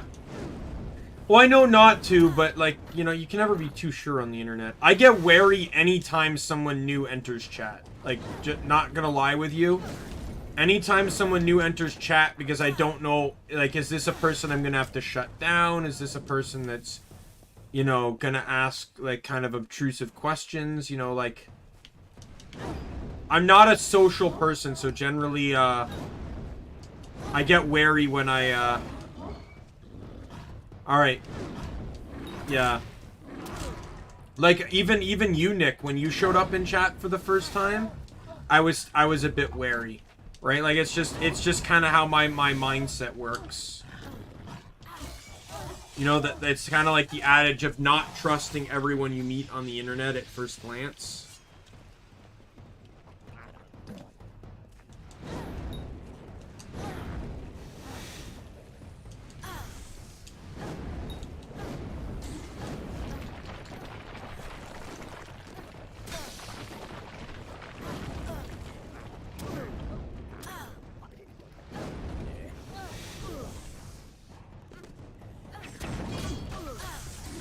When did these guys get behind me?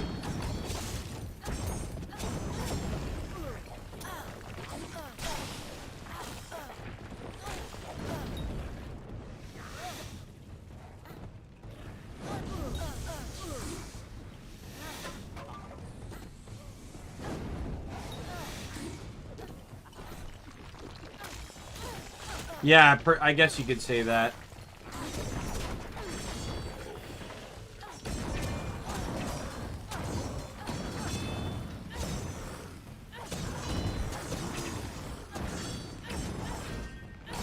Like, I used to play a lot of MMOs when I was younger, and I met a lot more people that would generally try to screw you over than people that would actually try to be friends with you. So, I guess that kind of stuck with me getting as I grew up. It's different when the person's in front of you, because you can get a better read on some people, but generally when it's online only and your only means of communication is through text,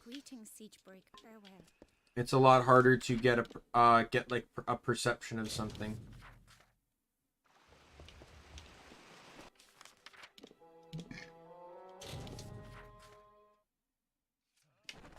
Greetings, traveler.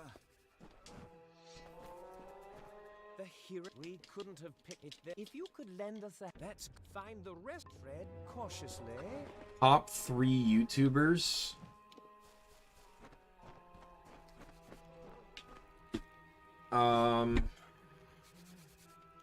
Yeah, I definitely agree there, bub. Absolutely. You can never get contacts, you end up screwing up conversations, tons of stuff like that. Top 3 YouTubers.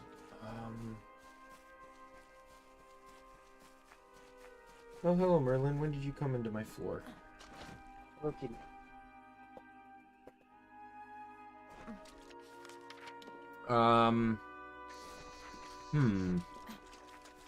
Like, I don't want to just hash out and say all VTubers, because I want to diversify my interests on the internet.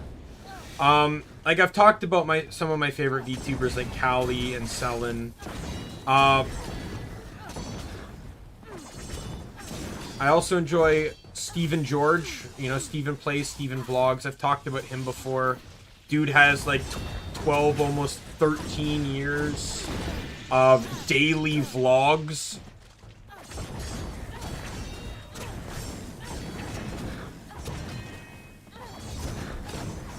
Like, that's like the kind of dedication that, as well as releasing like daily video game content and also streaming regularly with his wife, you know, and then his wife has a channel. Like, oh my goodness, like they like a YouTube channel. Like they do a lot of work for not as much of the recognition that they get.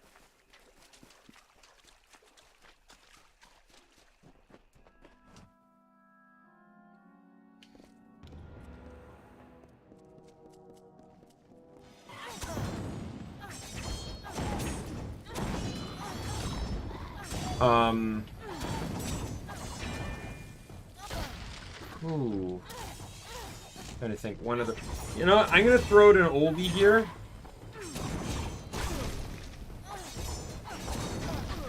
Yeah, exactly. 100%.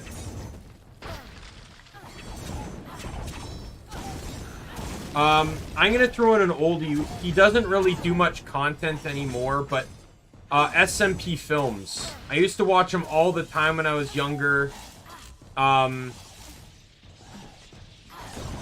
He's like one of the YouTube OGs.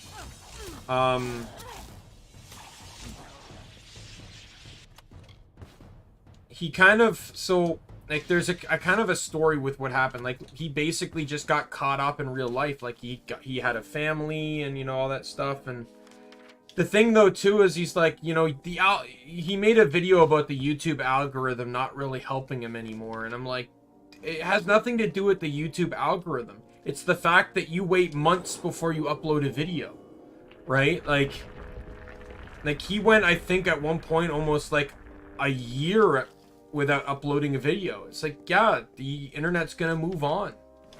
It's what the internet does. All right. See you in a bit, Nick.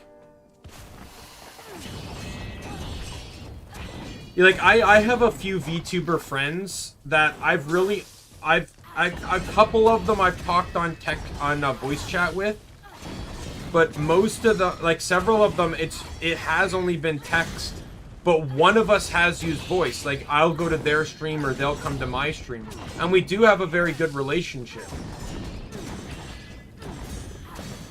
But we're also very more down to earth. Some of us are very down to earth people. Like my friend Molotov, for example. She, you know, if one of us says something that's a bit upsetting, you know, the other will bring it up, right? Like we communicate, we clarify, which is something that not people that talk in text generally do a whole lot.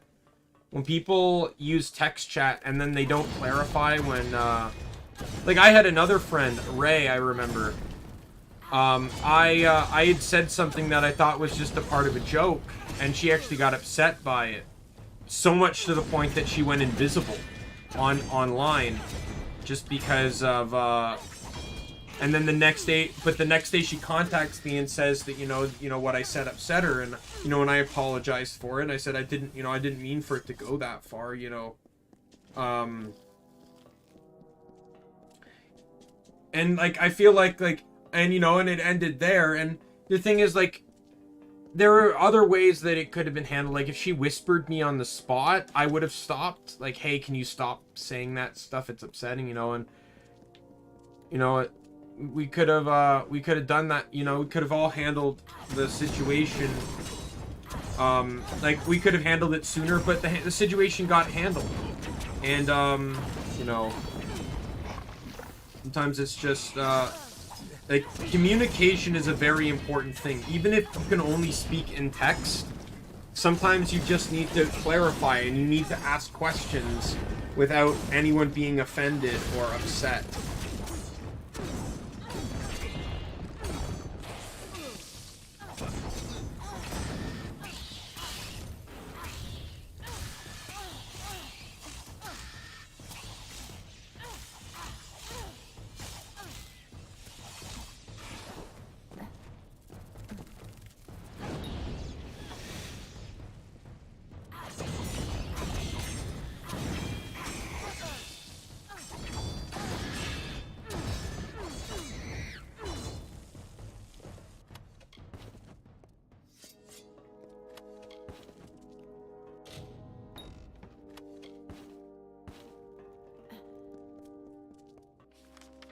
Sometimes I feel like the biggest problems the world has ever had were caused simply just by basic misunderstandings. But instead of people trying to communicate, you know, in some cases, they just decide to hold a grudge. Something as simple as, like, just, you know, mannerisms, you know, like,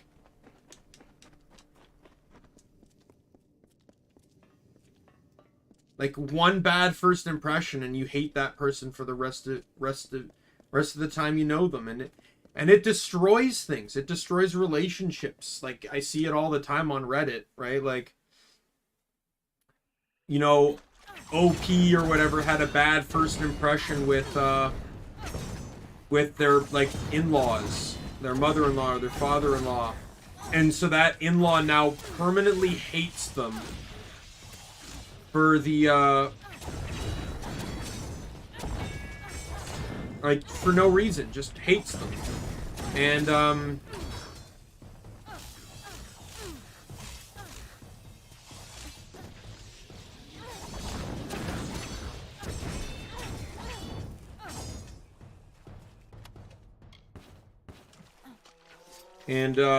you know, like, but there's no communication, there's no trying to, you know, get an understanding of what went wrong, you know, why this impression was made.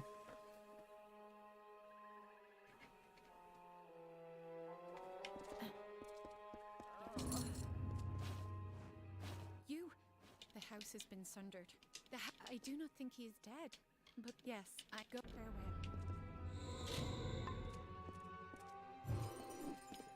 Remember how I said those two things were missable? This is why. Literally this quick in, and it's gone. That quest, that one quest, and the trainer gone.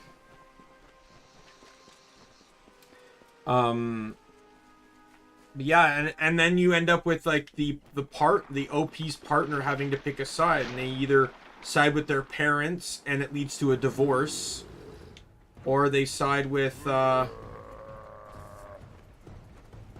their wife and basically have no contact with their wife or husband, and they have no contact with their parents ever again. Like, no one wins in those kind of scenarios, all because someone decided to just, they needed to be right, or they didn't want to talk things out, they didn't want to change their mind or come to an understanding.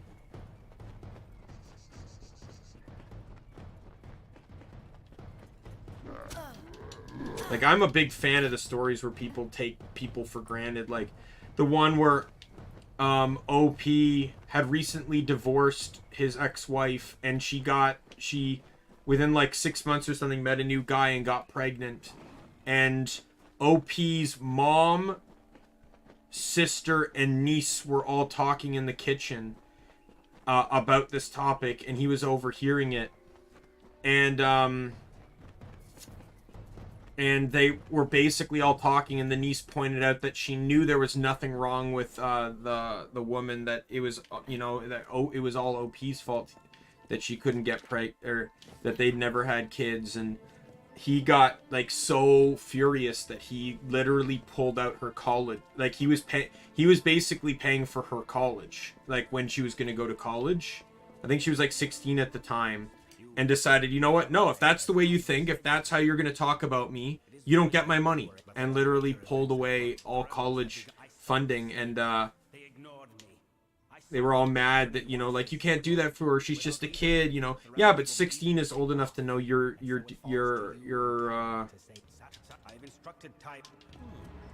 16 is old enough to know that you're the problem, or that you fucked up, pretty much.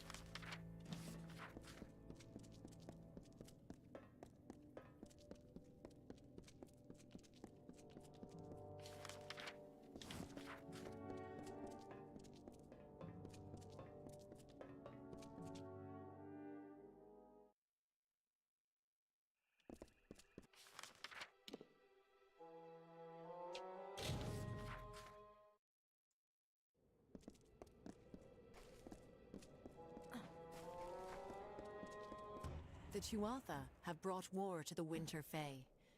They bring us all into this conflict and turn the Court of Winter into some engine of war. But the House of Sorrows would not join. They resisted. They were the sole embodiment of all winter, all that was great and unique about our people. It could not be so easily discarded.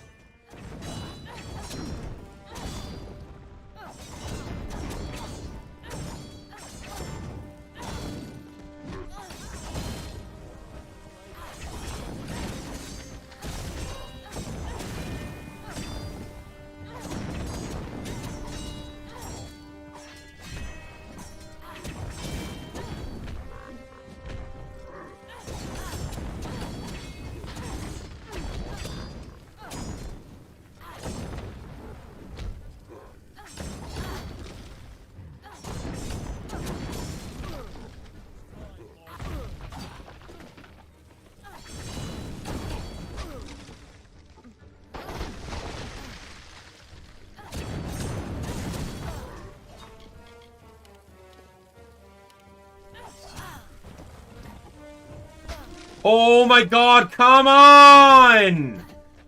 Why are there 17 million enemies that don't want to leave me the hell alone?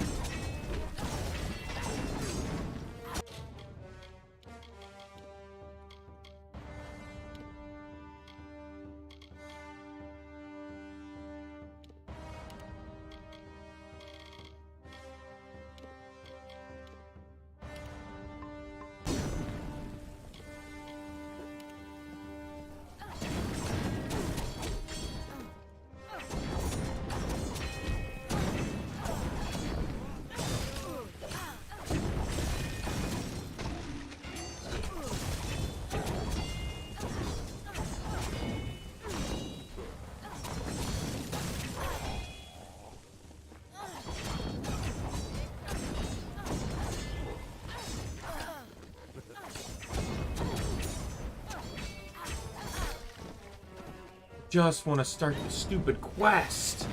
All I want to do.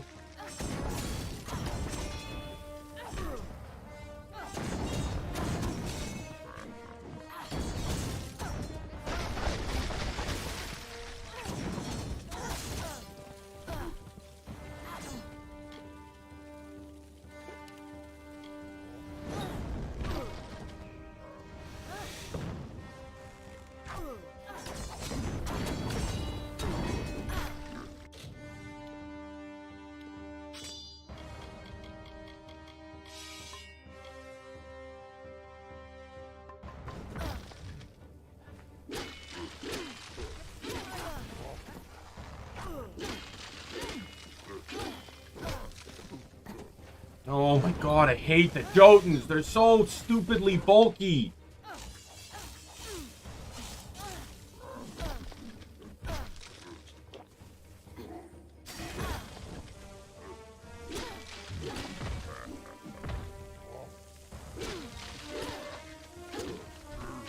Die.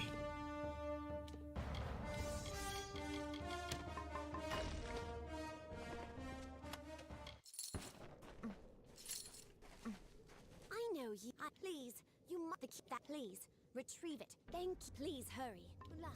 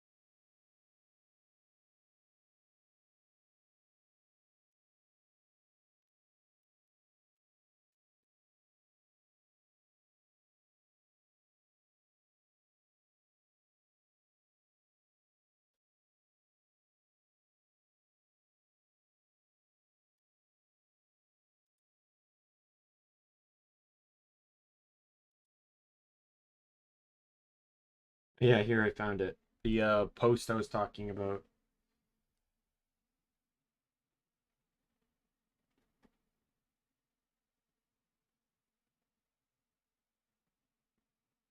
Yeah, she's like too afraid to admit that he was the problem due to fragile masculinity.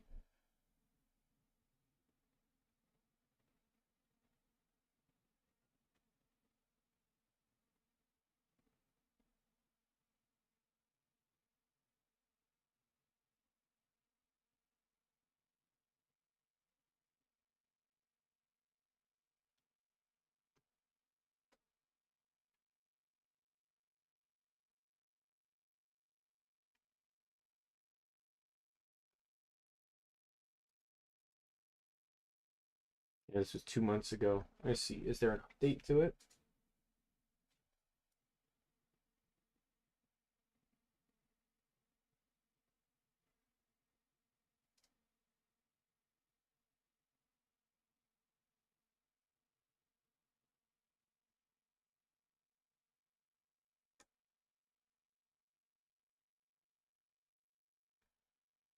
No update to the post, but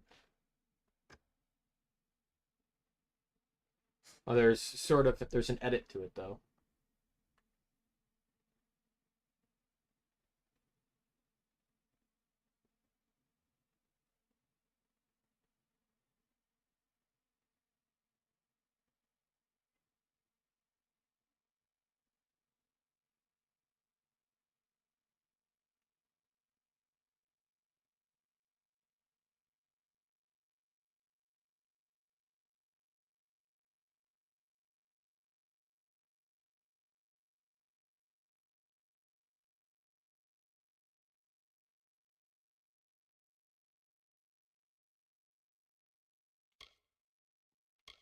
No, I'm gonna read it in the future, probably after the stream.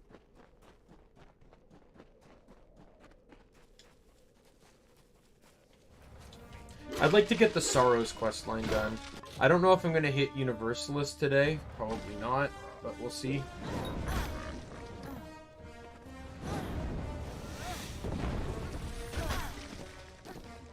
What am I doing? I don't need to fight these stuff.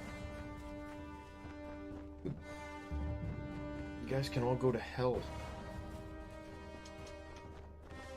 Fuck off!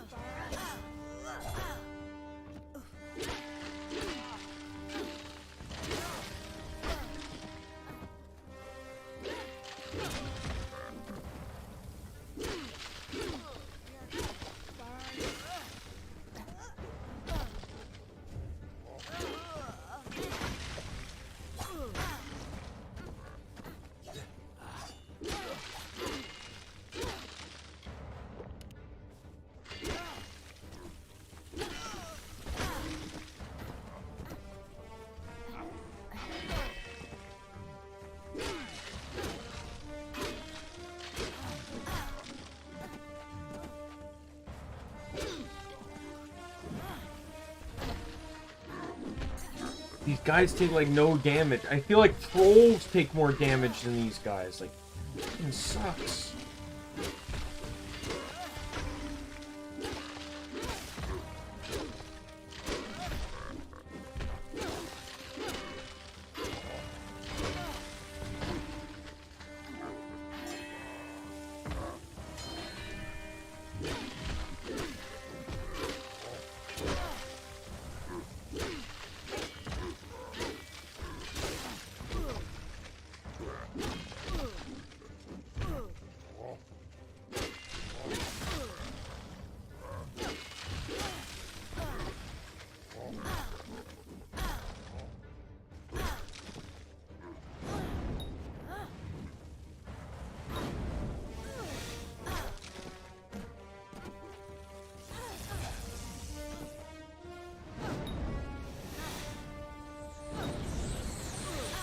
Oh my god, come on!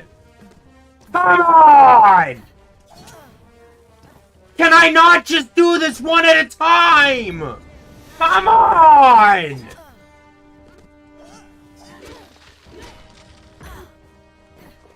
Just leave me the fuck alone, I just want to complete the quest!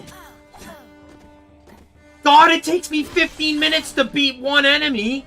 And then that whole fucking neighborhood has to show up while I do it.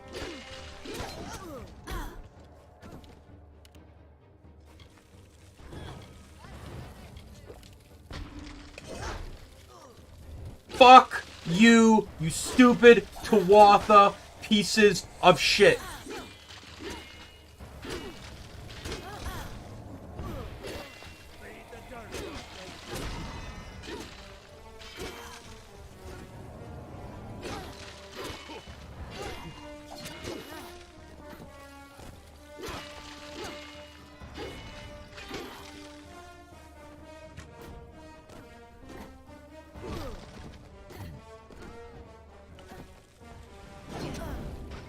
Where the hell are you going?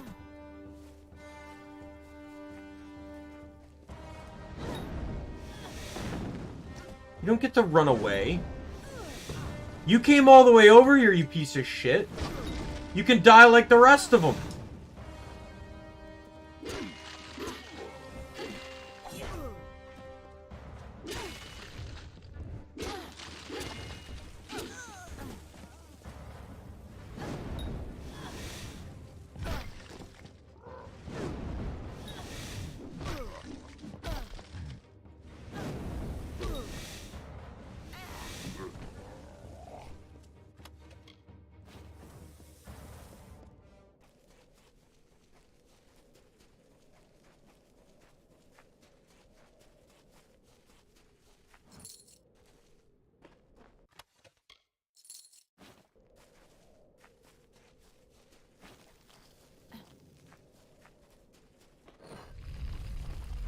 God forbid I can't open a door while there are enemies nearby.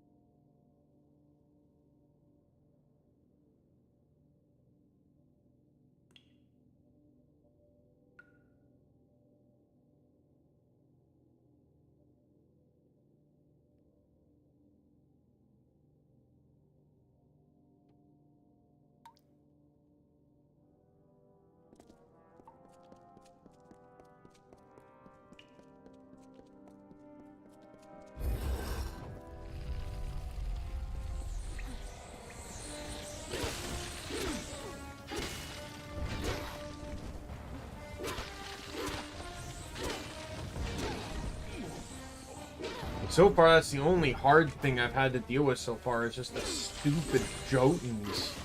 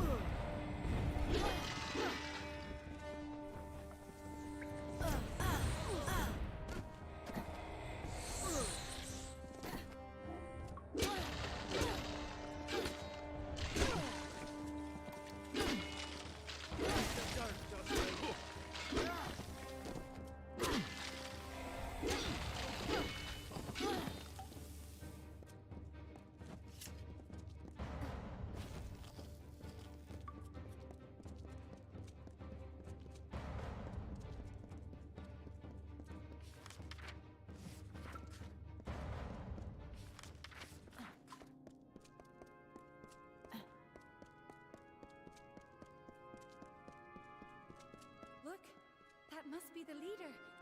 That was it. That must be where the rest of the fall. There should be farewell.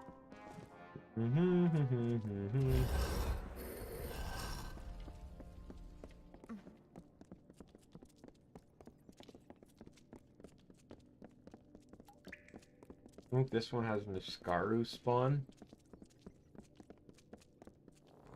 Oh, no, never mind. That's much worse. That's a purple name.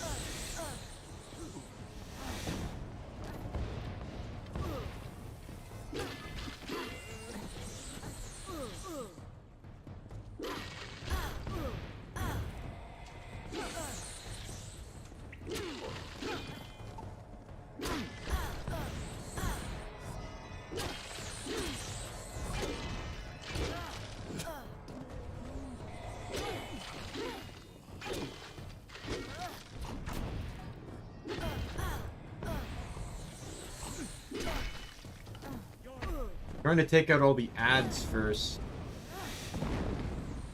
The troll's gonna be a nuisance to fight in the first place. Man, I wish I could say this would be the last troll I'm gonna be fighting, but that would be one of the biggest lies possible, because Alabastra is just fucking filled with them.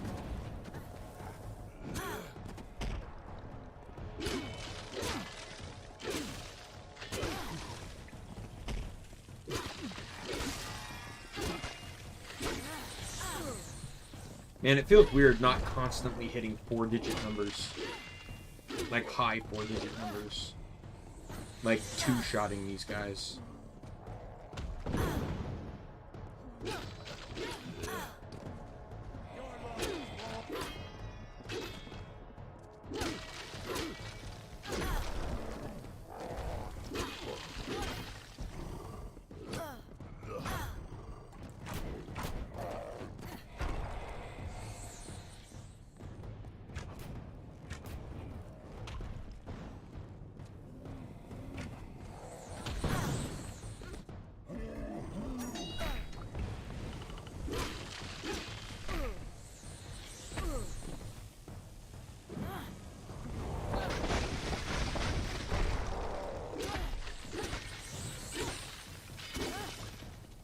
Just die, you stupid, gigantic lummox.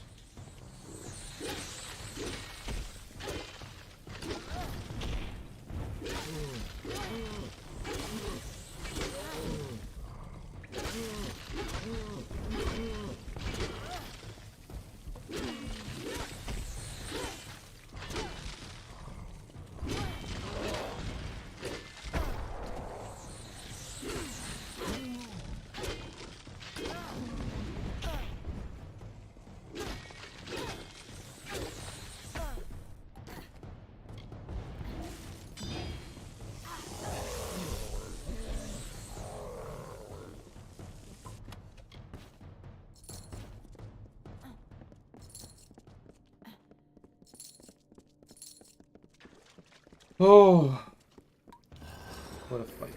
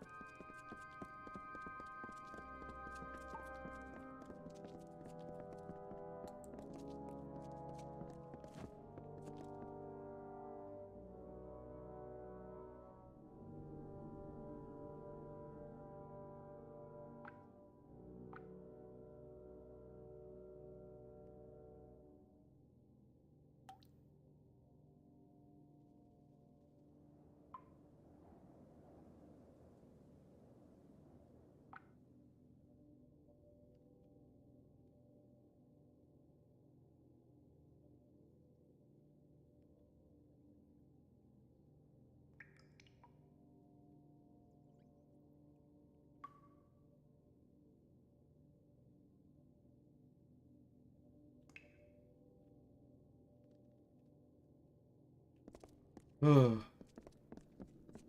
a bit quiet. The monotony here is, it's picking up now.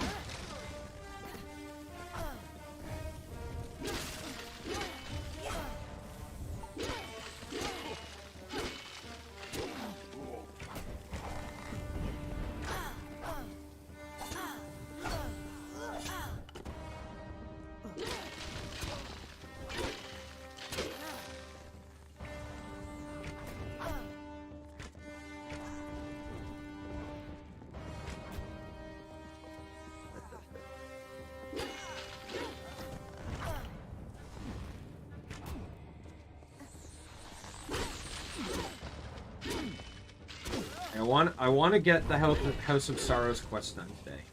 Hopefully. Hopefully it won't take me much longer.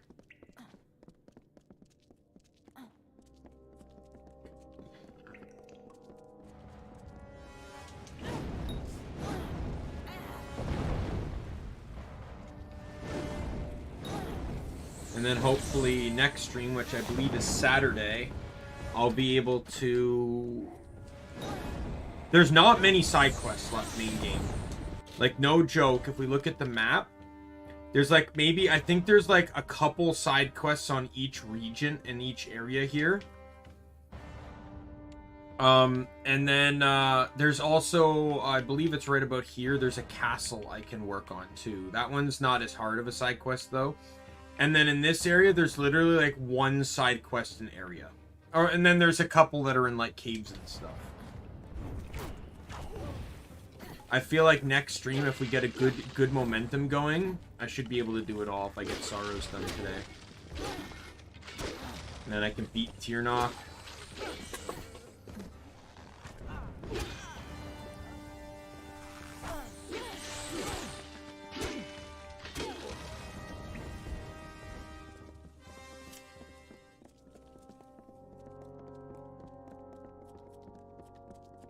Oh, is that going to be another troll behind the door?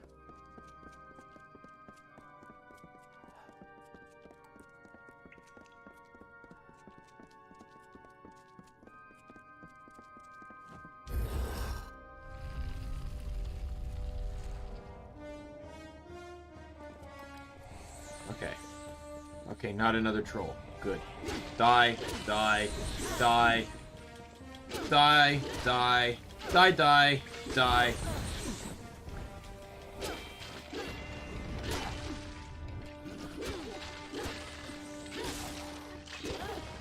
Another interesting point, too, I can make in regards to armor after I beat the game. So I went through a lot of work to get the armor I have.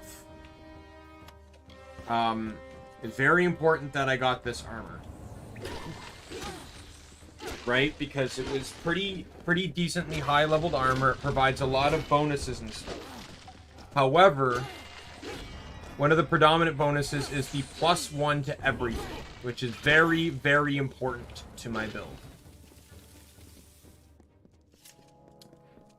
Because the only other way to get +1 to everything is very particular. There's a gem that can do it. In the DLC, there are accessories that can provide more than just simply +1s. They can provide +2s to finesse, you know, and stuff. So if I can get rings that provide if I can get equipment that can provide +1 to finesse and +2 to strength or to might and this stuff. Like, in all honesty, I could probably actually I'm gonna look at gems and stuff in shops, because theoretically I might not even need the armor set I have. Because I can get the damage, I can get the set bonuses for damage resistance and damage off of a gem. But then again, I can also, I'll actually need that gem slot for something else. But the thing is I need Prismeer armor with max gem slots. Or like, I need basically high-end game items or high-end game stuff with max gem slots. Which is 1 armor, 2 utility. If I can't find that, then I can't run. And the thing is, I wouldn't necessarily care what the armor type is, right? Like, as long as I have a chest piece, pants, gloves, boots, and helmet, I'm not gonna care.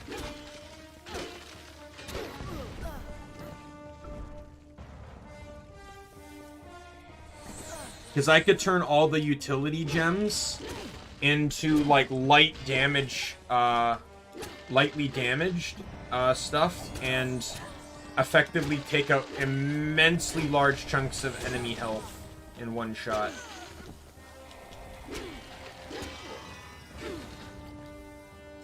Or I could do the night and day thing.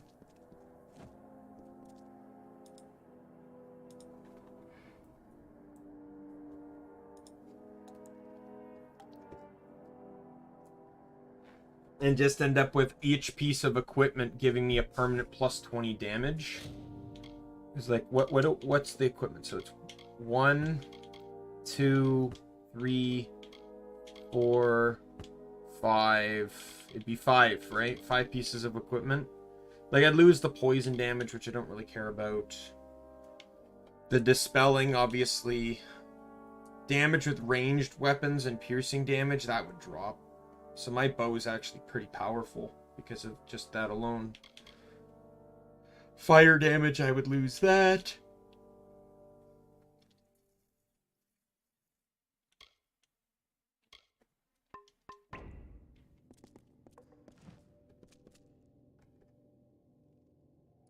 I just want to check the armor gems because I want to see, like...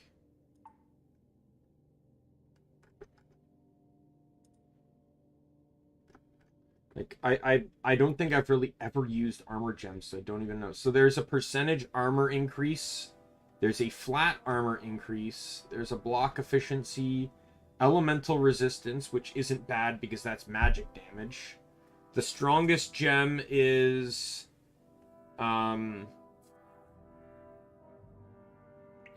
strongest gem is 12%, which could get me like 60%, or... Within 5, it would get me 60%, which could make me effectively, like, all but immune, almost immune to magic entirely. There's a physical resist, which is a 15%, and that, I don't think that blocks piercing, though, because I think piercing resists that kind of resistance and stuff.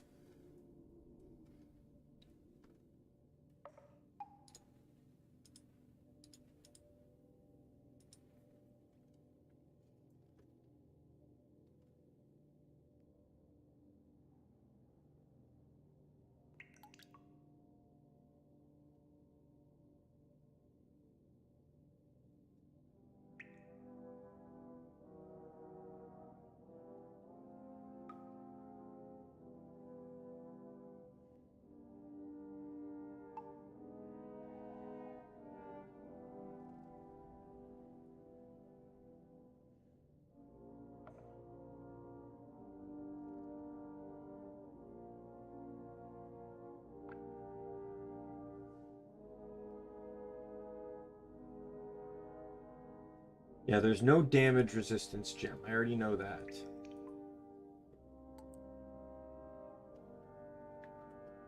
Probably be best to just go half and half.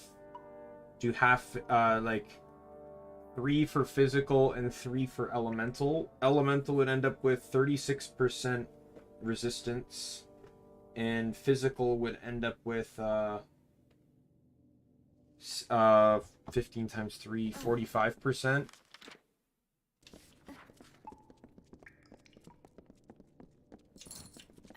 But again, I need to find armor first. I really shouldn't be counting my eggs before they hatch here. Like, do I even have anything in the junk? Let me check my junk.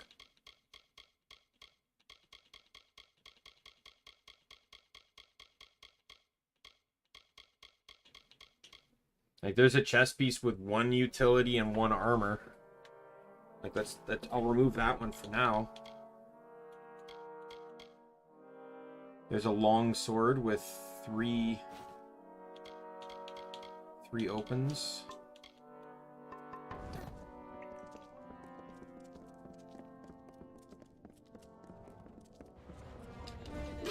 The chest piece though is different because I also need an epic gem slot.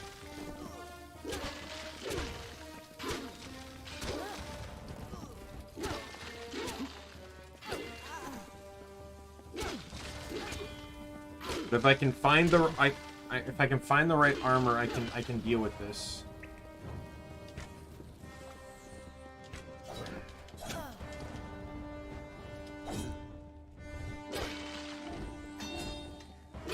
But I think after this particular mission, I might take a small break and go double check on that.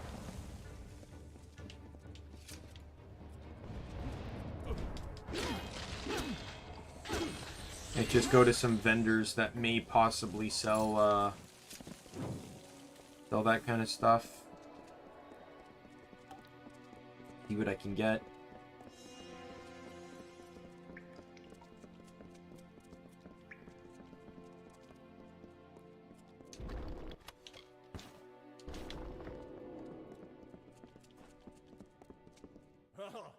Oh, this is splendid. I was worried I would have nothing left to see to after I slaughtered the... You are mistaken, but I have heard his voice, and the order...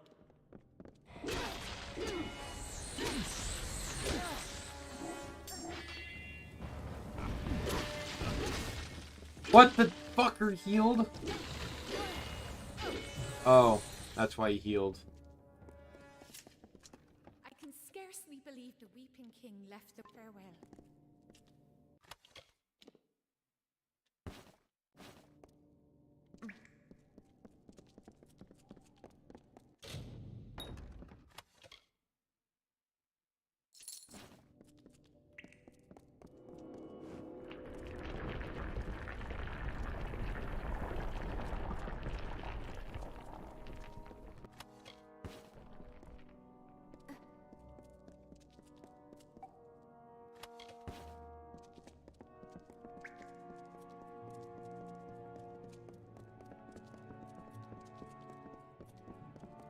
Let's get out of here. What I'll also do too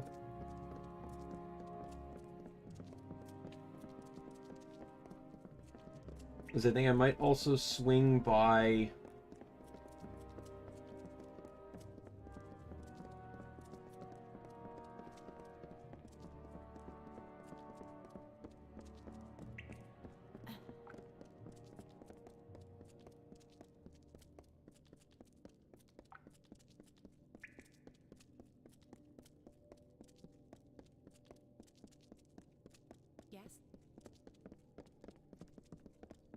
the vendors that sell like the jewelry boxes, because I could in theory get jewelry now that gives me the bonuses I need to be able to annihilate the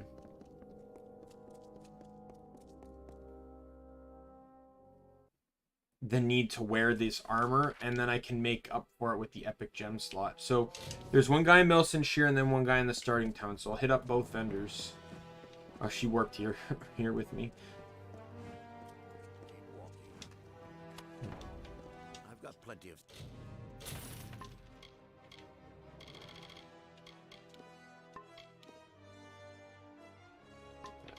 do.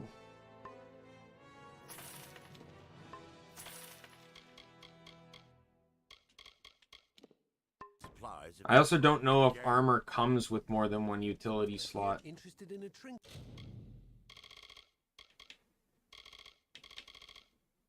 Or a jet? Another time then. Looking to restock.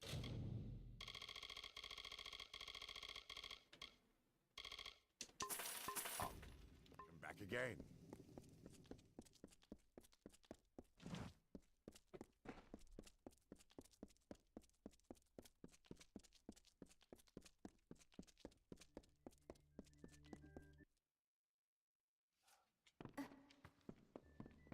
Welcome. What can I do for you?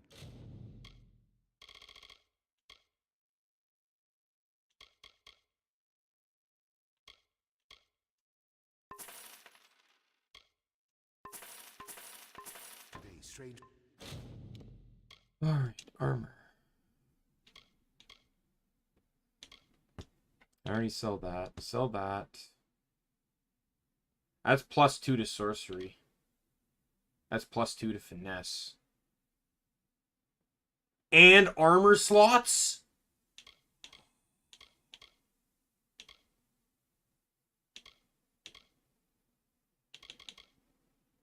And it has poison and bleed resistance. Are you kidding me? That's like... Okay, that one has higher armor, though. Let's see what else I got here. Okay, so no. 25% damage resistance.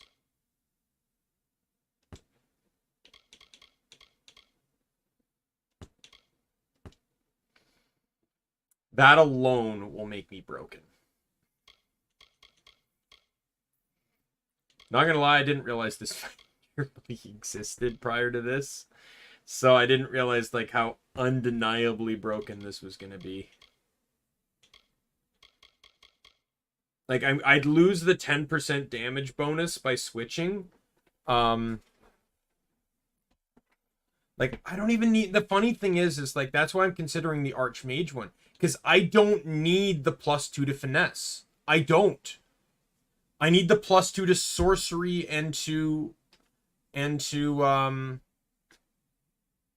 might. I only need +1 to... actually, in the end, I don't even technically need +1 to finesse.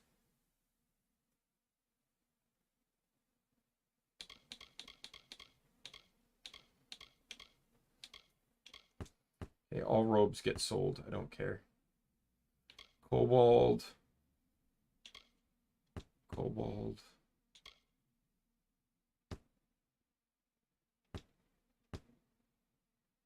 I like damage versus certain enemy types.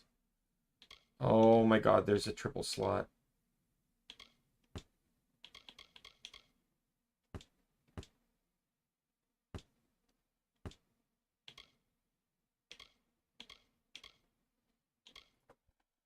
Better armor, but that gives the crit damage and the mana and health. Let's see. Elemental resistance, +2 to sorcery.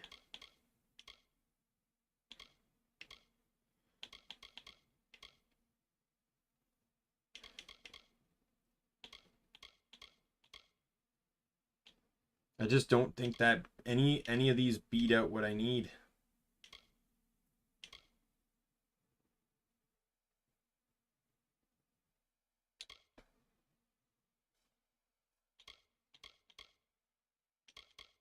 I already know that one's trash though, because I have that.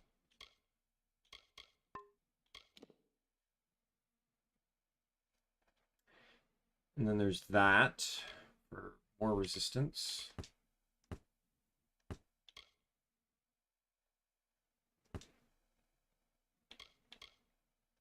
%30 damage, 8% chance of critical hit.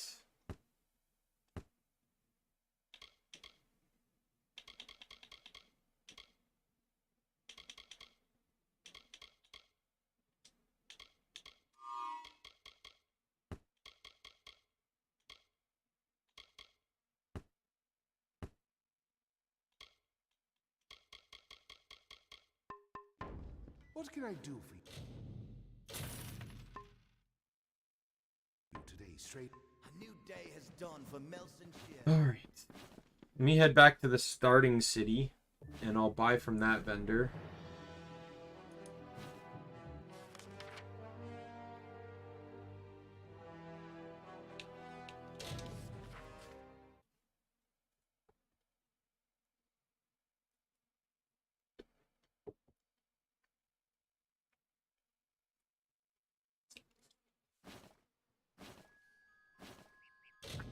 Keep in mind too, I also have an accessory. It gives 20% bonus damage too.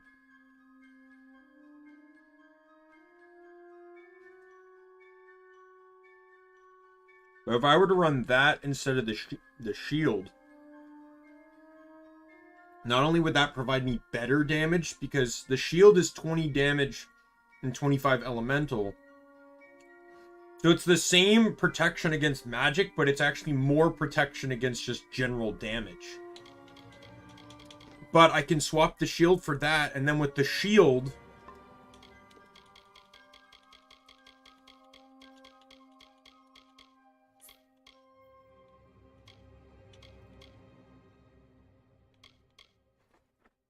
With the shield, I could run one of these traits. Like, let me check my build again.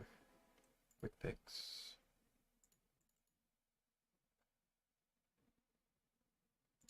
Forget which one I made. One is finesse. There it is.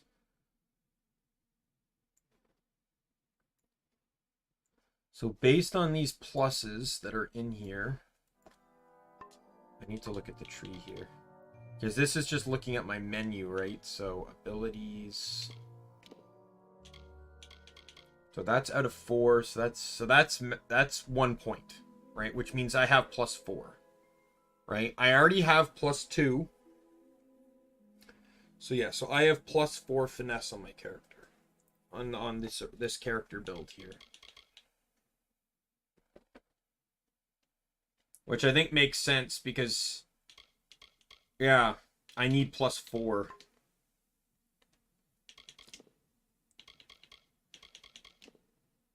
Now, I need, because of Twists of Fate, I only need +2 for finesse, and I need +3 for warrior and mage.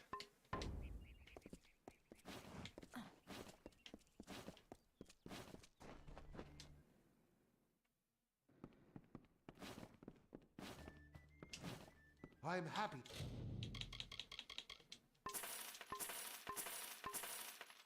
To help you with what I've... Okay.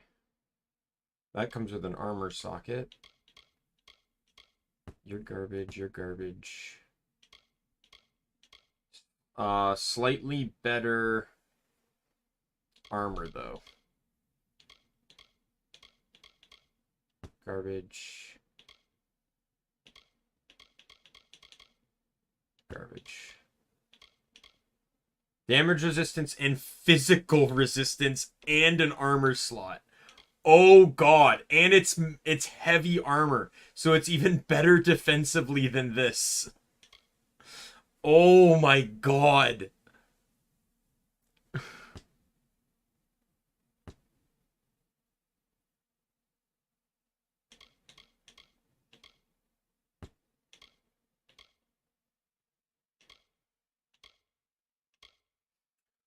Ooh, that one's tricky. So this one doesn't have the physical resistance, and it has lower damage. Or lower defense. But this one has a utility slot, which would allow me to do, like, light damage.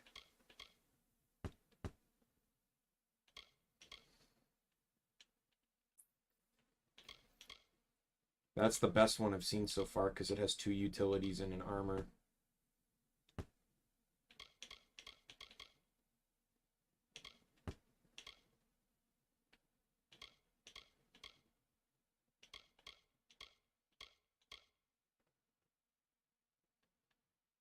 I got one of each here.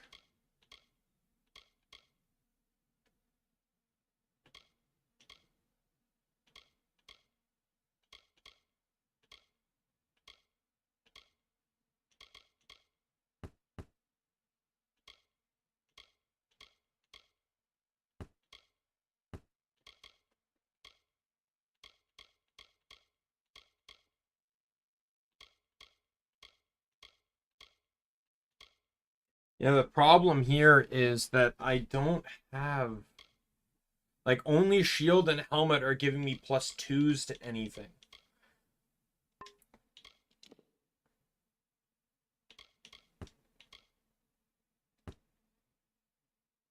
There's a necklace with +2 to sorcery.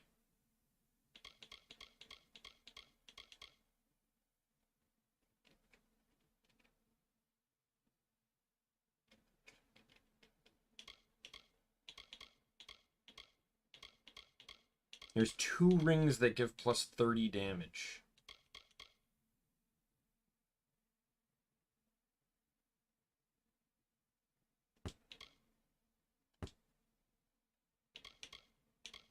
Oh my god, that's 30... That's literally this, but better.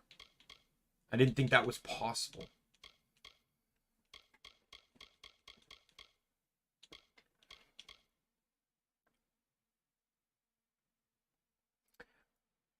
I do potentially have the option, because I'm not getting any pieces of armor that seem to have epic slots. I need an armor piece. I need a chest piece with an armor slot. But that still wouldn't beat out the damage resistance I'm getting here.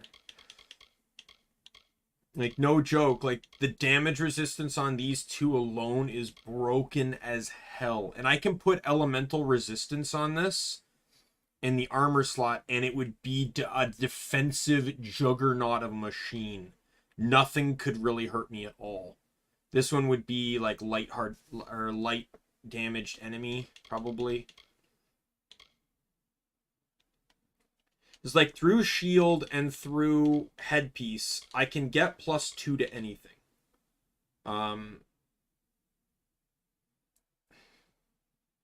Like, I could, through shield, headpiece, and necklace, I have what I need. I have finesse, I have might, and I have sorcery, just through those 3 alone. And that gives me all the +2s I need. However, both might and sorcery are down by 2. Or down by 1 each. And looking at my picture... that's going to affect a crap ton of skills in sorcery. Literally, pretty much every skill is affected. And the same would go for might as well.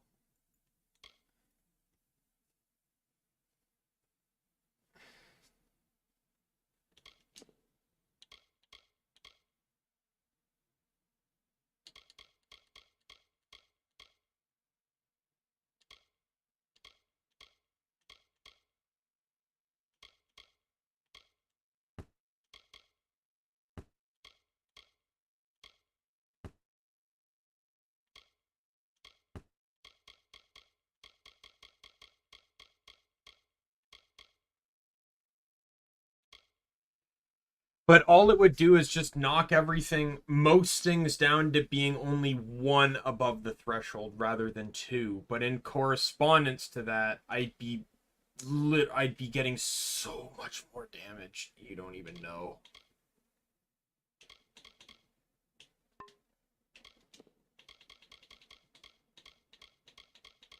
Like, I'm actually tempted to keep trying just to see if I can get a better armor piece. I'm happy to help you with whatever you need. Alright, let me leave.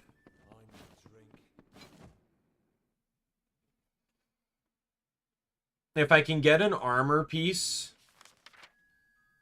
that has the 25% damage resistance and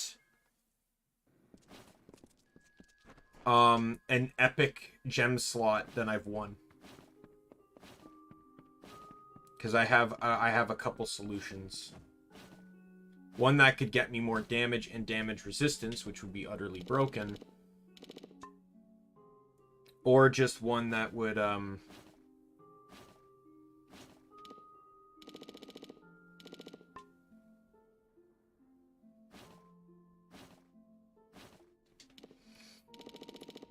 that would make up for most of the abilities. There would still be Basically, there's an epic gem that makes it so you can get +1 to the bottom 4 abilities and all skills.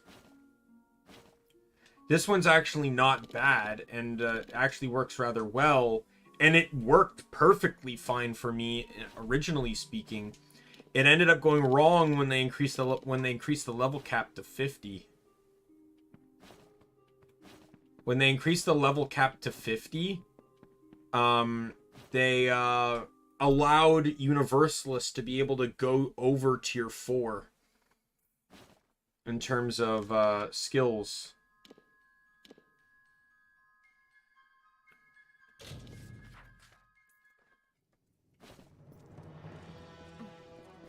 And then that gem wouldn't affect those new skills.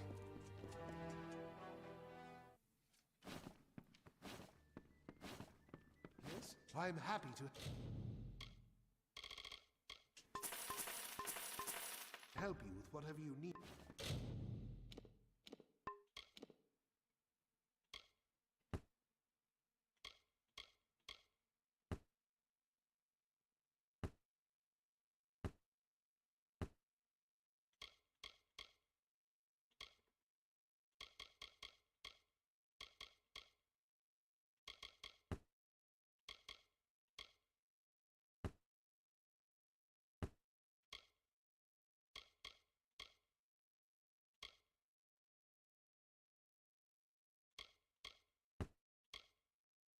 Yeah, it's the best finesse one. Sorcery, I would probably go with that one. Just because it has the armor slot.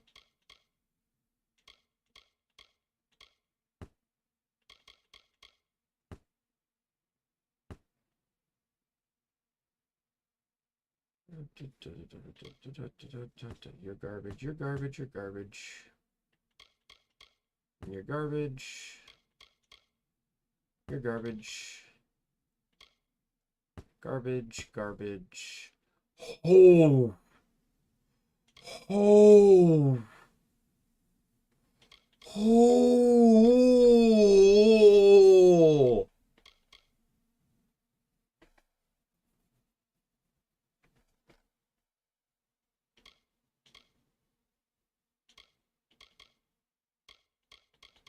Okay, I may have to take the L on the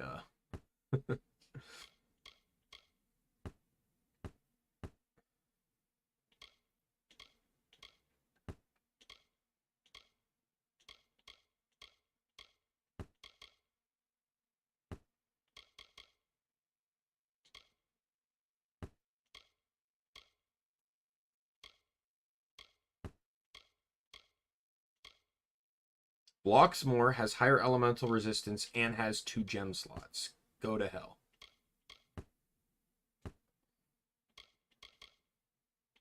Problem is, it's not the one I'd be using. Probably end up using this one.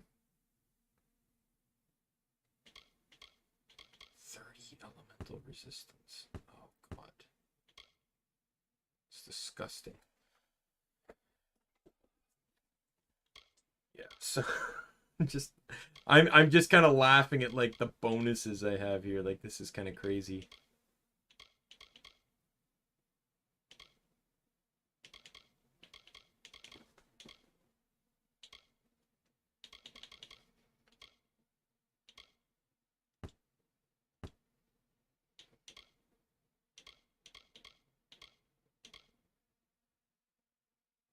Probably junk that one. Junk that one. Alright, let's go into accessories here. What did I get here? No, no, no.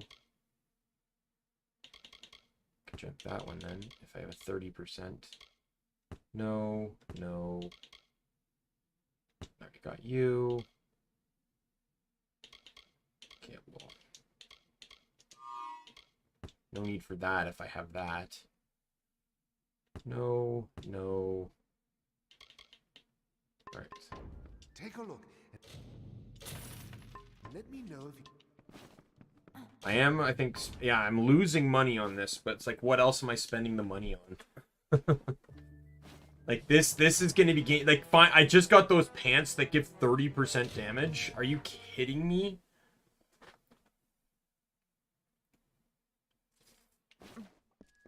Right now alone, just on flat damage increases, I've got 90%. What? I'm happy to help. With whatever you need. Nope. Nope. Nope. There's an epic slot, but it does not have the damage resistance.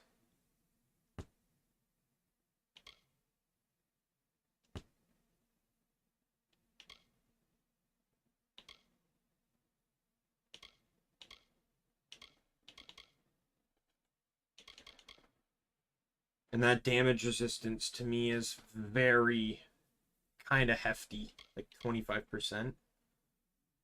But it may be sacrificial.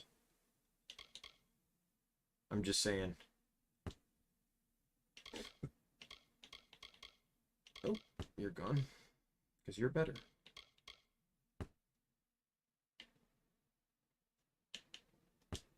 Oh, whoops.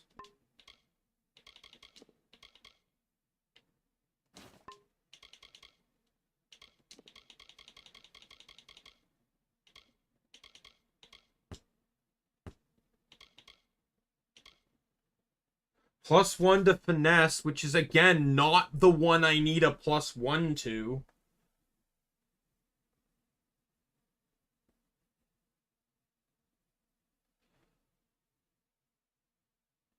However, if I run that, I could put finesse at the same disadvantage that the other two get. Theoretically. And then that means I could run a sorcery helmet. And then I could run a chest. I could run a necklace that'll give me 30% more damage.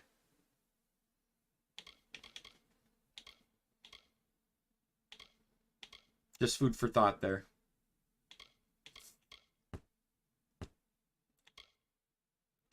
And then I get a better one.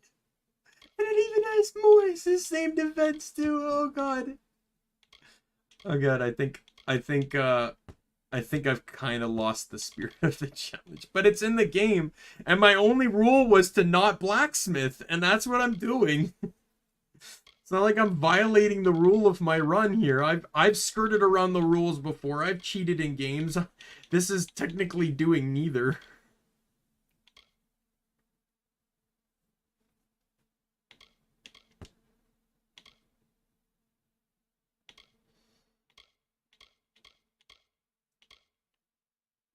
Yeah, I can put everything at -1 of my originally planned defense. So everything will be at... Anything that isn't a non-maxed skill will just be 1 over the threshold rather than 2. But I'd be able to get 120% bonus damage. And that's not counting the chest piece here. This chest piece, if I take that over damage resistance... I can throw in that epic gem I was talking about earlier. And that would literally allow me to actually have the same qualifications I currently have, just on only the bottom 4 skills. So might actually wouldn't be affected at all under that circumstance, because might doesn't go above 4. But finesse would be affected on the capstone of the bow tree line, because that goes to 8. It would end up at 7. And then sorcery would get affected because I have 3 skills above. I have 3 skills above tier 5, and 2 of them are at the cap. So, and they're actually semi-useful skills. But what I could also do too is I can take points out of the one of the capstone traits, because I'm assuming that's a +3 in there. So if I can take that 1 point out, I can put it in one of the others. And then with warrior, is there a point? I could actually take a point out of something in warrior. Because Warrior can lose up to 2 points and not put me under Universalist. And there's a skill in Warrior that I don't think I have any intentions of using. And it's... Oh, great. What did I just do?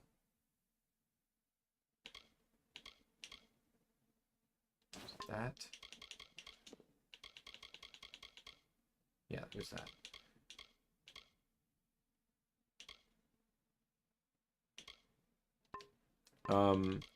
So this is the skill that would get affected, which isn't a huge a big deal, in all honesty. Let me check the finesse tree. Because I'm at 55 points in finesse. There are literal traits here that I probably might not even end up using. Like, this one is another sustain skill, and I don't know if I'm going to use that, but it takes all bladed weapons, which I'm already using, and gives them bonus critical damage. And I have that capped, so I could take that. In all honesty, with the damage, with the resistance bonuses I'm getting, I could probably drop the Mage Shield. The only thing is that for some reason, Blade Honing wasn't unlike Envenomed Edge, Blade Honing wasn't designed to affect bows. So my bow gets a little bit of a penalty on that. The other thing is I have 1 point into Smoke Bomb, which is also a trait I probably will never end up using. It deals 7 damage and stuns enemies for 2 seconds, and I have no points in Poison Bomb. So I could literally take the point out of Smoke Bomb, and I could put it into Scattershot, putting it at 5 out of 6, and that would fix the issue. Because the +3 that I would have normally by default would go into Scattershot, and it would still put it at 8. And then for Sorcery... Now, yeah, you have to be careful because there is, as I've talked about, there is requirement thresholds. So to get to this threshold, I cannot drop below 50. But to get to this threshold, I cannot drop below 35 below here. Right? So all the points here have to add up to 35 to be able to reach this threshold. Right? And I'm looking at this, right? So I have with the sorcery one, I have 1 in here for sure. And then I think it's 4 and 4, and I'm at 59, right? So that makes sense. So I have 9 points above. So I can put 1 point in here, but then I'm stuck. But as I mentioned, I can pull points out of Might because it was Battle Frenzy that I was talking about. Battle Frenzy is the skill I have maxed out. Or do I? Yeah, I have it maxed out. 7 out of 5. And it's another sustain skill. Every kill increases my damage consecutively. I don't know if I ever actually plan to run this either. So I could take points out of this. Because I have 4 points into it. I could take the 4 points out and oh no, I can only take up to 2 points out because otherwise I drop below Universalist. But those 2 points could max sorcery. But like I said, I don't have to run Masterful Construction.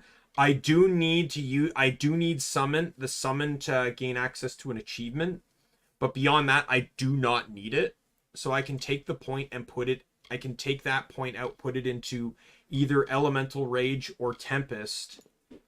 And then I can take a point out of Battle Frenzy to put into Tempest, or to put into the other one. And then for Finesse, Finesse is 55. How many points do I have above 50 in Finesse? I have 5 points above. If I'm reading this right. No, 6 points. No, wait. Finesse doesn't even change. No, everything's dropping by +1, right? Yeah, but I need to remember that with this set, I was still running the +1.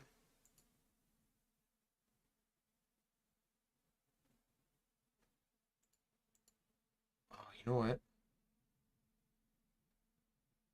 Yeah, I'm trying to think in my head because I might have switched to like rings or something due to the DLC.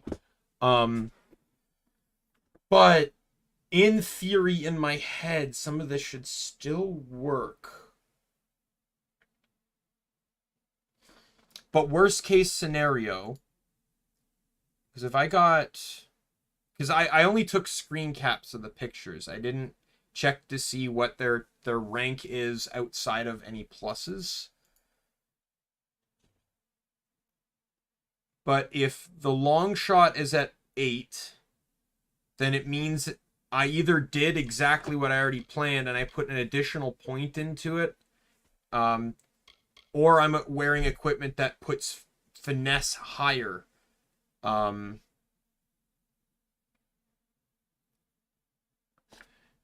Which could also be the case. Because that could explain why a lot of skills might be higher than they should be. Could probably do the math on this. Because I know that's 6, 6, 6, 5, 5.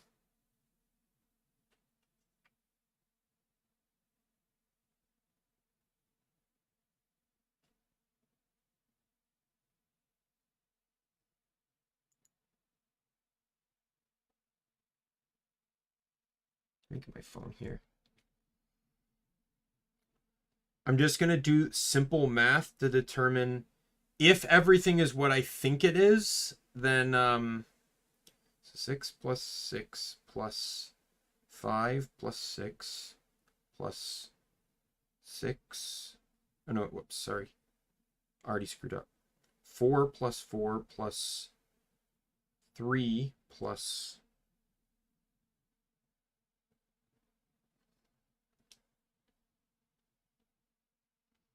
4 plus 4 plus 3 plus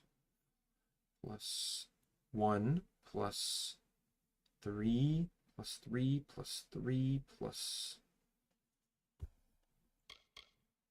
1 plus 3 plus 3 plus 3 plus 1 plus 4. 51.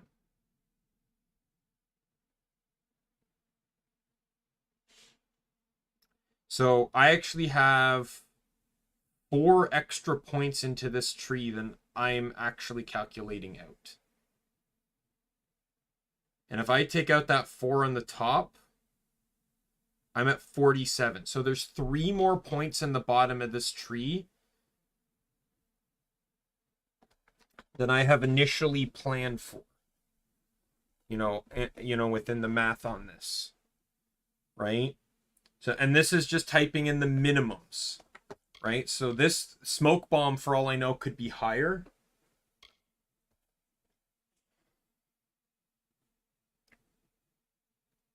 So let's say smoke bomb is higher, just for the sake of things, just to get it to 50. So it's a +4 for 50. I saw 55, which means I have 5 points into... I have 5 points in Scattershot. So Scattershot is actually maxed at a +3. So I actually don't have to touch my finesse build at all. My finesse build is perfectly fine. So let's check the sorcery one then. You know, doing the same math. 4 plus 4 plus 4 plus 3 plus 3 plus 4 plus 4 plus 4 plus 3. Backspace.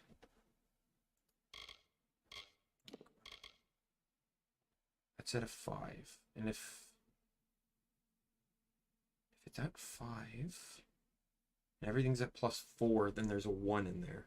1 plus 3 plus 3 plus 3 plus 3, plus 3, plus 3, plus 1. No, there has to be... This has to be 2. Because if this on my build is a 4, then it's a plus 3. Because it plays by like similar to like Borderlands 2 rules, where you can't get a plus until you put points in, but it wouldn't be at a 4 if it was plus 4. And then that would have to be... And so, whoops. So if I take off the plus 1 I put in there, I'm at 50. I got 9 points left, which is 1, 3, and 3. Which is 1, 4, and 4. Which, guess what?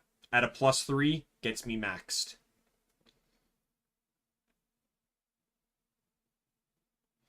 So sorcery is also set and designed to cap at plus 3. No, it's capped at plus 4 on the bottom 4, yeah. So that epic gem is actually proving to be almost necessary for this. Let me just check might. Might shouldn't matter, though, like I said, because it's all going to be in the bottom 4 anyways. Like, this is as high as I go on might, because I don't need anything higher. And the nature of Universalist gets me Brutal Weaponry anyway. Brutal Weaponry 4. So, yeah, I don't need Stone Skin. I don't need Bloodlust. I'm not even getting Vengeance. And I'm not getting Warcry either. So yeah, so my build is actually designed off of the concept of using that gem. Using the epic gem. So if I decide to sacrifice that 25% damage resistance, I could run the gem and then...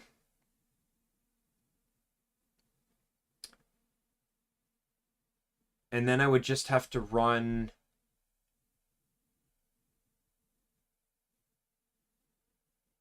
a plus 1 to everything, I think. No, if I ran the gem, so I already have a plus 1 to everything. I have a plus 2 initially. So running the gem would give me more or less plus 3 to finesse and plus 2 to might and warrior.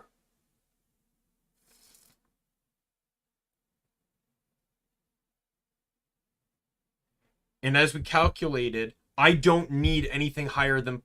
actually... I do. I do need plus 4 on everything.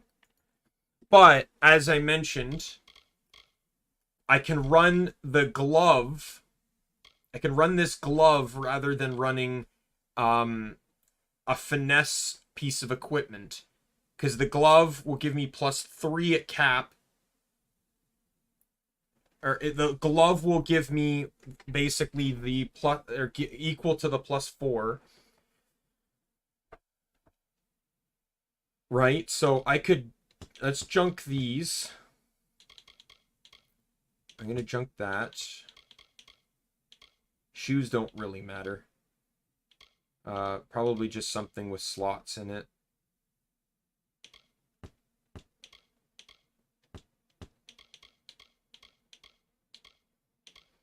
Like that one there. And then that would mean that I just need to run a sorcery shield or helmet and a warrior helmet. So let's get rid of anything that's finesse related right now.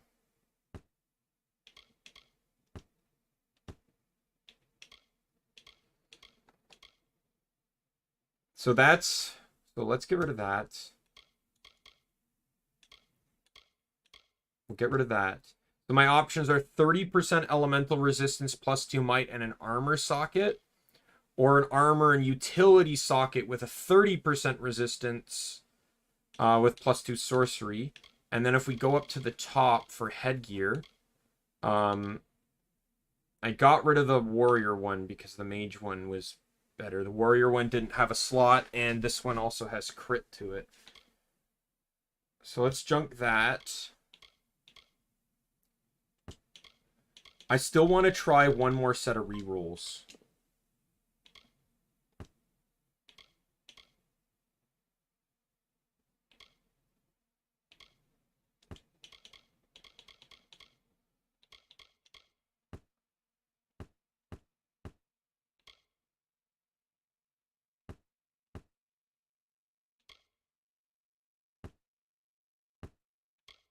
But this is going to be a literally massive DPS change. No joke. I do have to be careful how much I sell to vendors, though. I learned that the hard way in a playthrough. I kept selling to one vendor, just coincidentally. And I think it was actually a vendor in House of Valor. I ended up having to reload a save because the vendor crashed. The vendor would crash the game. The game didn't anticipate that I was going to sell, like, literally hundreds of items to one person. I will do one more run of buying these sets to see what I can get.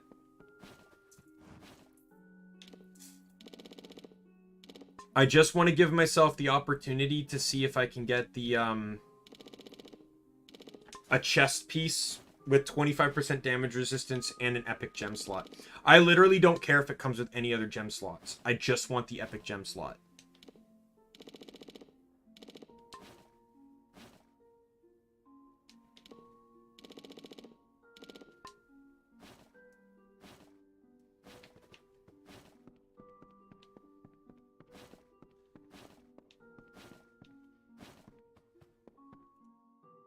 People could call this like, oh, this is cheating. This is like the stuff this guy is selling is literally just a vendor selling you drop items. Like, this is literally stuff you'd literally find as drops. I need a drink. He just kind of cuts out the process. What can I do? You today, stranger?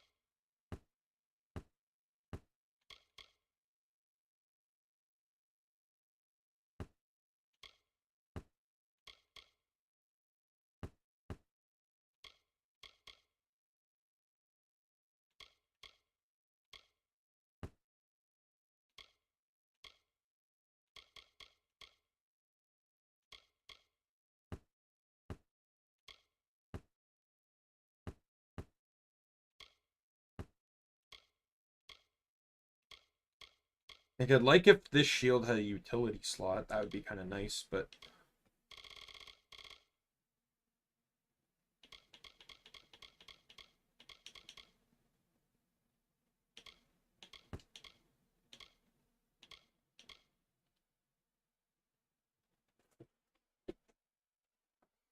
like, I can kind of, sort of... Oh, no, well... I only have one armor slot, right? Never mind what I was going to say, but... like, I could put on the armor slot, I could put elemental resistance, because there's such high armor rating on this thing that it could actually, like, kind of balance things out.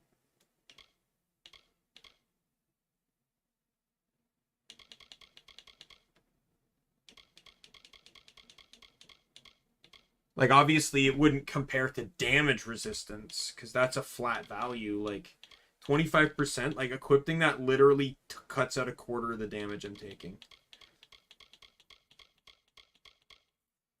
And I'd be losing this shield. And, I don't necessarily have to equip the necklace. Right? So, like, I could... like, I'll probably keep the necklace in case I want to equip it. Man, oh man, would it be the dream if I could get these two together.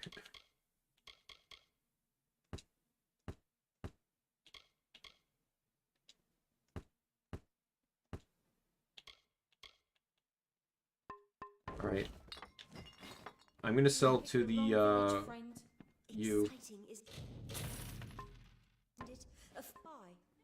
Right. I'm going to go to the Melson Shear guy. He does not have what I'm looking for. Then, I will call it there with the setup I'm planning to run. I'm literally just trying to roll to see if I can get,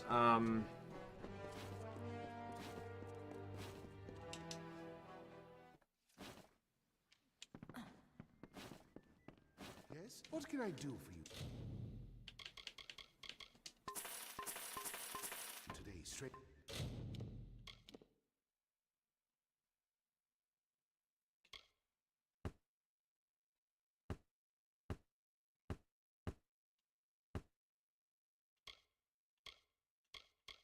Comes with an armor slot. Not the chance to crit, though. +1 to sorcery. Why would I want that?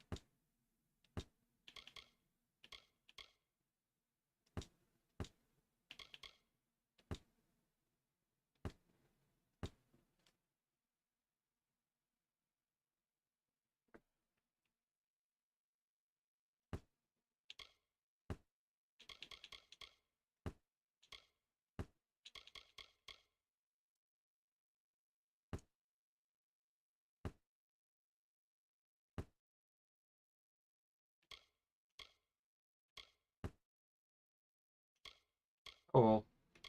That's an interesting one, because I got bleed and poison resistance, but my damage resistance drops.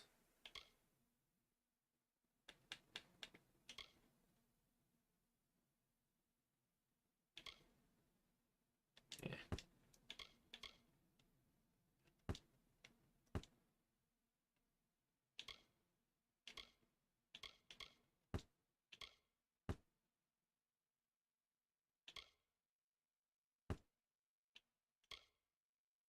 All right. So the decision is made. So now I just need to figure out what gems I need.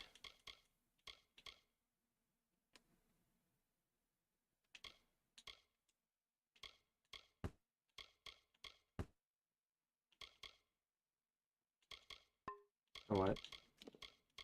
I take that out. I'll keep it. I'll just throw it in storage.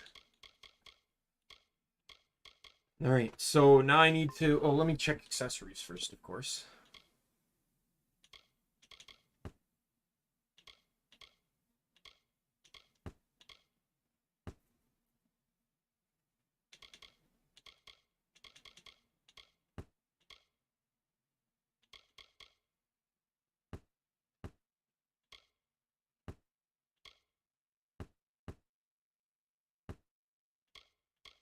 Yep.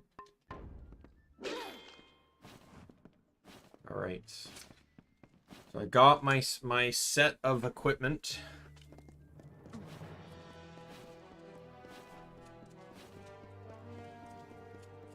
greater Niscara arrived, looking to restock. Okay, where's the gem? Is there a gem thing here? There's a guy that can remove gems, but there's no actual gem station, so I need to go somewhere that has one.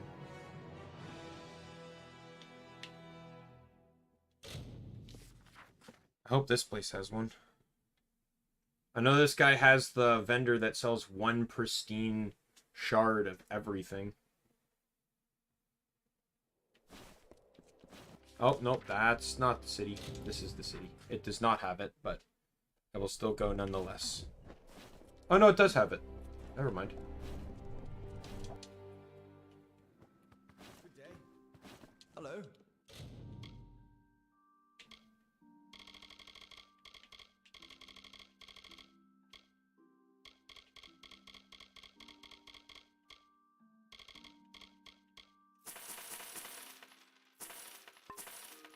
What made Durand...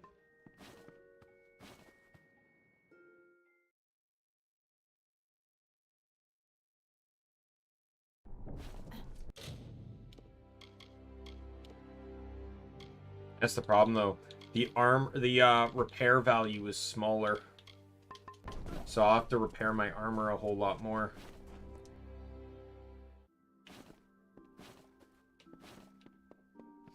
Okay, so let me look at my inventory here with what I'm running, because I need to figure out what I have in terms of like slots and stuff.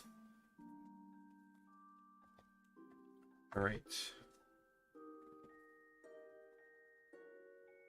So we got armor, utility, epic.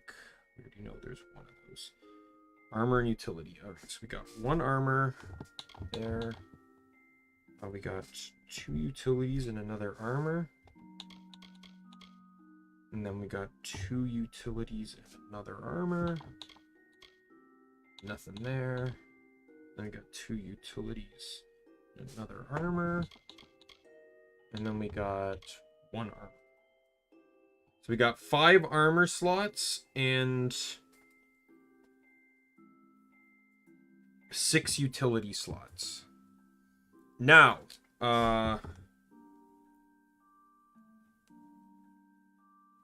just want to double check the size of resistances here. So we got 30.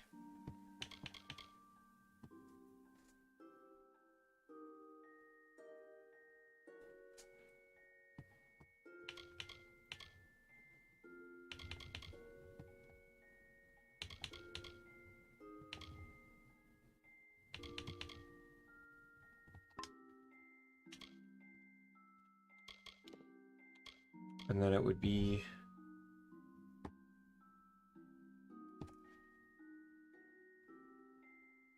so if I ran this, I would keep the 20, I would get 25, but if I take that off, I don't have 25 at all. So I have 30 by default, not counting this necklace. So we won't count this necklace going forward.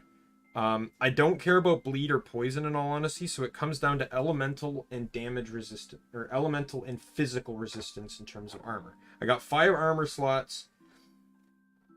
Physical resistance is slightly higher. Elemental resistance is lower. So 15 physical resistance. 4 of those would get me 60, and 1 elemental would put it at 32 or 42. However, I could balance that out. I could do 3 would get me to 45, and then 2 elementals would put it at 54 elemental resistance.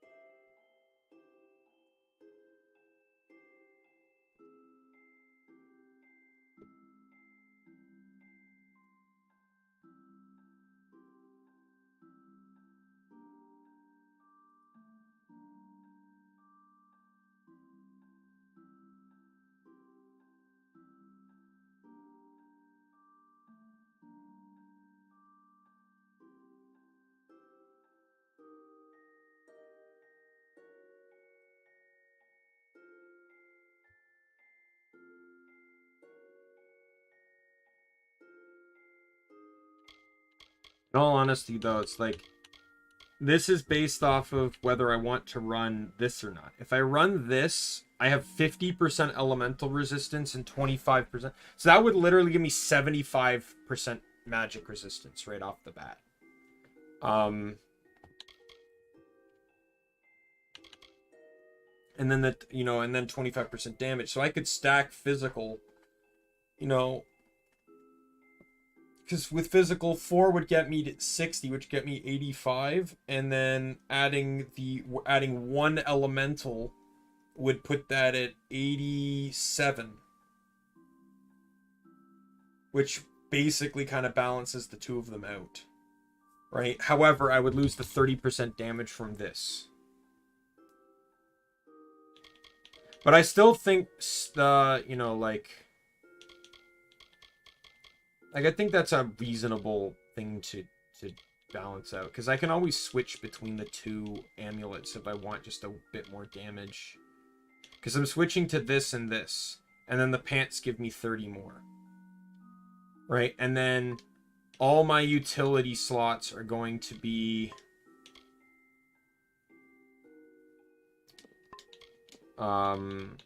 they're all going to be like, what I could do is I could do the night and day tactic, and then that would guarantee me a permanent plus 60% damage.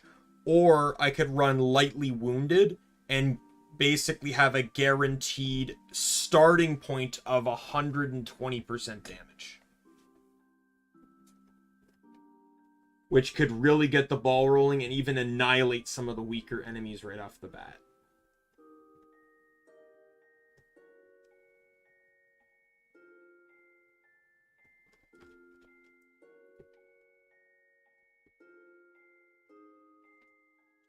Well, let's make the gem I know I'm going to make. Craft epic gem, or let's strengthen gems first. Fuck off.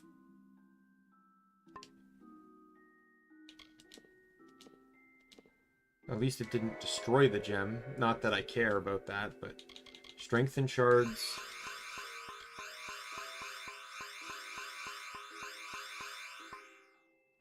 I don't even know if I'm gonna have enough. Epic. I think it's pristine in this one. Yep. I do not have enough magic shards, by the way. At all. There's my epic shard. When it comes to resistances, so I will be able to easily get the... that one needs... I only need one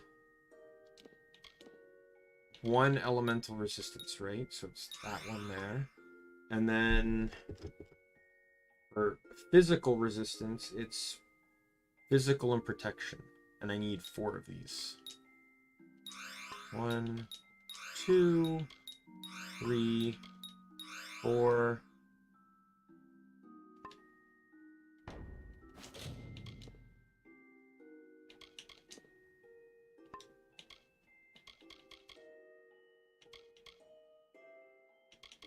Oh, do I have 6 armor slots?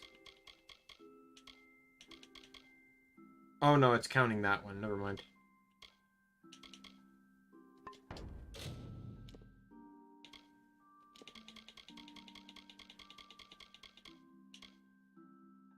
Wait, oh no, wait. 1, 2, 3, 4. Oh, it's because I have 2 chest pieces. That's right. So now I have all the armor slots, so I just need the utility gems. However, like I said, the utility gems are going to be light damage.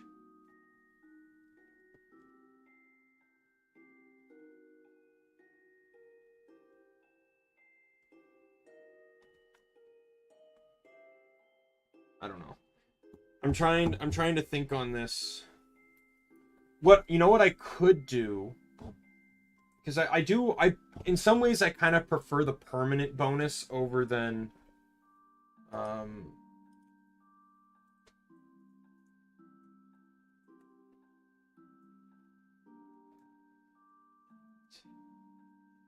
gems.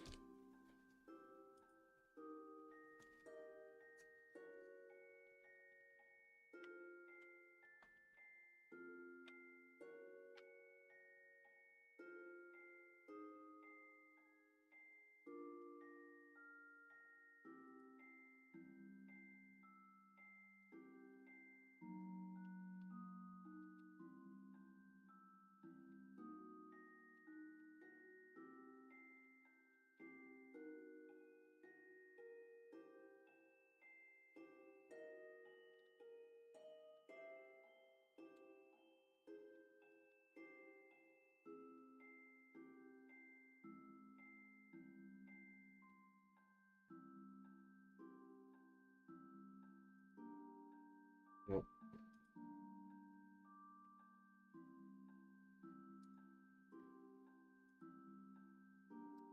And that dead website is great.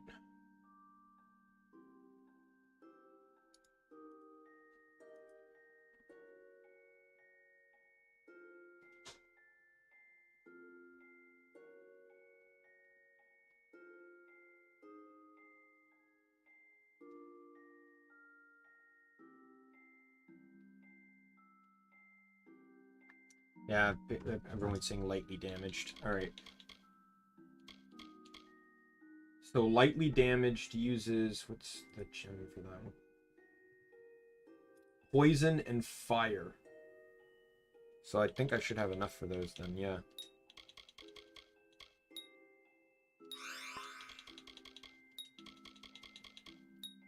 2, 3, 4, 5, 6. All right. Socket gems. Yeah, I'm gonna do that one next. This one here.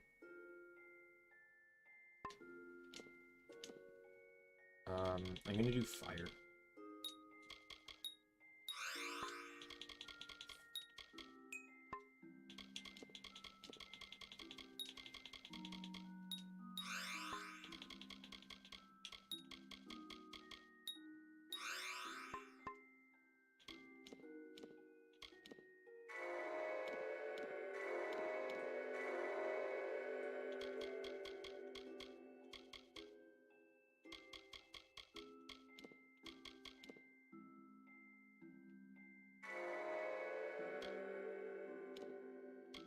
That can have the elemental resistance. Conqueror. Conqueror. Tempering. Tempering. Tempering. Tempering.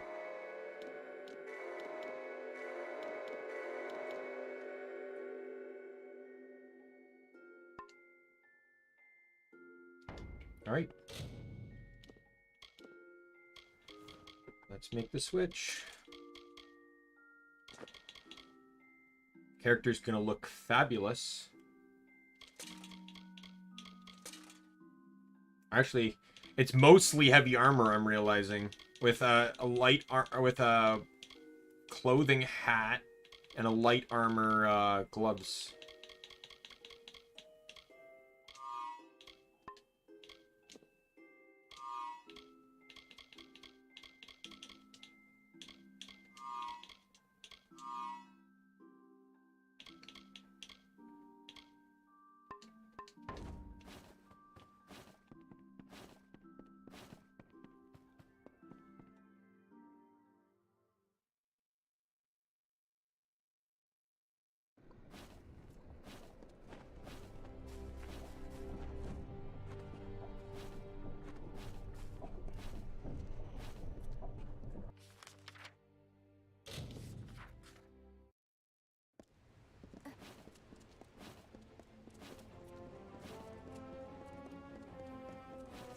And 30.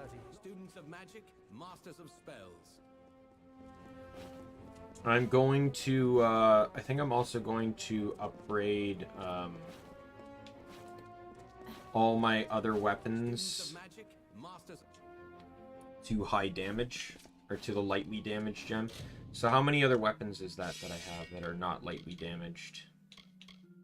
I need 2 there, 2 there, 2 there,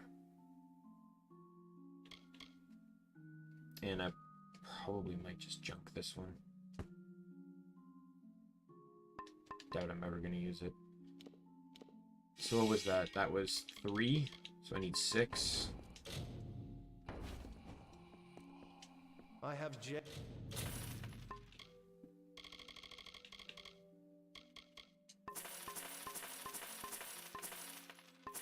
and shards. So long.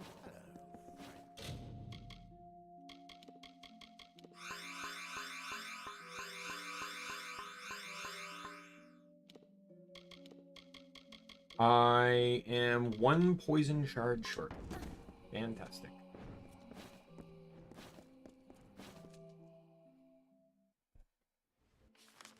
What I will do is I'll head to my house, stash all the equipment I don't need anymore. But I still want to keep it, but I don't really need it. Alright,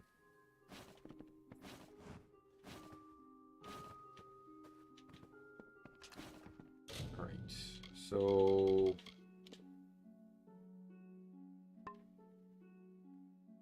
Stash, stash, stash, stash, stash, stash, stash.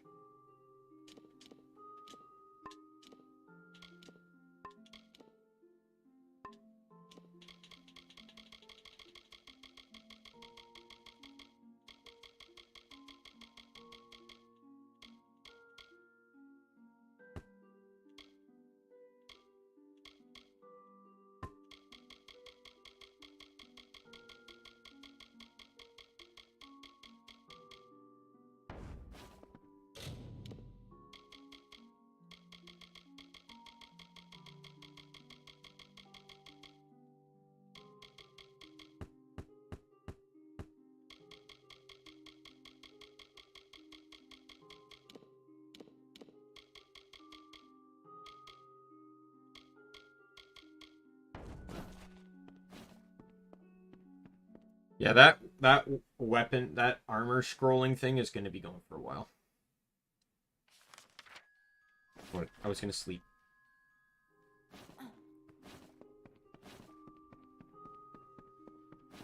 The Till's books are like the most refreshing thing to get rid of.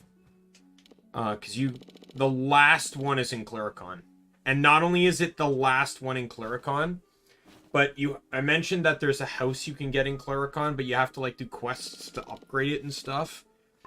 That is where you get it. On the final upgrade, you unlock the bookshelf that has that book in it.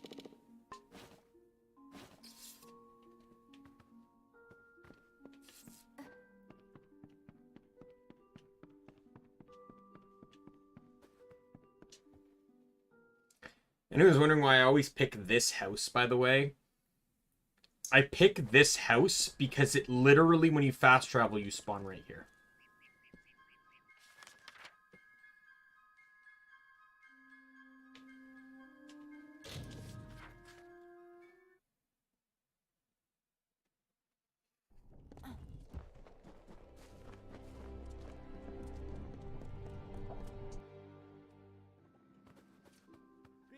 Hello.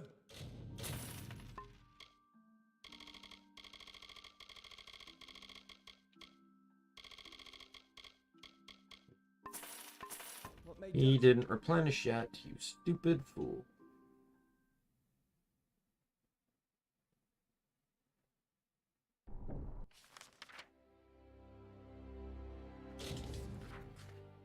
Oh.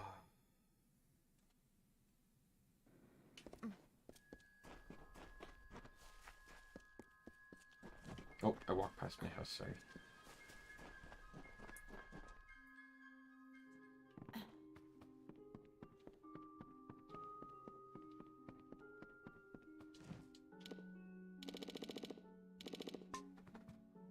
It's sometimes 3 days, depending on the vendor, but I think depending on the item determines how many days it takes to come back into stock.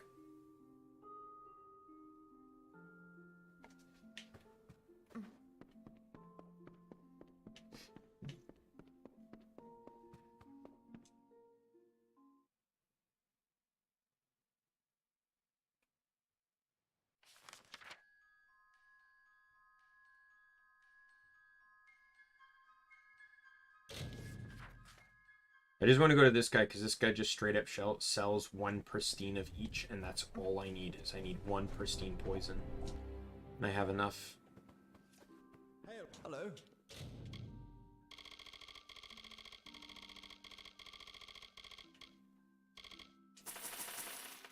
Man, you can really see where my money went. I had over 4 million before I started farming these boxes.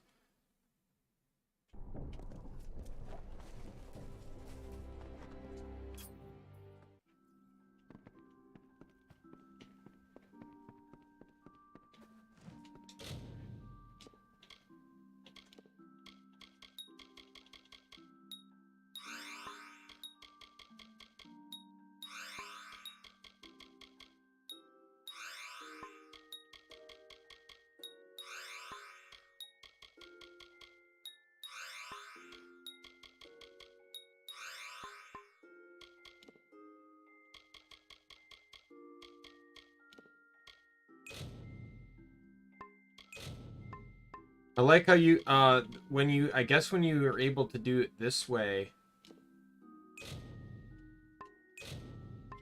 it doesn't destroy either thing. So I guess that's the perk of doing it this way.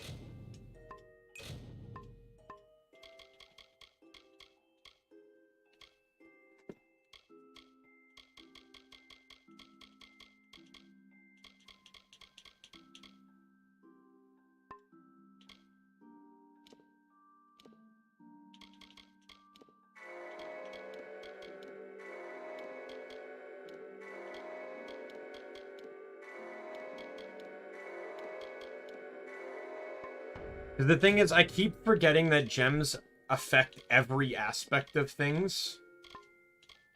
So the problem is that I'm putting the gems on things, not realizing that,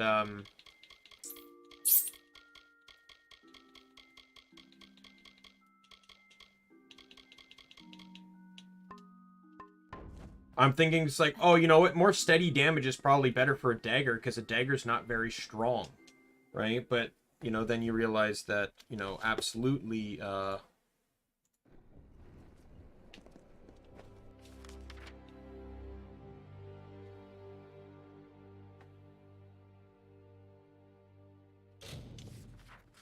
yeah, so I have massive damage resistance now, and I've gained a massive damage bonus. And if I want, I can run a little bit more glass cannon. Oh boy, am I happy.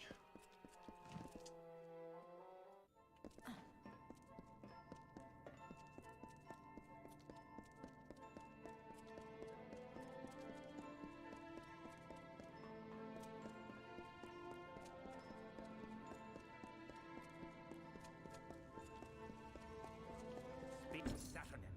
This latest wound he has dealt may be so that is what we will deny him. They are the over centuries. These magics have been their location. The way to them is you must kill beasts on the path.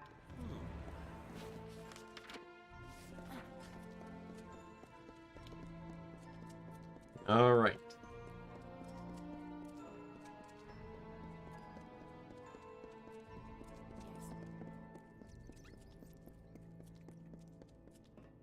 I guess this is also why people say that gems are a bit overpowered.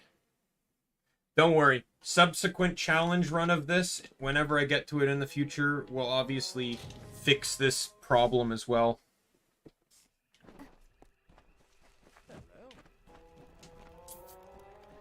Hey, but there is...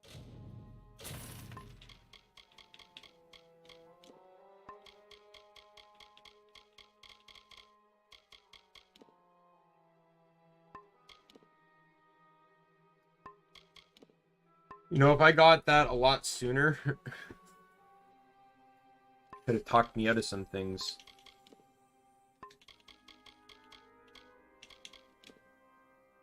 And there's... Oh, that's just a finesse. I'm gonna need more of that stuff. Still adventure to be had. So please. I had a last... Yeah, I've kind of given up on dialogue at this point.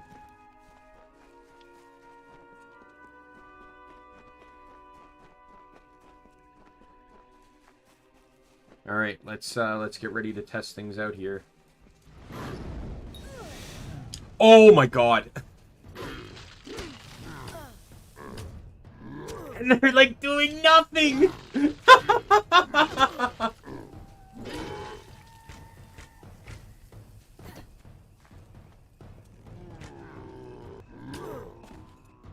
didn't even see a damage proc. That's so...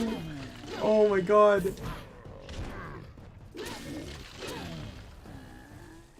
Oh my god, that's so hilarious.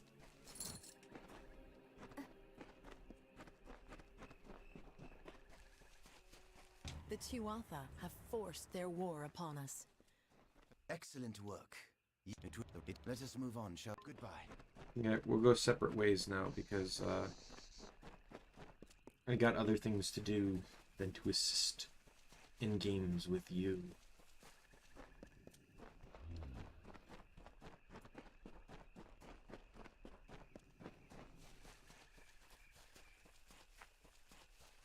Like, in all honesty, I just went to the vendor guy to see if I could get something decent that would allow me to use an epic gem, and it would bypass a lot of the restrictions I had, because it meant that I could start using other equipment with gems.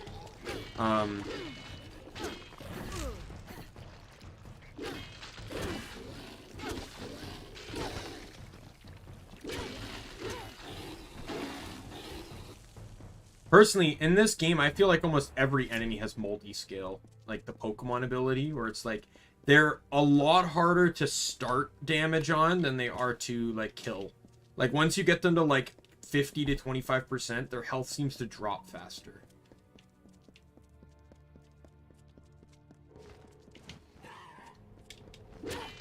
One-shotted.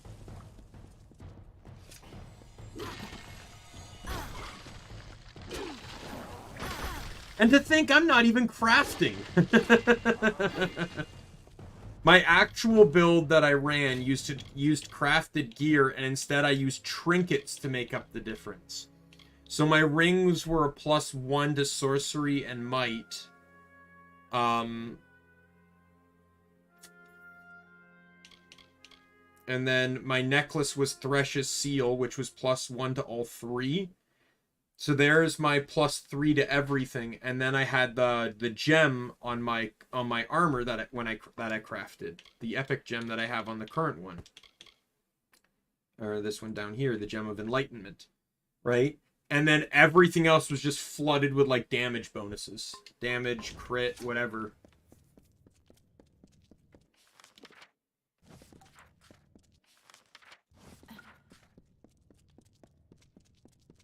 But at least it's going to make the abilities achievement go by faster, because like I can actually like do damage with abilities now.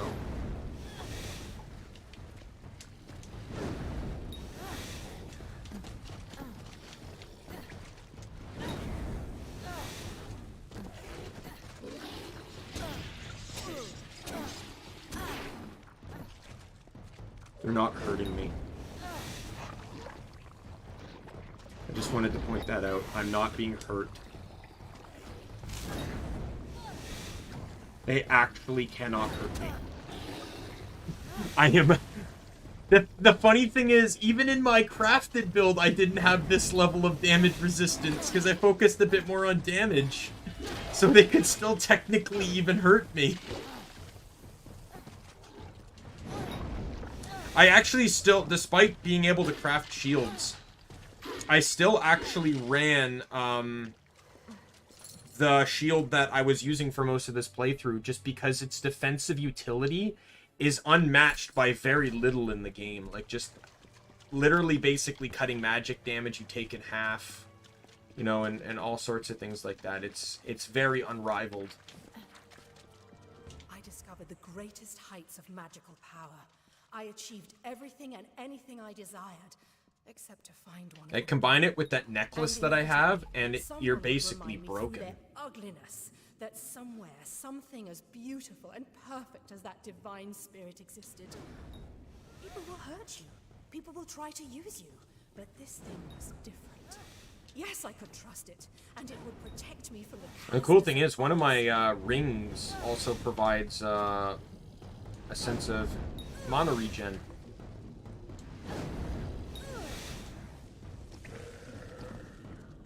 Yeah, it's great to not have to tickle the enemies with magic.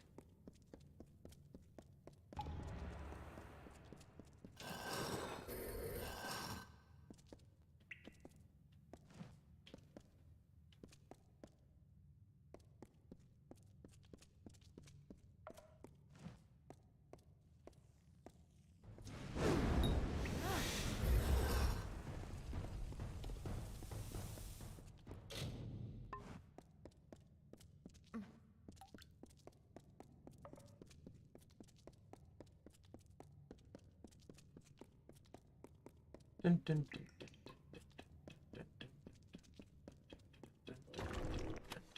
dun, dun, dun, dun, dun.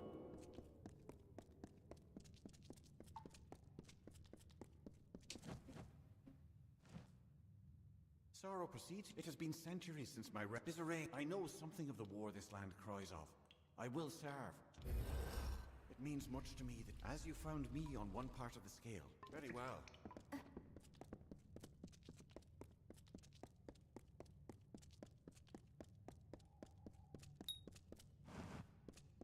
Oh, good.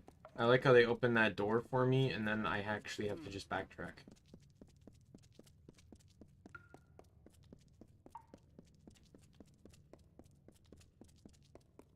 Basically just gotta find some siblings and reunite them so that they can get you somewhere,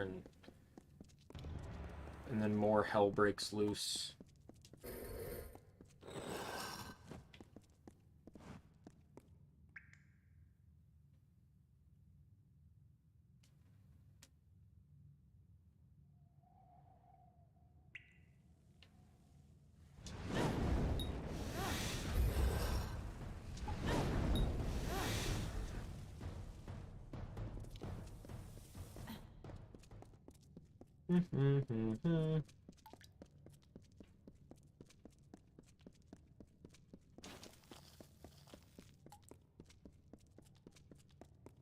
It is nice, though, that I got to use that armor set for a while.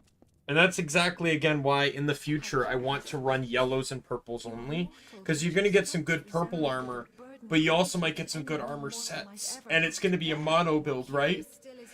Might even just randomize what it is, so... But it'll depend on how big my viewership is at that point.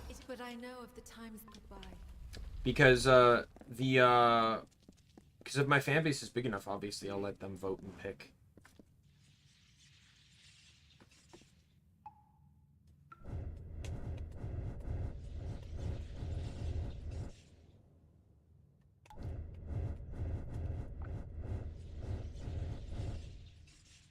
I am gladdened that Kelrod and I are united. There is a key of... Yes, we have not asked you to reunite. One of us will accompany you to Sincere. Very well. I have not had code. I will shout goodbye.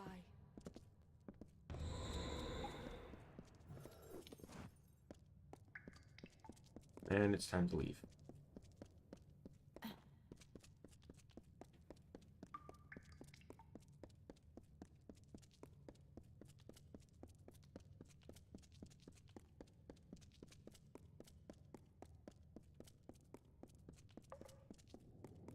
Oh, look.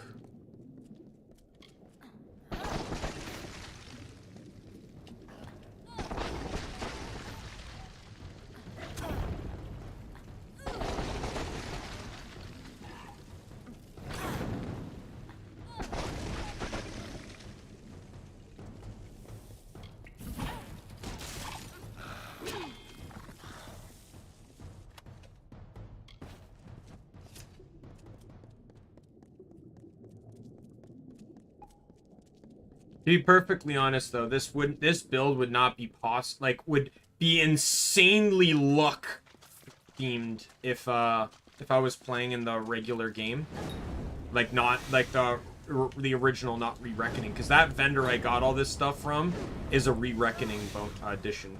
Re-Reckoning or Fatesworn, I don't remember which one. I don't know if they added him in Fatesworn or not. I didn't notice him until after Fatesworn had come out, so.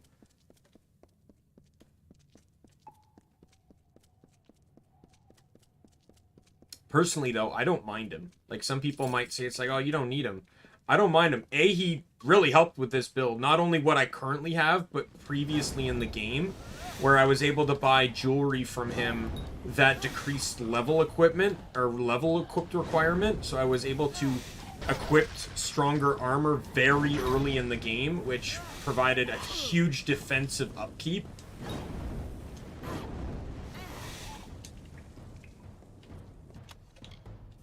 Like, no joke, it provided a massive damage, not even damage boost, just defensive. Like, enemies weren't, like, trolls weren't two-shotting me anymore. Just that alone was nice.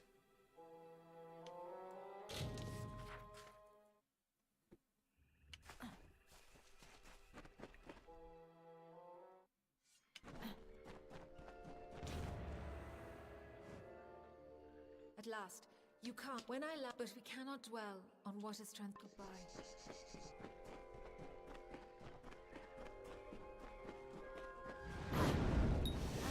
I still don't understand why so many enemies are starting without max health. Like, it confuses the hell out of me.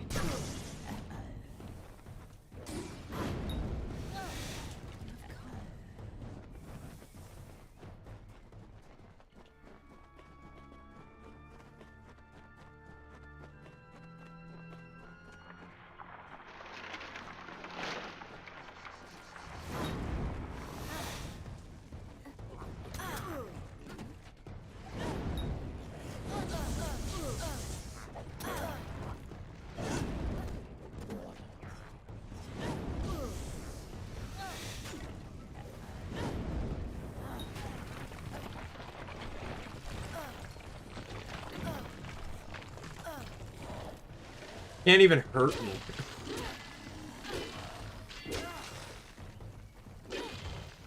Suck it. Sorry, you didn't hear me.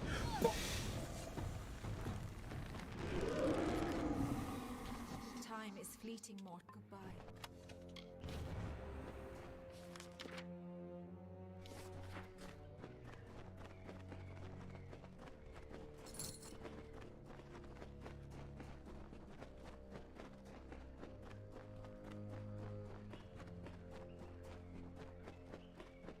I'm actually really happy that I got this upgrade right now, because there's the boss fight coming up is, I wouldn't necessarily say annoying, because I've never done it without overpowered stuff, but just with how some of the enemies have been going, and the fact that I got it before I really had to start dealing with Jotuns more for side quests, like, oh my god, I'm so happy.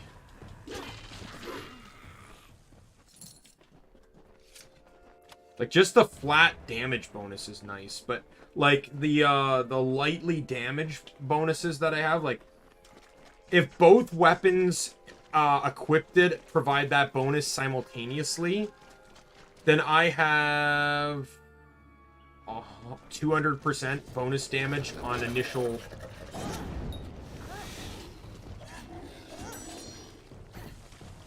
We have found it. Where once they were held by gentle goodbye, time is fleeting, mortal goodbye. So you have gathered all the votions. Then we may continue onward. When we reach them, goodbye.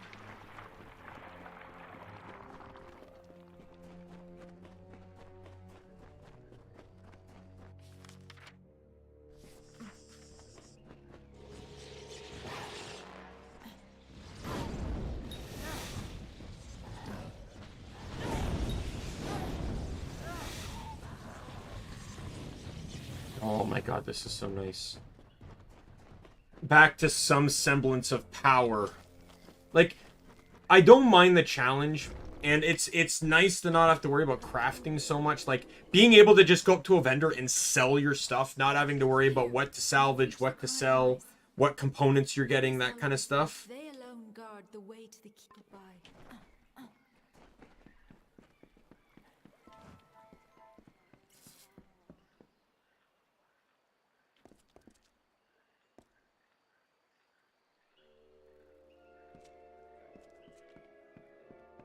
You have come.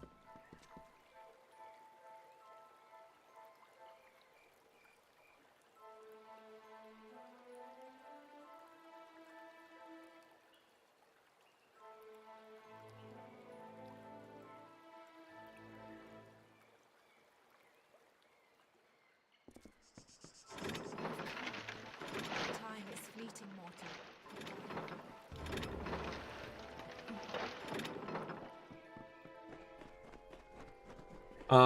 But I really like how this game makes you feel powerful. Like, to me, personally, Skyrim, while you can get powerful, I don't feel like Skyrim really makes you powerful.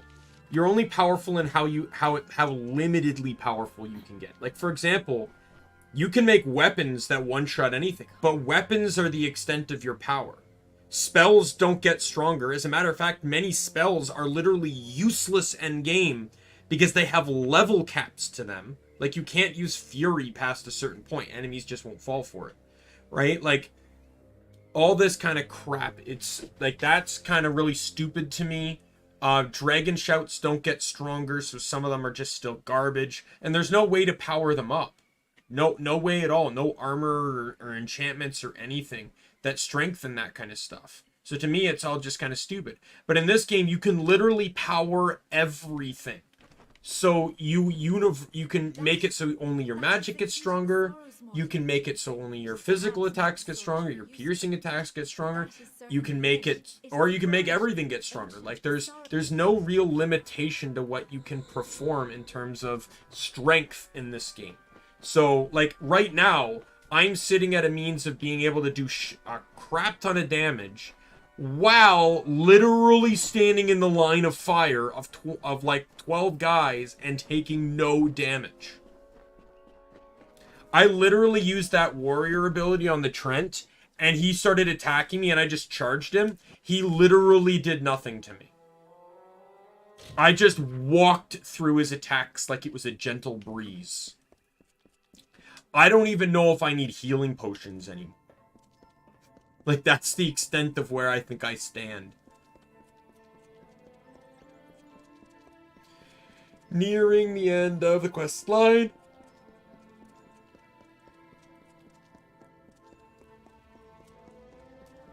You have the key, but when I learned how willing you were to hound the Tuatha, And you continually do you think but a mortal would know nothing of a Fae's behavior? You threaten me with death as though it is some great fun. I will excuse your inept find. No, they're gonna kill the elders.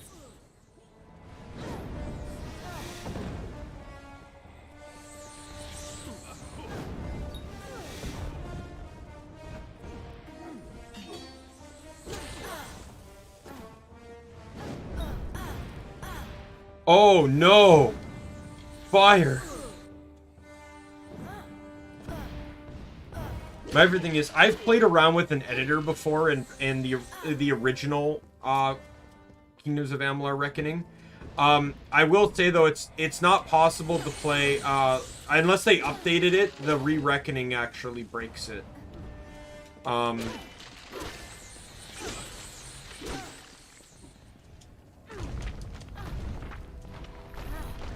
To a degree, but like all of these, anything that's on the right side in terms of a buff, you can actually through that editor put on equipment. You can even put certain things like just like weird passives and stuff in the game on just single piece of armor. I could put a tier 4 weapon power on a set of armor and get it, on just one piece of armor and get it. So I could put Relentless Assault max tier, like I could put any passive. I could put the Venomed Edge ability on a piece of equipment through that editor, and I would permanently have it as long as I equipped that weapon. Right? Like, it's so broken to some degree that you can do that. Now, that granted, that's through an editor, like a save file editor. It's kind of crazy, though, because, like, I could put the Relentless Assault on there, and then no enemies could stagger me for the rest of the game. I'd be stagger proof. All right, let's start killing people.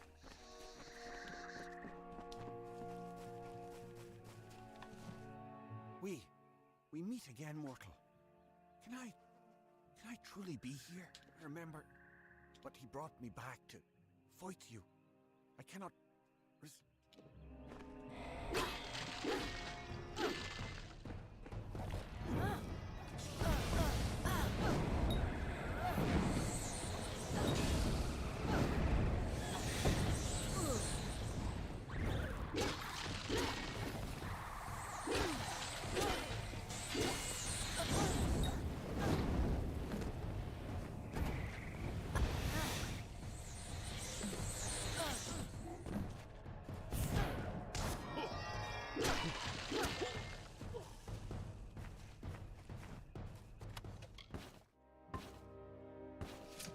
Yeah, I don't even think I'm going to need healing potions again. They're still going to keep dropping, but, you know. Next barrier. Yeah, so that was the guy that we were tasked to kill earlier on. And then the other protectors are the Meiser guy that we fought twice already, and the two twins that we had help us out earlier. The one twin's more sympathetic than the other. You dared? I have been dead a short time, and already I learned so much since he raised me. Because of you, the house is dead. So, like, for some reason she hates you, but the brother doesn't.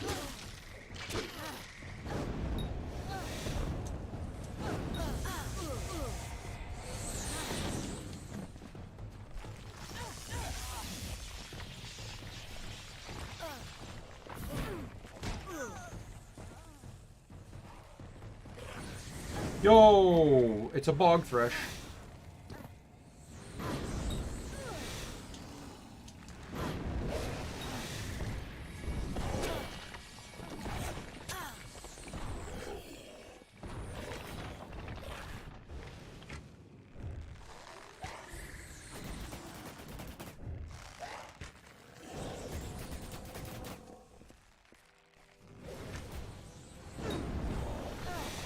Dead.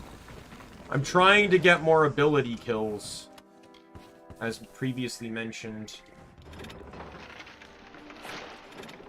so I can get that achievement. Gonna be a lot easier though, like being able to do it on some of like the ad-like enemies. Like sprites basically die in one hit to me now, which is really nice. Finally, you have come. I must admit, I did not give you credit when last we faced each other.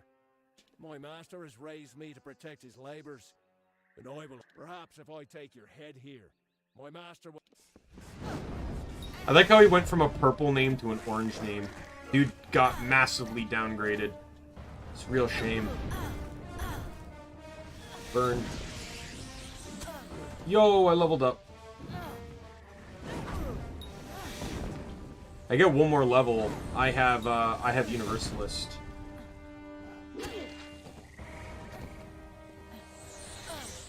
You're still alive, my good sir. Hello, Zelot.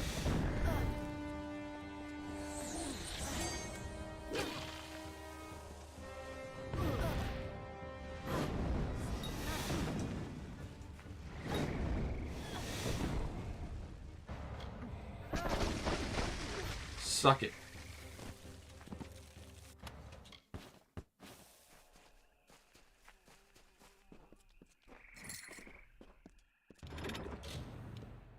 Okay, so everything can go to 1 away from max tier. I know I talked to the blacksmith trainer, so I can max blacksmithing now, even though I don't necessarily need to do that. I'm gonna end up with one of these not maxed. That's a guarantee.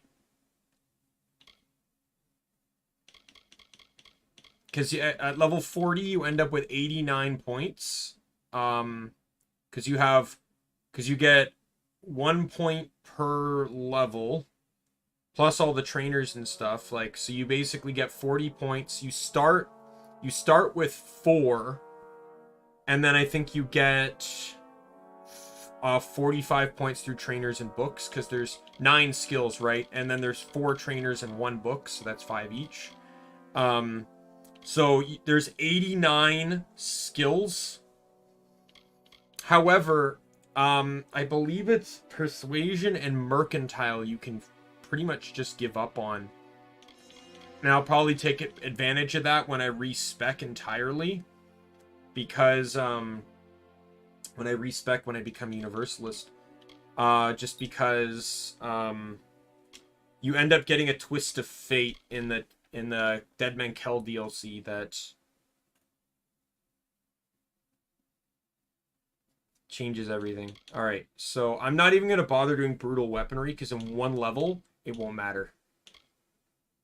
So I'm going to do... Like, yeah, this is like so...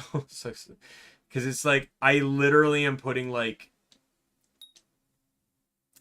after this, I'm literally putting, I think, 3 more points into this tree. I think, right?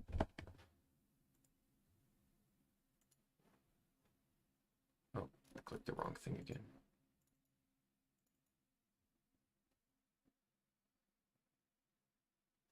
Oh, yeah. But the 2 points here are coming out. The 2 points in right here are coming out. Because when I respec. And then, man, where's the point distribution go here? I'm just kind of looking at how things are distributed. Like, these 2 get maxed. These 2 get to go to +4.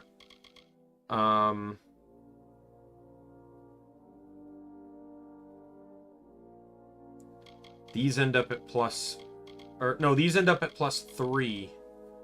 So 3 more points, you know, so you get 2 more there. And you get 3 in there, you know. 3 there will get that where it needs to be. The 2 from brutal weaponry will go in here. But then that leaves me the question of where the points for here came from. Like, all 3 of these are 8 in my build. But the cap I have for might is 39. So there's only 3 more points going into this tree. But yet somehow that gets all 3 of these to 8.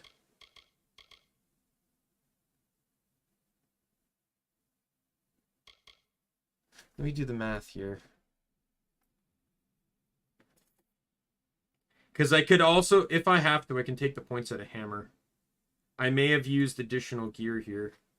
Let me just do the math here. 4 plus 4. Oh, plus 4 plus 1 plus 3 plus 4 plus 3 plus 4.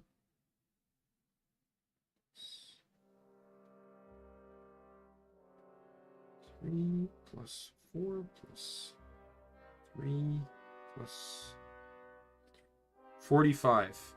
So yeah, so I have tons and tons of additional points in here.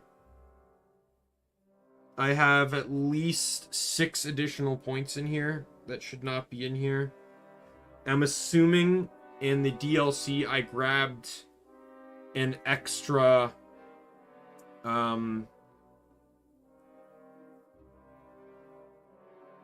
I grabbed like a strength ring that gives like +3 to might or something like that, because that would easily make up for, you know, like I could do 1 point less into several traits.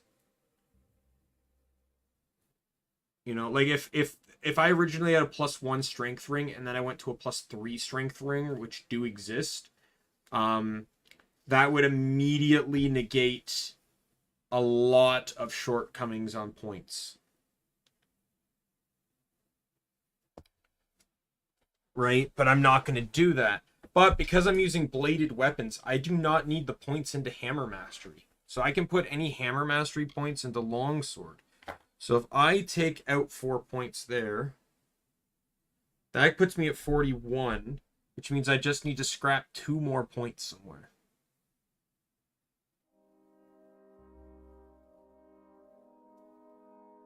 And it's looking at this one. In all honesty, I could also pull them from here too. With the damage resistance I have now.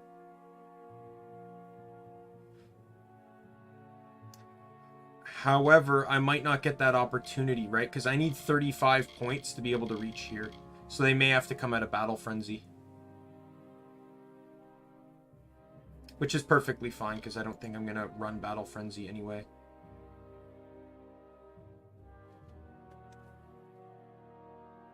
Yeah, so I think I compensated with the new rings they added in.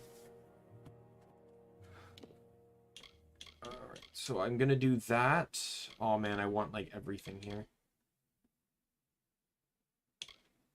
Like when I level up one more time, I can scrap the points out of these.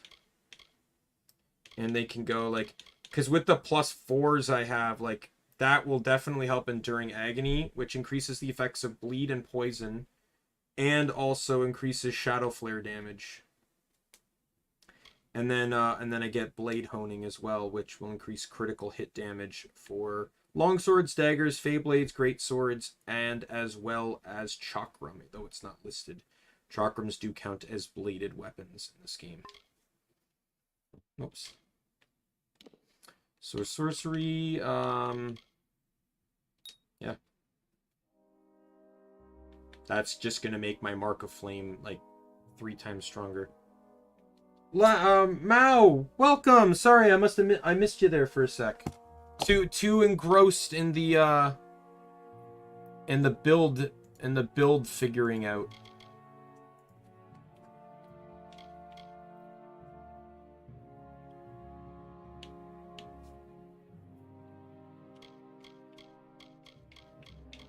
Alright, so I think I'm all set. Do that. Yeah, 1 more level. So I know I'm gonna get a massive experience bonus for completing this quest line. And then whatever's left, I'll just keep playing until I get to Universalist because I'm so close to it. Then I'll probably end the stream there. So this is the other brother, the one that's more sympathetic to you. Finally reached me. I have waited, mortal. The longest of any I have waited. And Oh no, now that was the one Visuray has before, the raised first me guy. against my will to be part of his design.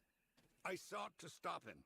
I found the plan he had conspired, and I fled the house, for I knew not what to... And then you came and killed me. And now I am a puppet to his will.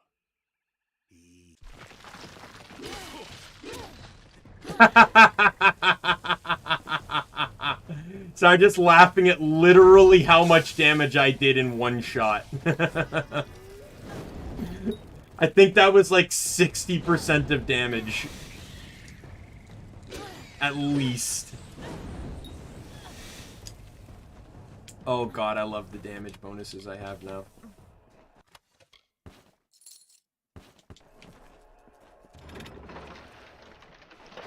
Yeah, in my previous build, I tried to make the perfect universalist, one that could utilize every weapon, skill, etc. You have slain what vestiges of your past I could conjure. And you think your presence here can stay my... I cannot. You do not understand, Fey mortal. What I do is for the good of all the Winter King. There are fires coming to this world. I have only the Tuatha. Oh, there goes half his health.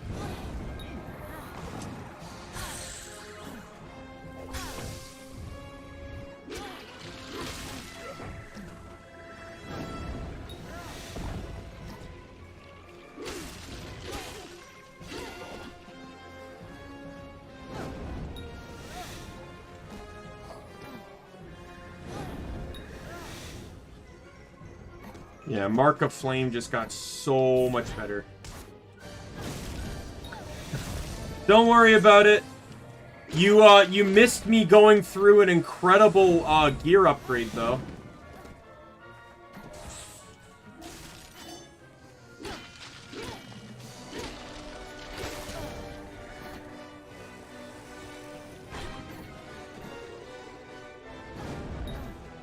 Okay, let me tag all the Niskaru. Let me tag all the Niskaru.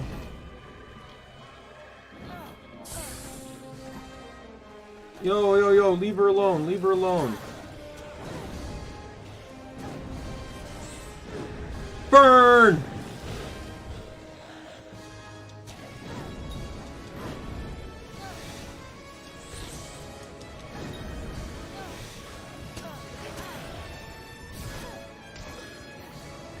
Yeah, you're not the only one. Nick was saying that he tested positive for COVID.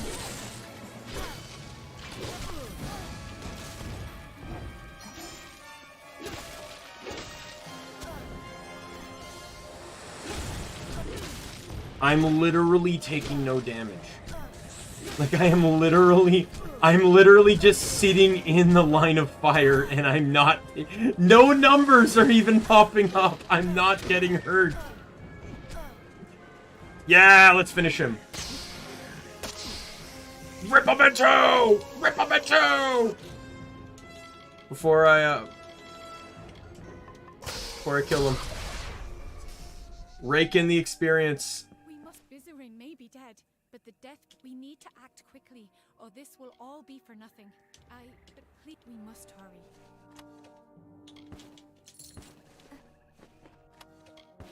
Yeah, he was in the stream because he got like no sleep last night and he just woke up from a nap.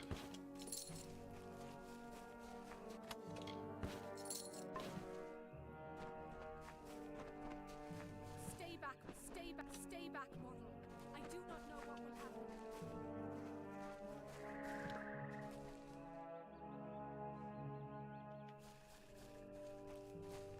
Is that the right term of bear? It said bear witness, but it spelled it like the animal. Would you not use B-A-R-E for this, or am I wrong? 10 naps today? Ah.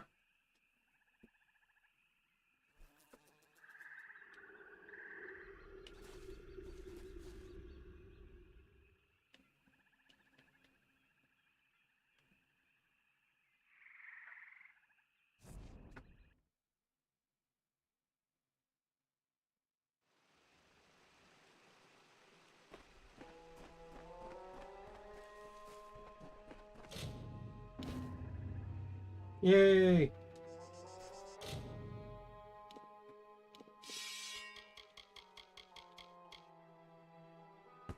Not even that good.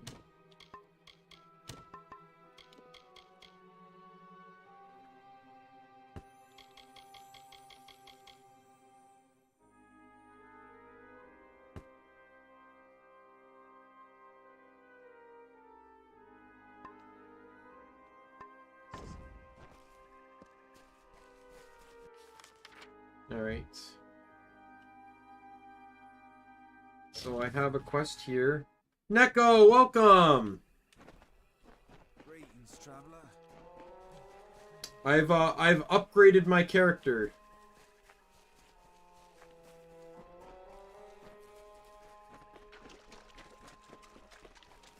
Oh no. Everyone just needs to stop being sick. I think that's the solution to the problem, right? Just stop it. You know, just you want nothing to do with it anymore.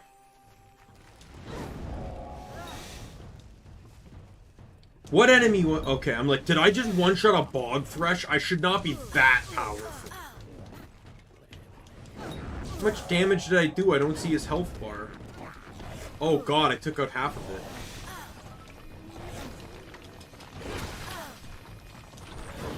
Burn!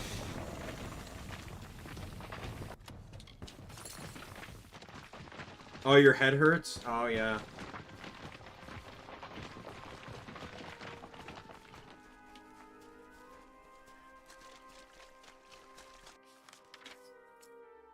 Got quests to do there, too. Yo, what is up, my Mergen brothers? Goodbye.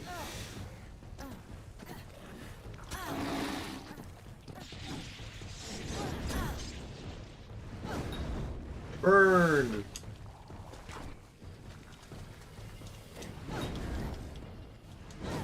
Yeah, it's usually the case, Neko, but like I said, I still appreciate you saying hello. It's always a nice gesture.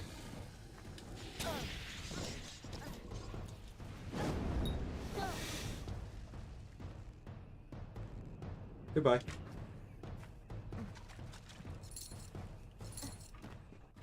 I've gotten incredibly cocky now that I'm stronger. Eyes of Tirnoch. Oh, you know, I've heard about these. I don't think I've ever actually gotten them before.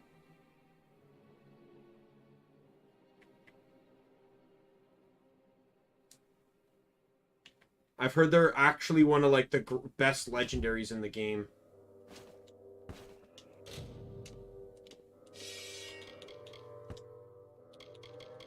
Kind of interesting, though, that people are calling them the Eyes of Tirnoch when no one is supposed to know Tirnoch exists. The weave unraveling, the Tuatha now tainted the purity of Mathon's court. These new immortals, the Tuatha Daon, were no longer the solemn Fae of the East. Their essence is twisted into a ravenous host, unsettled, unnatured. From the nothing of winter came Gadflow's malice. Have you put the damned fool? I think. Would you help me out for a bit? Great. I'll meet you at...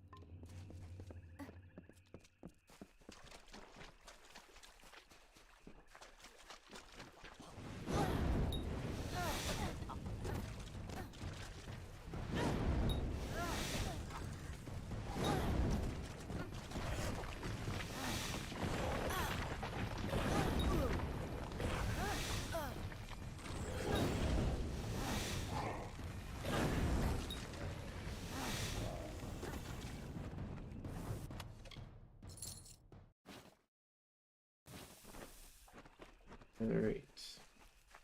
Oh, wow, there's a double up here. No, no problem. Yeah, feel better first, man. Go for it. I'm not gonna criticize you for putting your health first, man. Go for it. Have a good rest.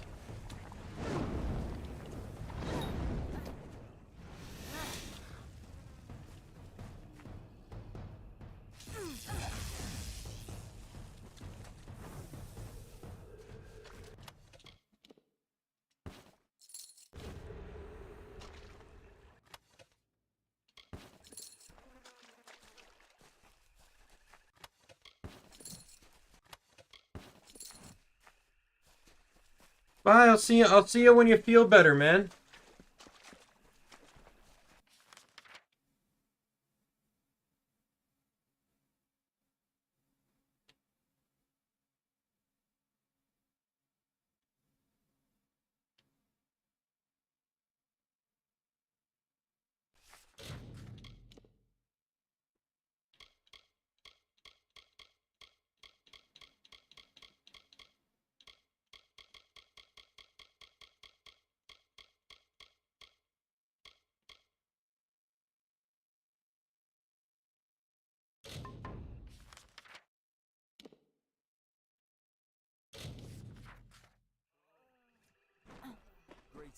The Mergen. Now we take this. It's take. He's out there.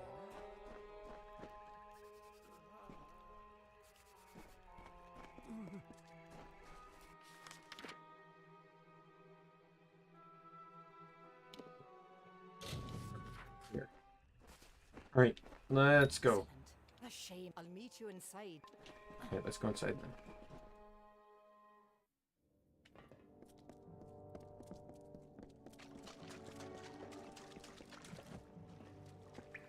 The artifact you lead.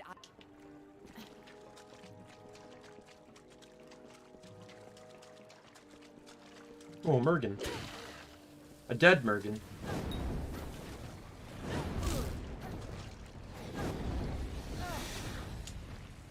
I do want to check.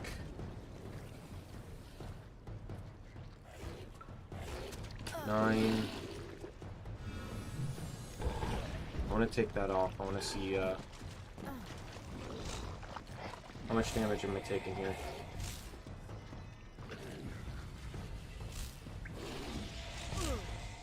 Nothing. They still did nothing to me.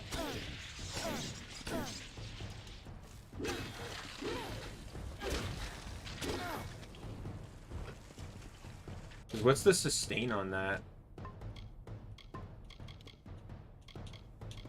30%. Sustain on Venomed Edge is 25, and then this is 15. So I can actually get a majority of my mana back.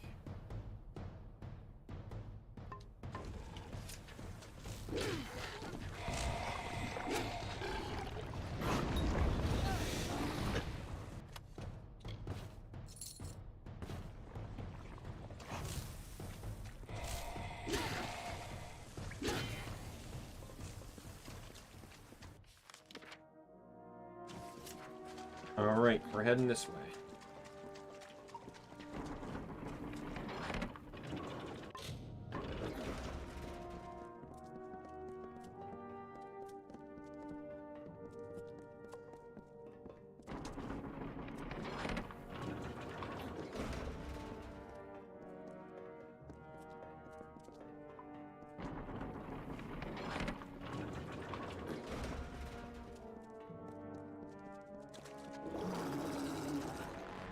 Oh no, it's an enemy like the one I just killed not too long ago. What will I ever do? One-shot it. Yeah, the Mark of Flame upgrade, I think, broke the game. Because... I'm kind of one-shotting those guys now, and... It's the fact that I have +4 into everything. So I put 1 point into something, and if it's out of 5, I've already maxed it.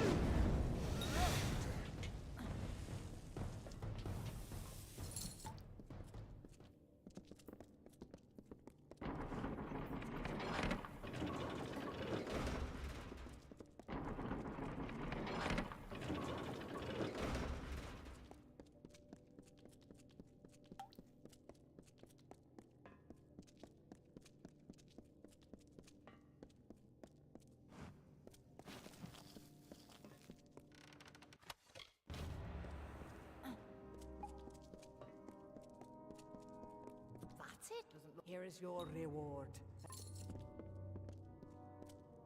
And that's the quest. I don't even have to go anywhere near the left side.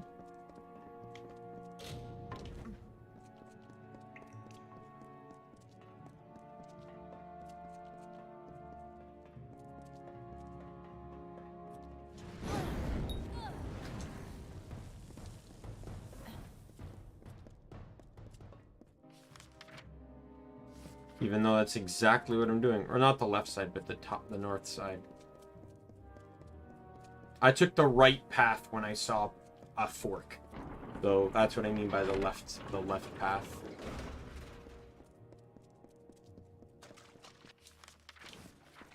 There's a hidden door over here. Let's go check it out. A hidden door and also tons more enemies to kill.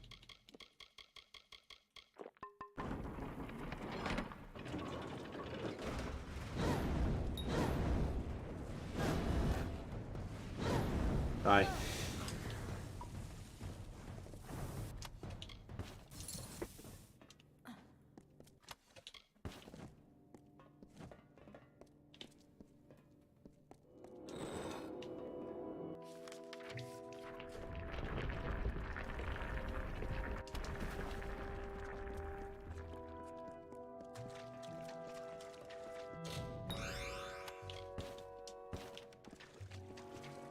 Yeah, definitely got to figure out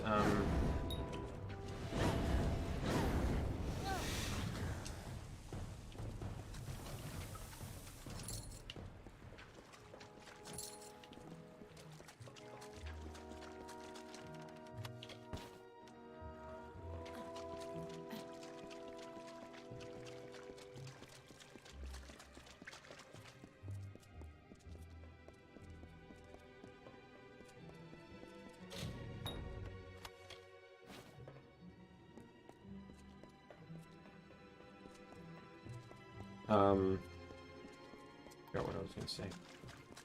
Or, you know, like I ended mid-sentence, I don't even remember.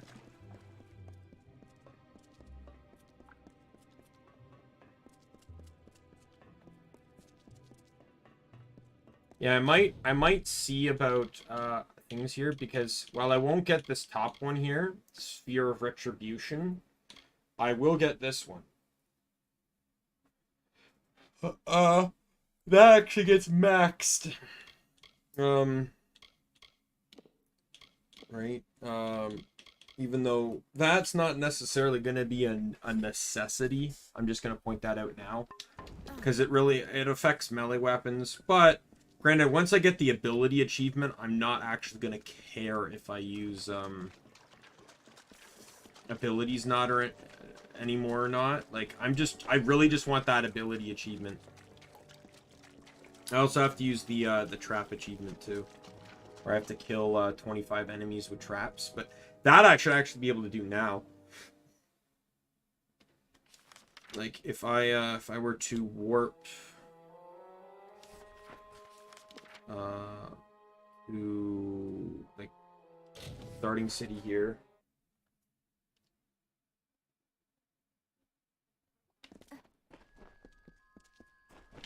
You know, I'm gonna go in here and sell because there's a repair person in here too. 600,000 gold. And we'll buy the lockpicks from you too. Come see me again. What is it? What do you need? Repair it all. So long.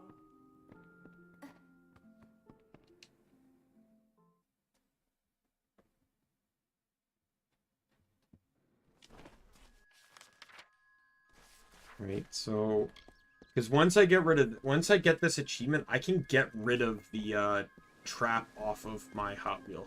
I don't need it on there anymore.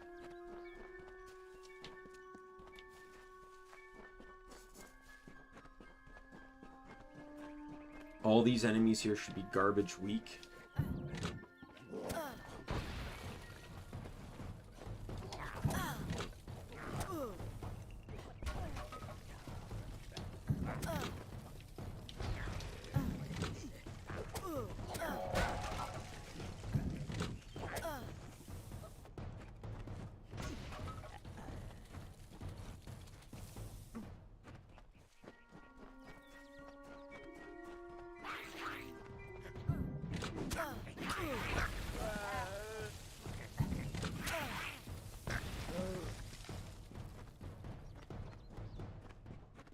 Helps that they literally can't do anything to me.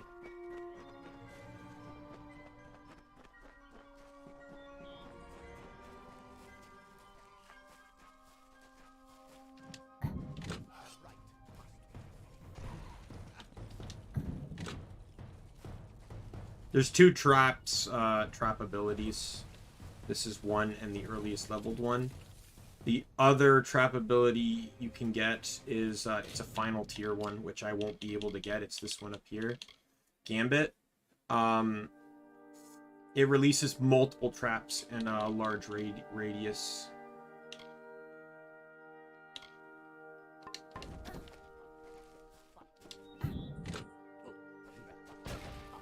They're also stronger traps too. And they're non-elemental.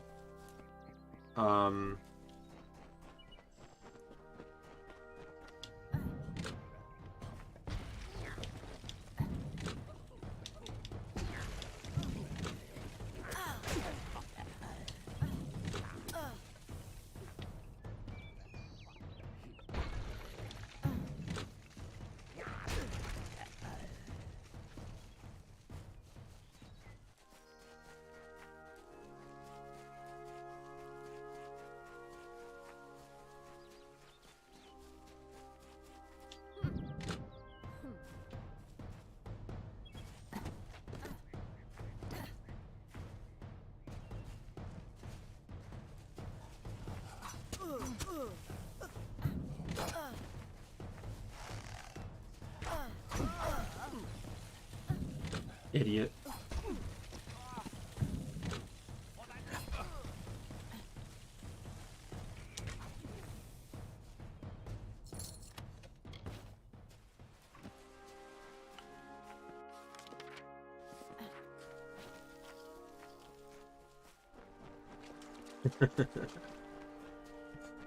Hey, bandits, bandits! I know I killed your leader not quite a while ago, but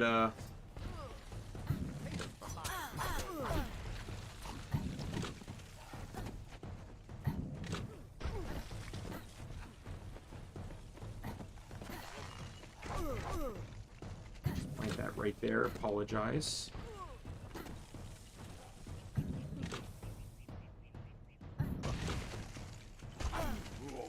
Trapper.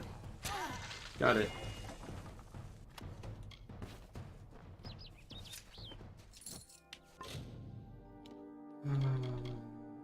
So that means I don't need the trapping ability on there anymore. Now, I don't really have anything else I care to put on there. Like, I don't care about the summon. It's not really that strong, and its AI is garbage. I also don't plan to put a point into... Or no, I do have that point into Masterful Construction. It's just still not very good.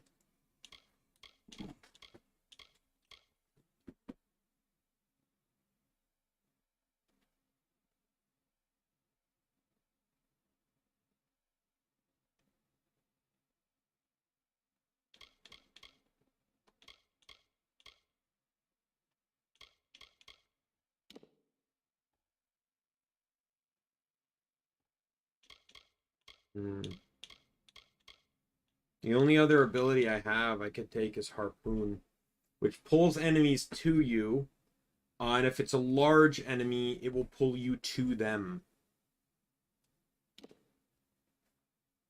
It's not really a good ability.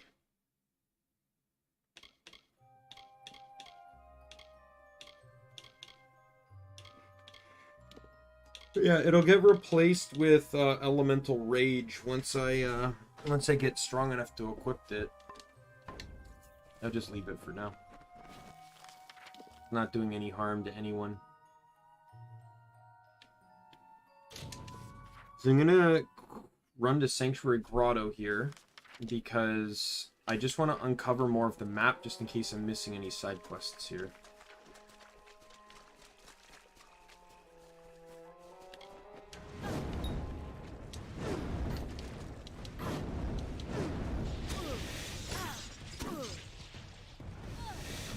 Yeah.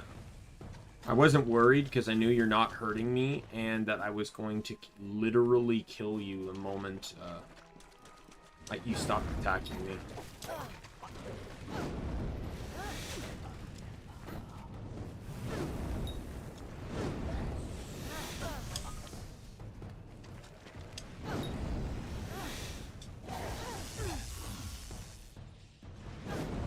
Freeze in flames as your corpse stops moving.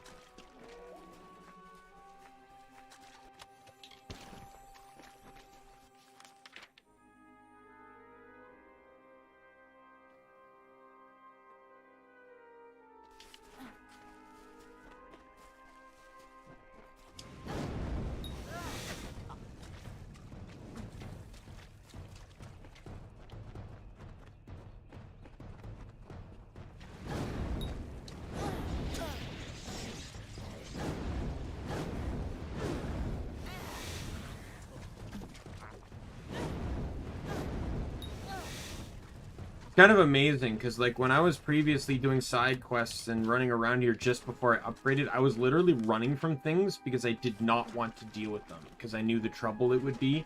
Now I literally do not care.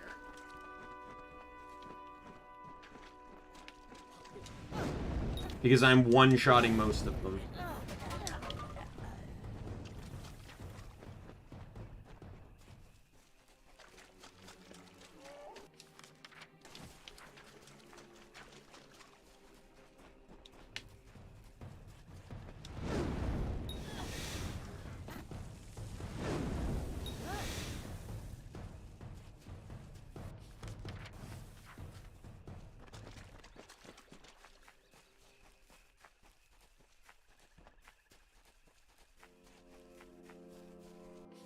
I'm just going to run over to the other map so I can uncover this mid path because there could be a lore stone on it too. So I want to make sure I cover my butt on that.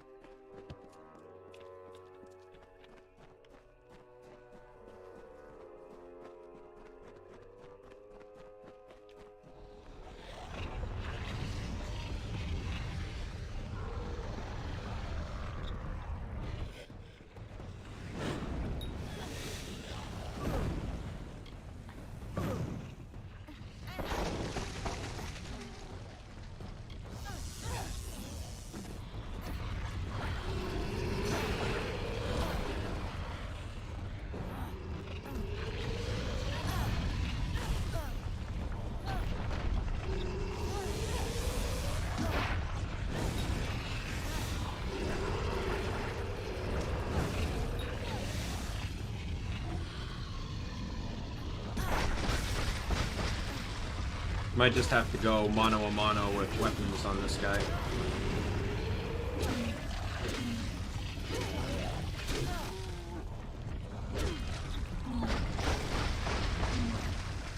No, I still got him with the ice. Sweet.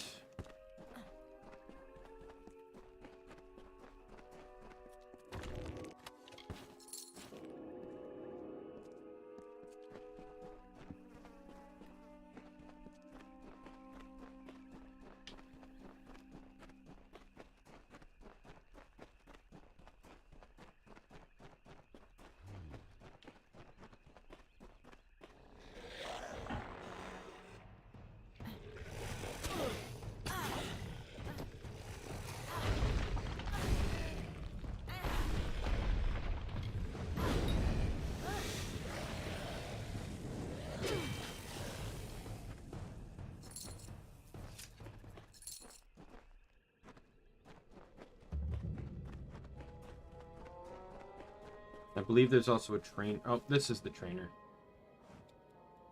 Do not be alarmed. Not all of the winter. Thank you.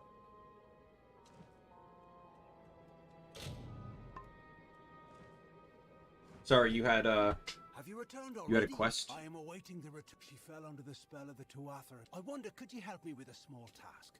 I need this ring placed in. Thank you, Maul. There is a small altar. I wish to show Alea that. Farewell.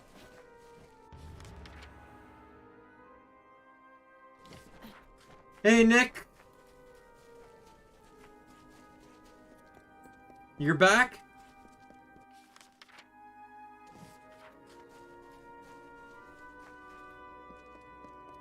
I take it something big. I guess maybe did you take another nap, I assume? Man, you missed a power upgrade like you wouldn't believe. Look at how fast I killed those guys.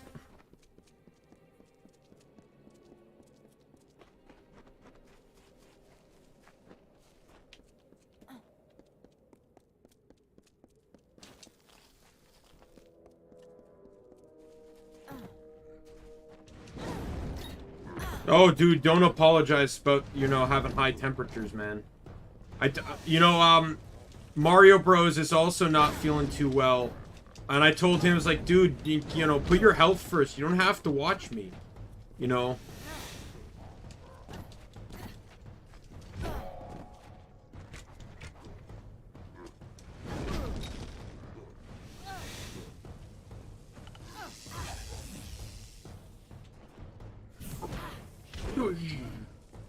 Got bodied.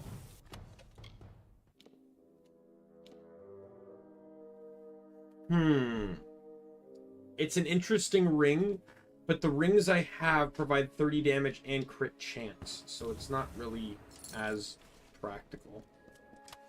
And with the damage resistance I have, like, I'm literally not getting hurt.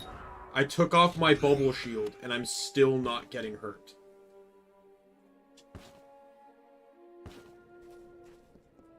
Okay. Do what you gotta do, man. You know, obviously you want to feel better as soon as possible. Is this the Jotun and Tuatha coming? Alright, let me tag ya. We're playing fire tag. You're it!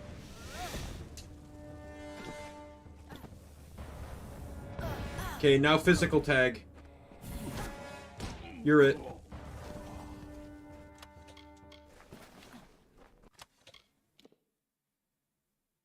Pendant of Unbridled Rage. Still not good. Considering some of the other things you can get in this game. I'd rather have a flat damage bonus than have a 40% bonus when my health is low.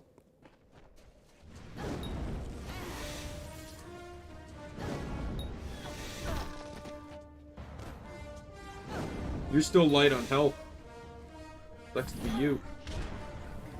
Tables have turned, you pieces of shit.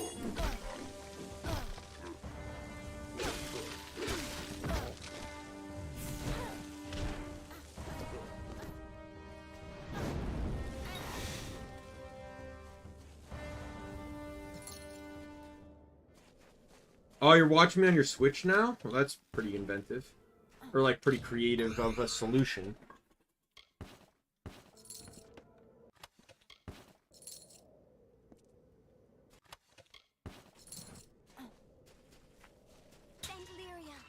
Meet me inside. Good luck.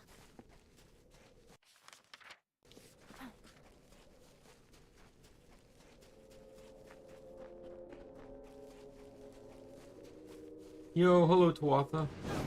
Goodbye, Tuatha. At least I was polite about it.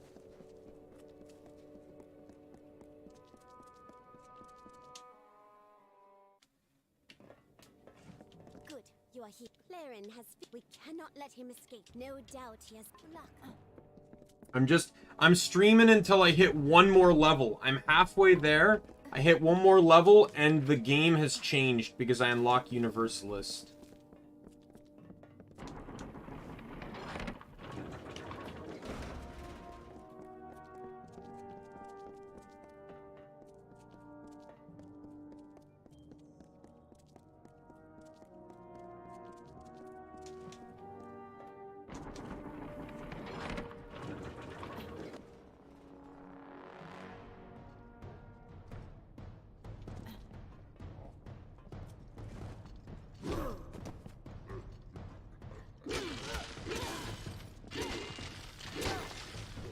Oh, okay. Oh, there's another VTuber playing Cyber Sleuth? That's pretty cool. Hope he has a good team.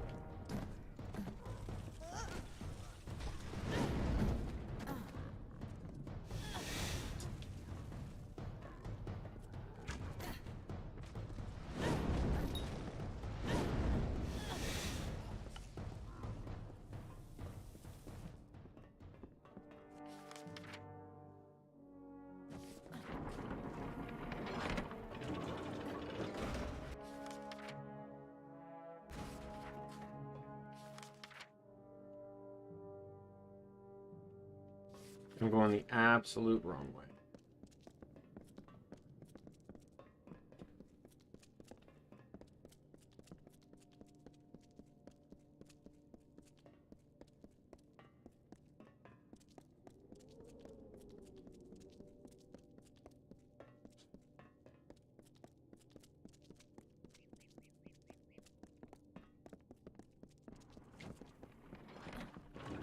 Oh, okay. So it looks like it's still a relatively new playthrough. If those are the Digimon.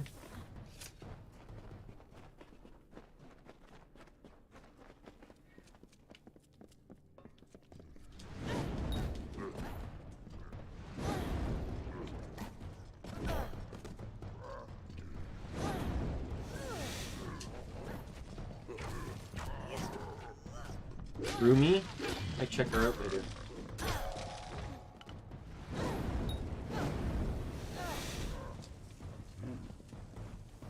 Is this on Twitch or YouTube?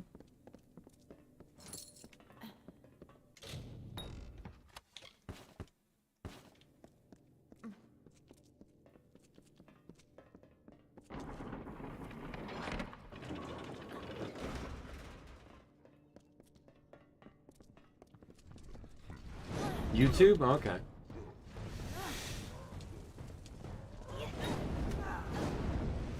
I think I killed one guy, but not the other. Suck it.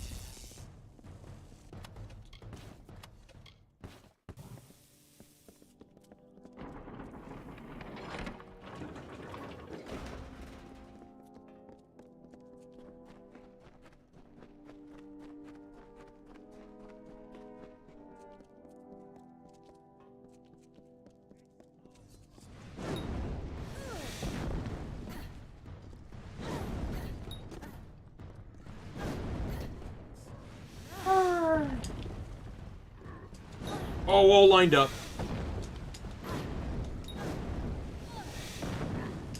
Jotens are dead.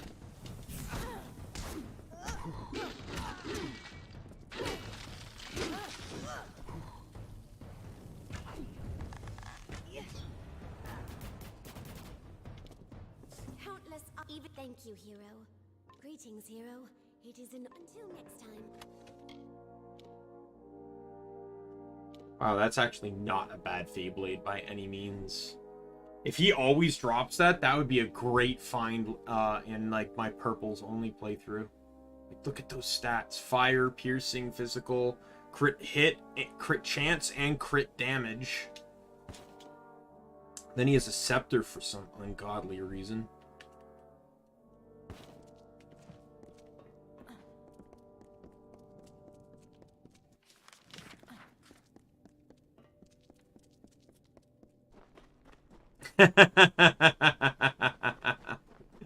Man, she's gonna have a tough time because like half the plant Digimon are bugs.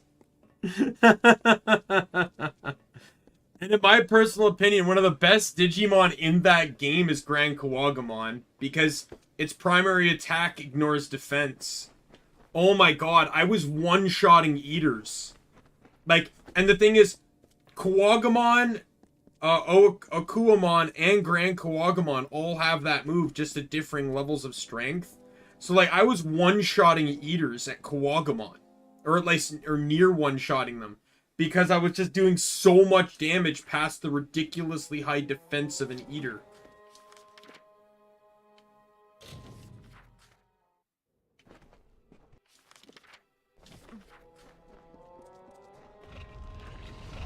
Another one? Come on! Give me a break here. Yeah, let me get rid of the Niskaru. Let me get rid of the Niskaru.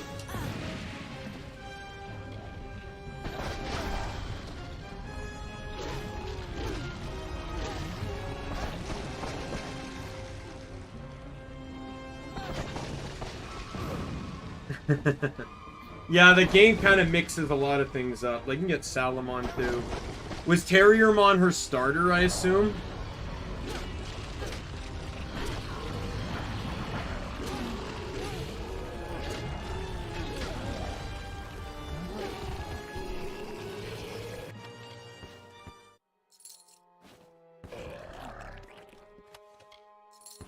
Yeah. I left my starter decision up to my cousin. Because my cousin's the only other person I knew that really liked Digimon. So I said, Hagurumon, Terriermon, or Palmon. And he said Palmon. Or he said Terriermon. She wants all cat Digimon. I feel like she might be disappointed with Gatomon then. just a thought. It does not stay cat for very long. I don't even know if it digivolves into a cat Digimon in Cyber Sleuth. Pretty sure all its Digivolutions are holy based. He'd be better off trying to go for Leomon. At least Leomon has like 2 different megas. And then there's Leopardmon.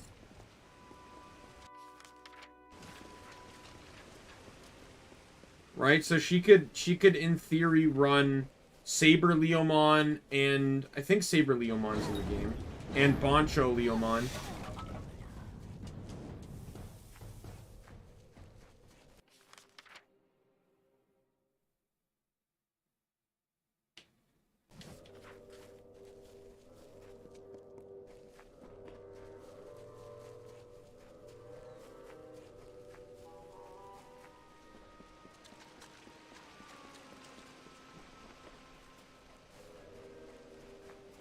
Oh, really? Yeah.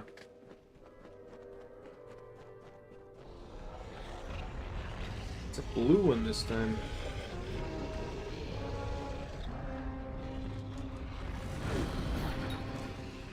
Burn Hunter! Burn Hunter! Burn Hunter!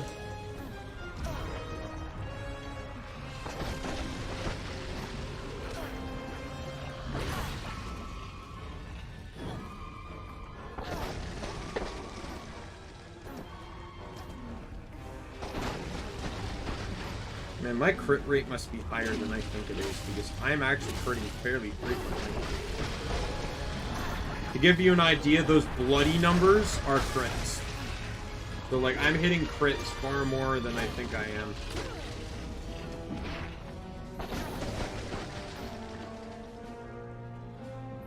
Eat more ice! Cool off! Chill out, man. Any more ice-related pun-style jokes I can tell? Nah, yeah. Because I'd rather have my own team. Like, here's the thing about those things. There's times to use them. The Leopardmon one I occasionally use early game because it can give, it gives more reward money. So it can be useful for getting some money early on, but beyond that, none of them have useful abilities. The seeds of a blizzard sprouted in the form of a beautiful crystal. It was a gift from her, ere we knew our doom was at hand.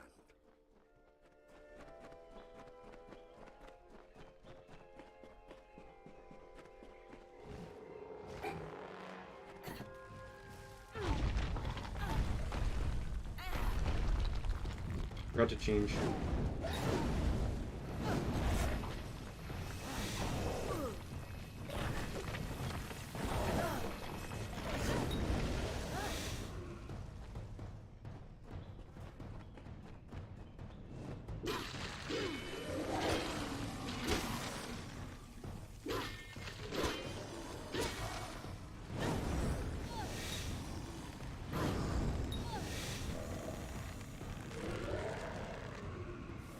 Because the thing is, the NX Knights are Anjouamon. That's not a cat Digimon, though.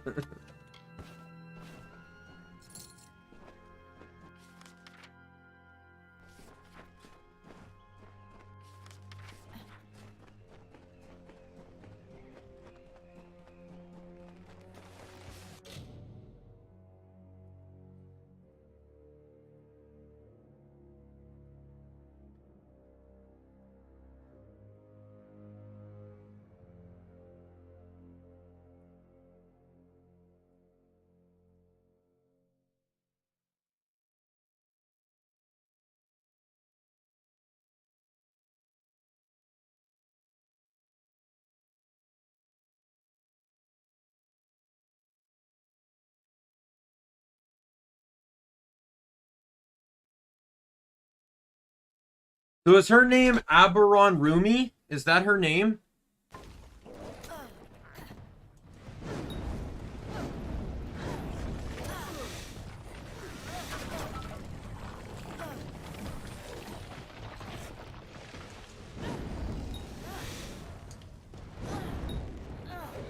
Okay.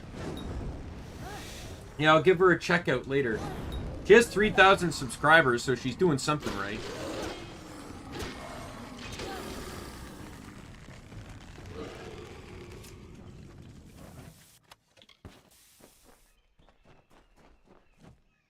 Yeah, I'll do that.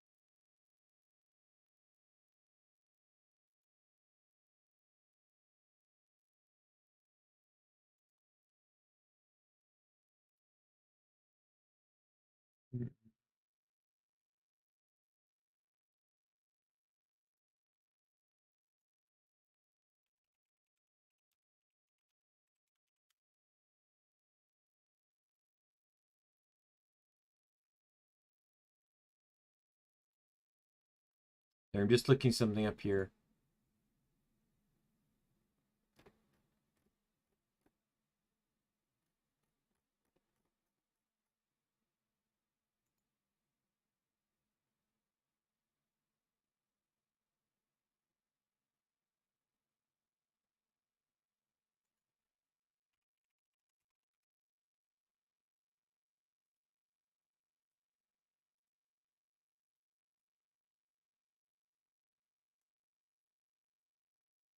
I don't, was it that much different than it was in the English?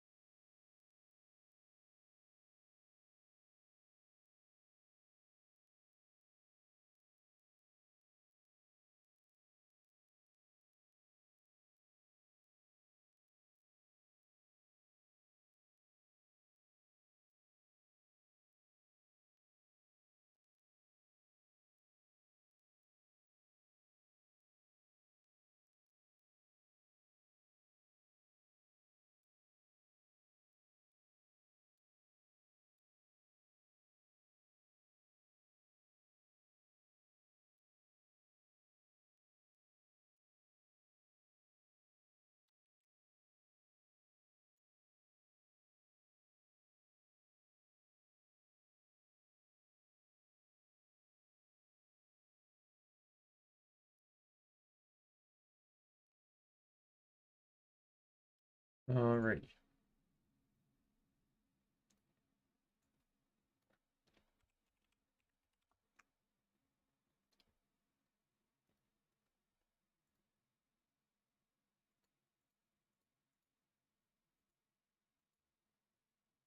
Sorry about that.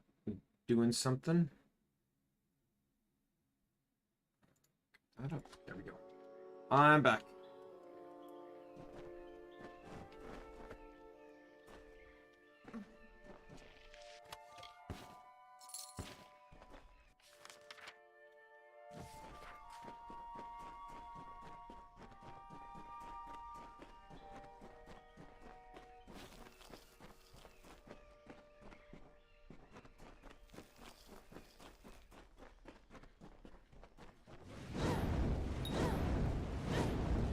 Burn!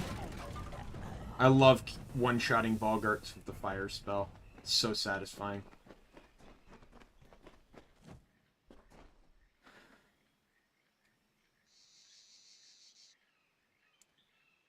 I know they use like less sensitive language, but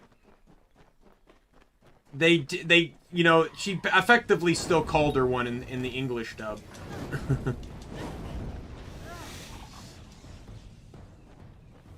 Well, I think they still said that in the English dub too, didn't they? I just know that both Ty and Matt were incredibly uncomfortable with the whole fight, and Kyrie was very naive about the whole thing.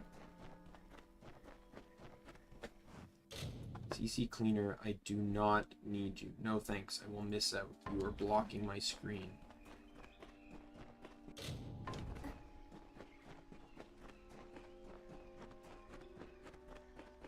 And I was planning to stop this stream at around 6. Can you believe that? What foolishness. I was planning to stop it at around 6 because I thought I'd beat the Sorrows questline by then, and that was when I was going to stop it.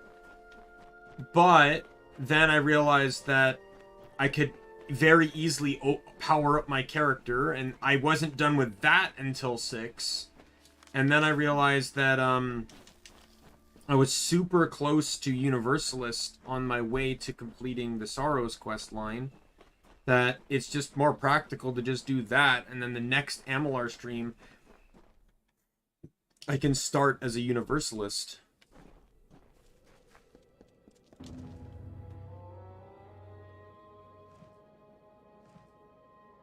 Impressive, is it not? Thank you for placing the ring, mortal. Goodbye, mortal.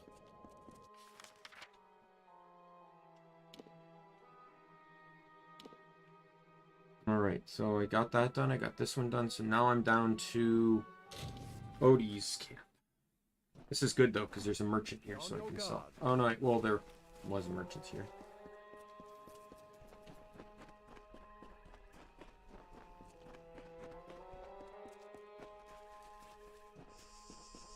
Free the area around. I don't know. Castle Gasti. Goodbye.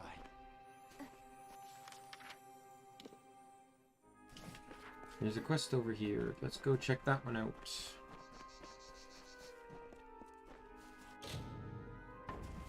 I am about 40,000 experience away.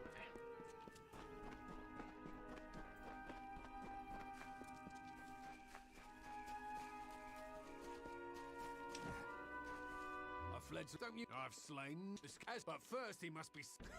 If you can collect the goodbye. Oh yeah, this is a quest you got to start really early on. Because if you don't, you end up killing off all the enemies before you can start the quest.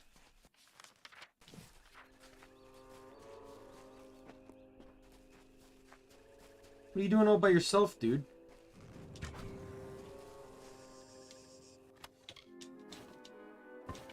Wasn't even worth a spell on you. Okay, well, he wasn't by himself. But they're still dead.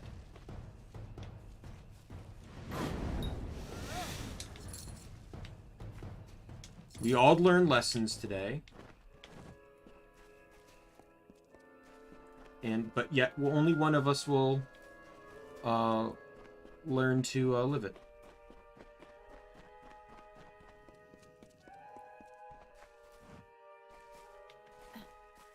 Yeah, when you two are in my stream, it becomes a Digimon podcast.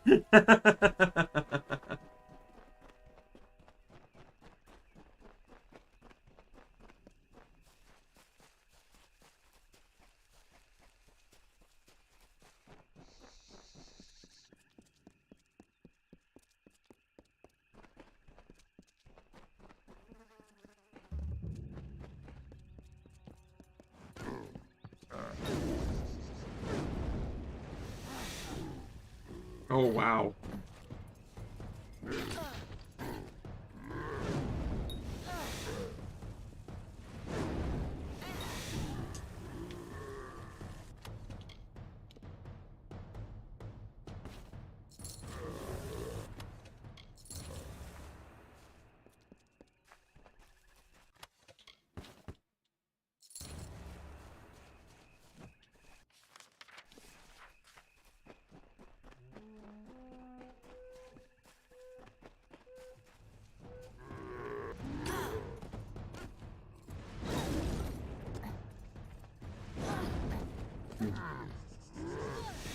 Yeah. Like, I respect that you can like Gallantmon, but I also agree that sometimes his love for Gallantmon can also blind him to other bigger pictures.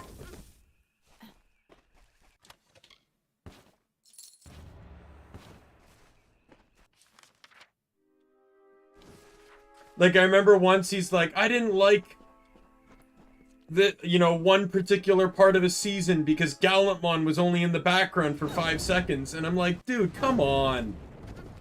Find better reasons to hate a show than your favorite Digimon being in the background for only 5 seconds in one episode.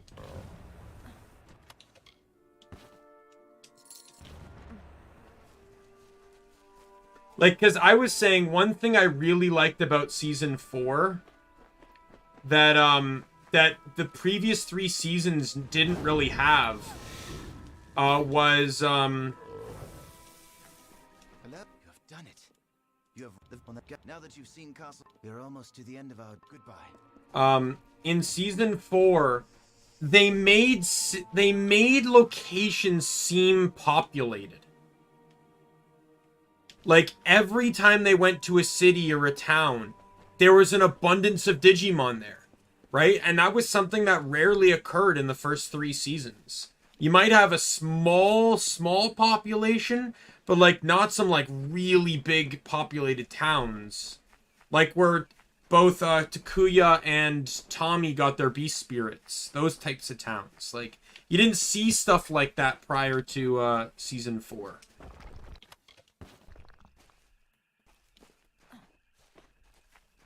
Like, I liked it because it really showed that Digimon kind of lived in a society, right? And they weren't just wild creatures with human intelligence type thing.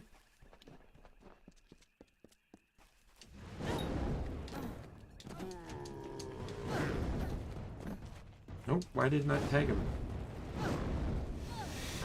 Dude, I need to tag you.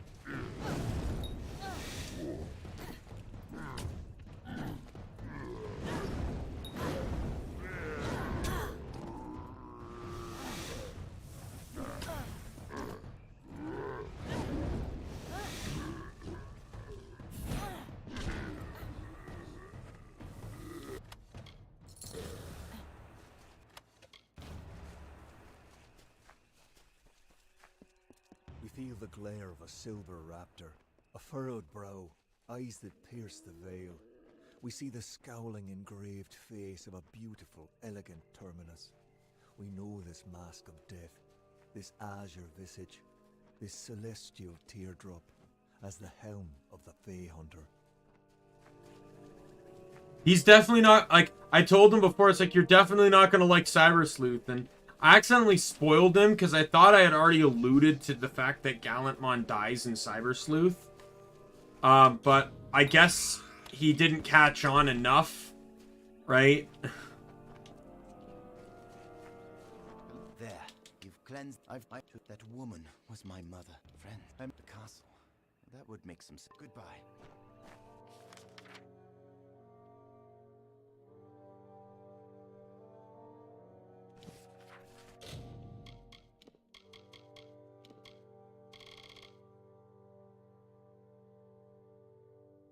Is Redigitize a Digimon animated season prior to season 4, though? Like, that's what I'm saying. Season 1, Adventure 1, Adventure 2, and Adventure and Tamers did not have village-esque environments. Frontier was the first season that introduced that. Making the Digimon look more like they had, like yeah, in the first seasons, you might see a group of Digimon, like Koromon Village, for example. But I'm talking about a mixture of multiple types of Digimon in one location in town, living amongst one another. That's what I'm talking about. They didn't show that in, like, season 4 was the first anime to show that concept. I want to emphasize that. Anime.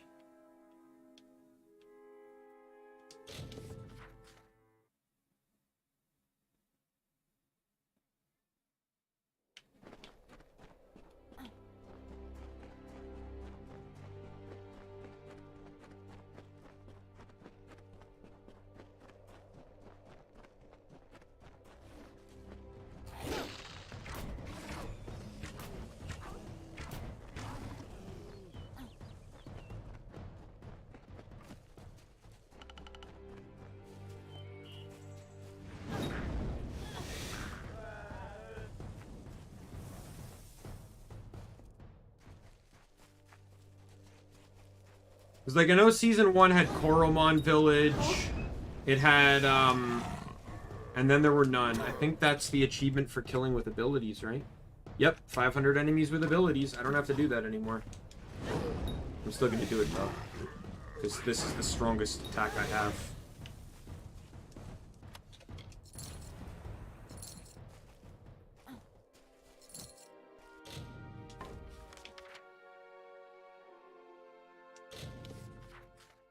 Because, like, in season, you know, like, they had Koromon Village, but it just had Koromon in it.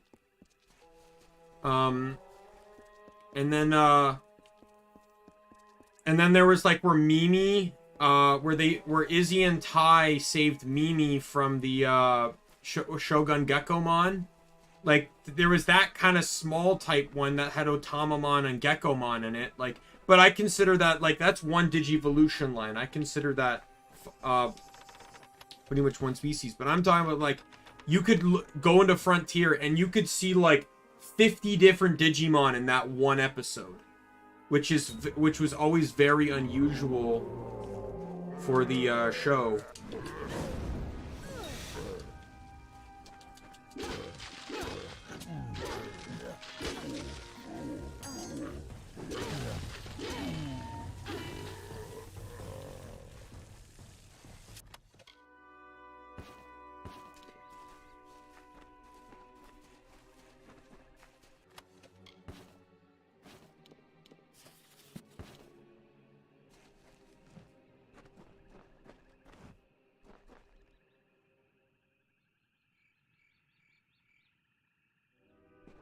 The Colosseum.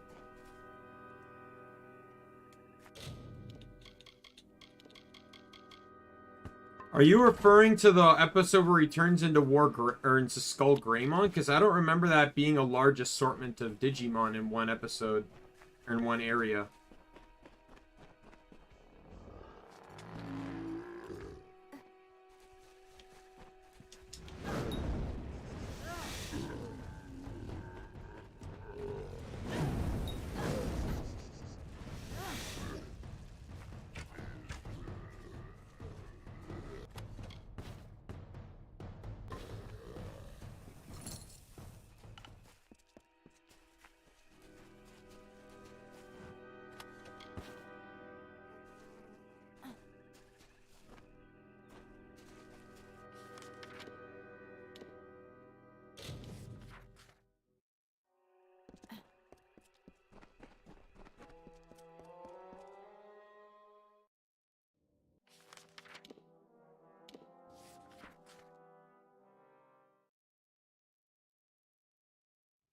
Alright, well. I don't own a PSP, so I don't really know how I would play it. Probably find that opening on YouTube, though.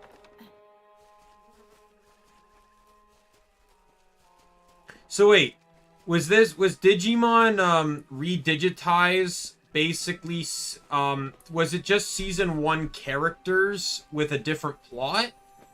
Or like kind of like a movie style plot more or less? Where it was like non-canon but it used the same characters and it happened during their adventure? Their adventure, I mean.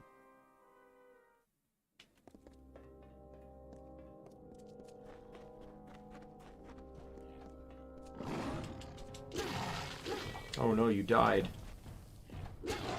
Stay down. Bad dog.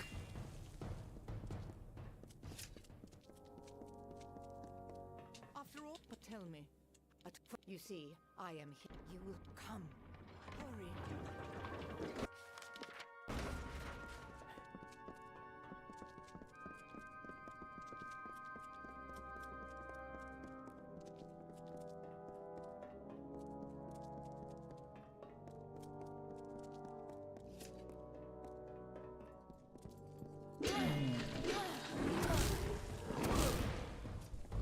Shut up. This is harder than I thought. Stupid magical wolf.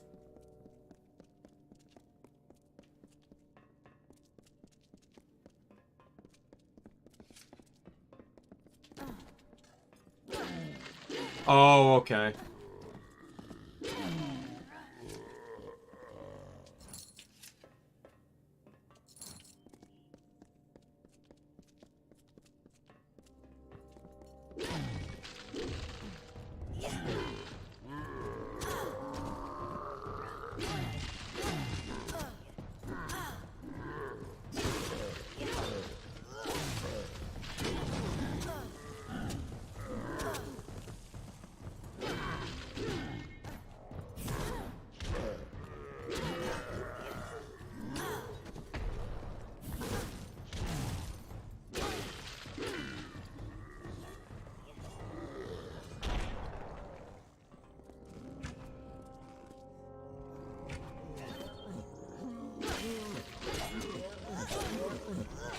You need to die.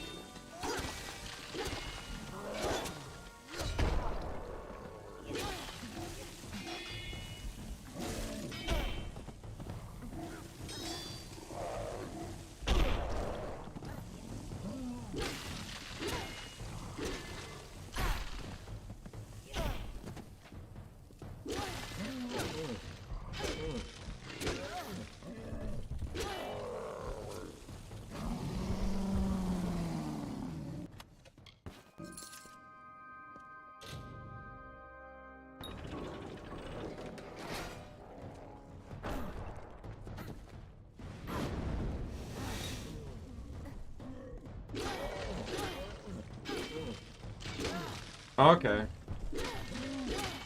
Yeah, I only really played Cyber Sleuth because it's the only Digimon game on Steam that isn't the MMO. That's the only reason I played Cyber Sleuth. All the other ones were on PS4 and never got ported. PS4 or PSP anyway.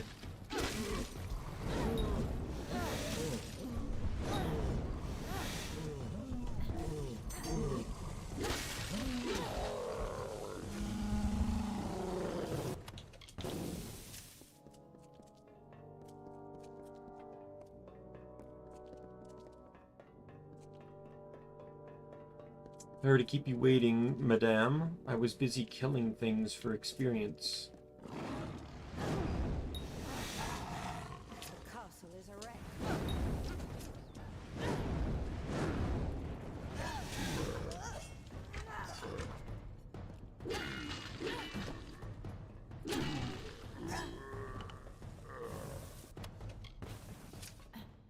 Okay. I still have to find a copy of it. I doubt it's on the store.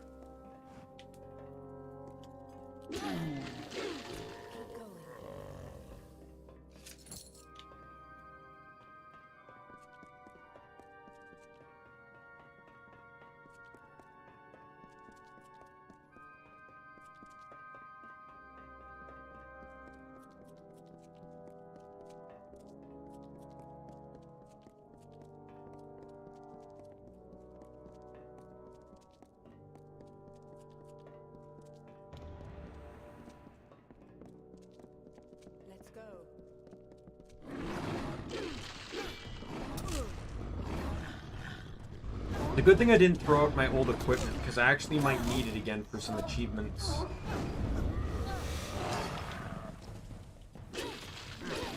Because I need to be weaker for a couple of them. There's one where I need to juggle an enemy. I need to hit him 5 times while he's still in the air. And, I'm not going to be able to get that with my nature in one-shotting everything that moves.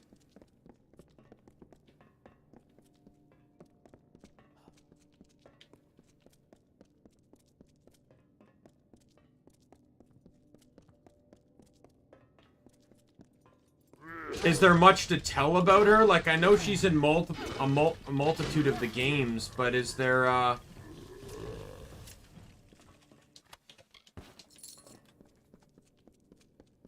like, and apparently she can, like, send people between dimensions and stuff and kind of exist between them, but I don't know much about her otherwise.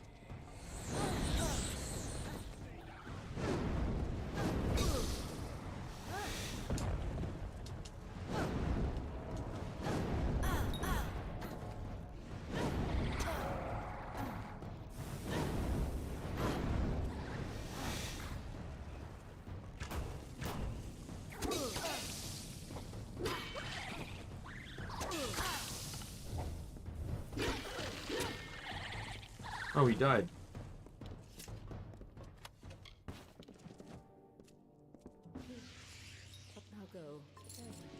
I leveled up! Let's go! I am a universalist!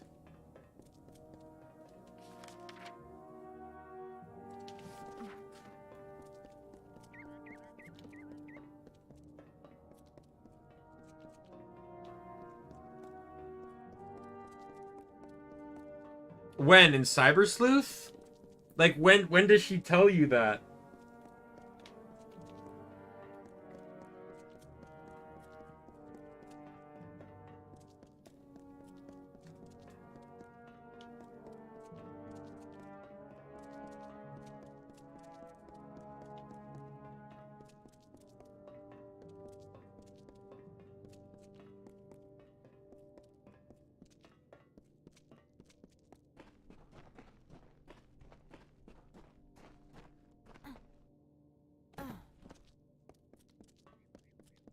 I'm not leveling up because I need to head to a Fate Weaver.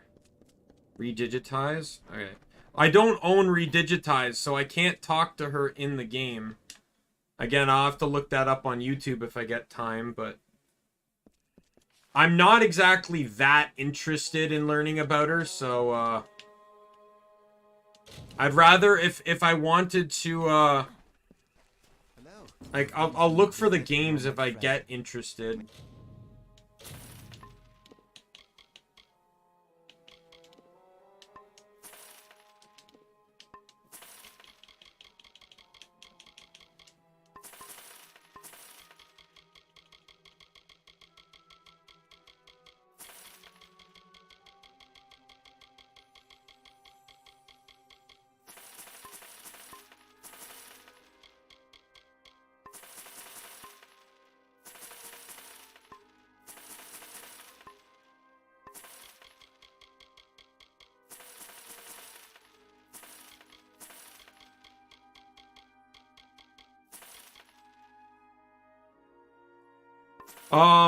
Maybe save it to next time, because I'm going to be wrapping up this stream soon. I don't want you to get started and then, and then give up. I'm literally going to be respecking, building to Universalist, and then ending the stream. So, like, I probably won't even be 5 more minutes.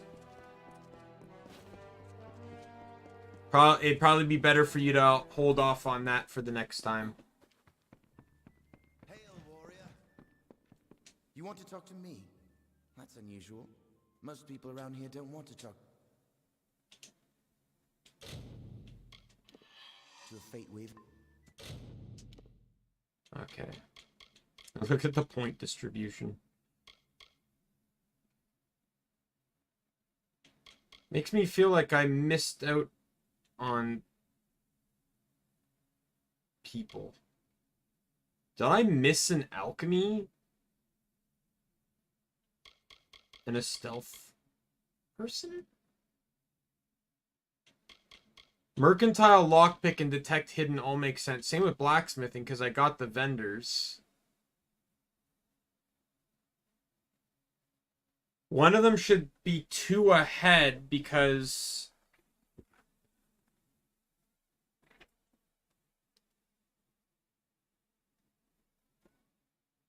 I started at a +2 on it, and there should be 2 that started on +1s.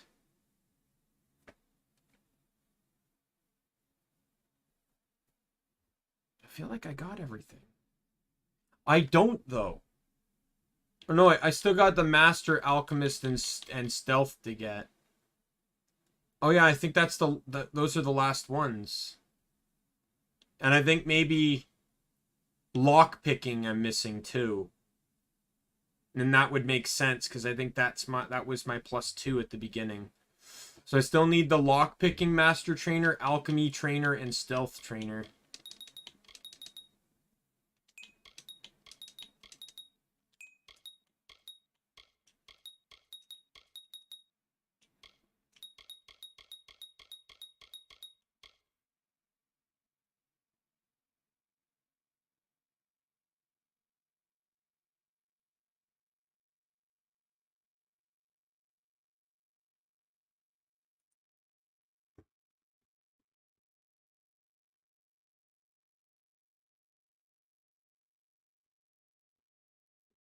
Alchemy is Ghosts of Sea-Watch. Okay, so I gotta wait for that one, obviously. Lockpicking is just outside of Sea-Watch to the west. Yep, so I still need that one. And then Stealth is way into Alabastra. It's the only trainer that isn't Alabastra.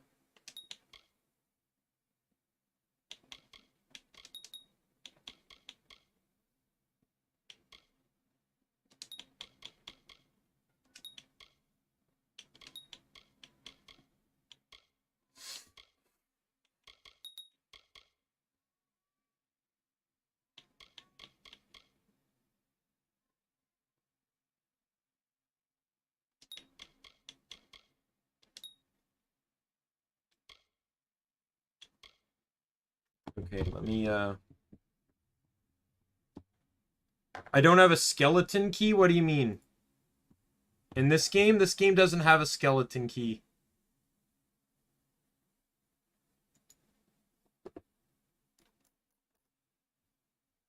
But it becomes it effectively becomes a joke in terms of, okay. Let's do warrior first.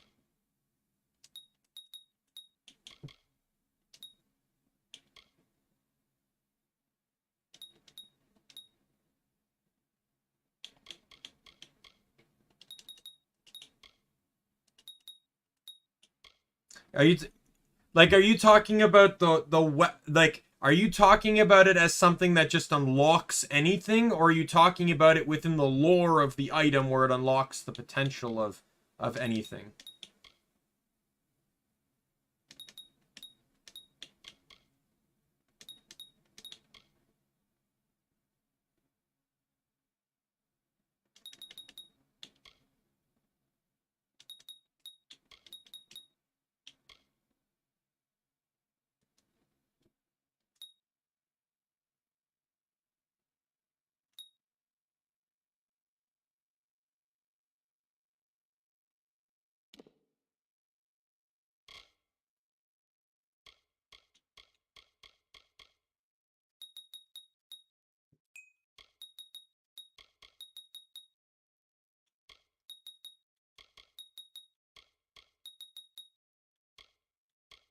Well, yeah, I know that. The lore of the tool, though, is that it can unlock anything, even one's own potential.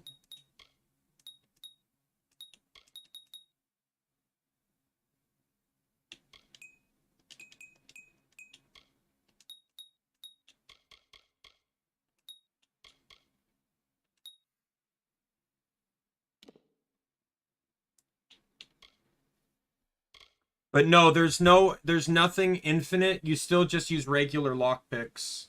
But there's Prismeer lockpicks, which are a guaranteed unlock. But once you level up lockpicking, you can pretty much guarantee unlock everything but a very hard lock. You just still need lockpicks for it. But lockpicks are super easy to find and get. I have over like 100 of them right now. It's not hard. Yeah, it can be. I don't mind the lockpicking in Skyrim. Like when I played Oblivion, the first thing I got was the skeleton key because I hated I hated lockpicking in Oblivion.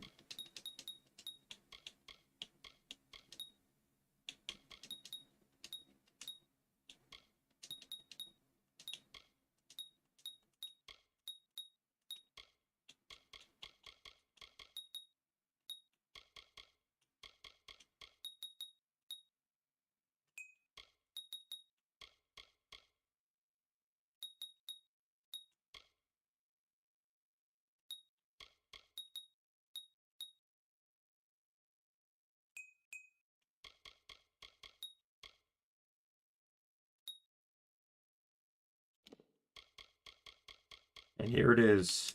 Universalist. It's your destiny.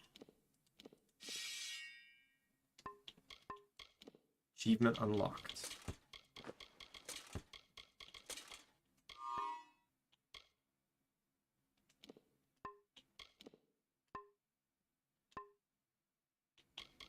And now I need to redo all of my abilities again.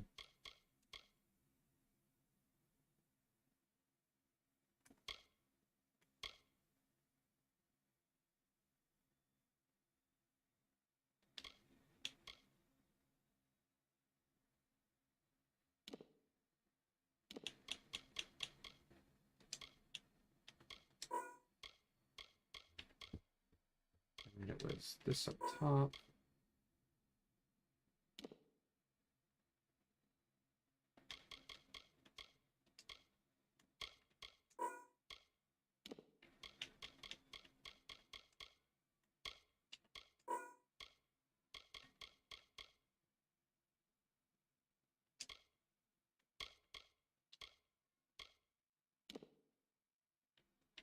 And then it was the trap.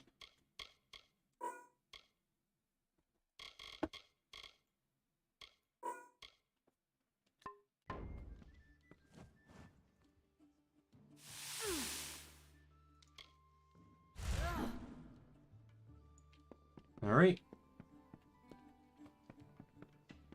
Oblivion was fun. I just hated the lockpicking. The problem I also had too with Oblivion is it confused the hell out of me on how to point distribute. To the point that I would just end up cheating. Every time I just end up using like console commands and stuff. Skyrim's point distribution system was way easier to understand.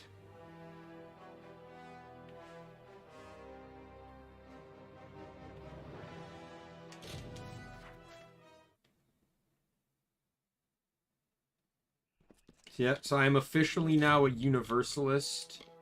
I am all spec'd and ready to go. This is beautiful.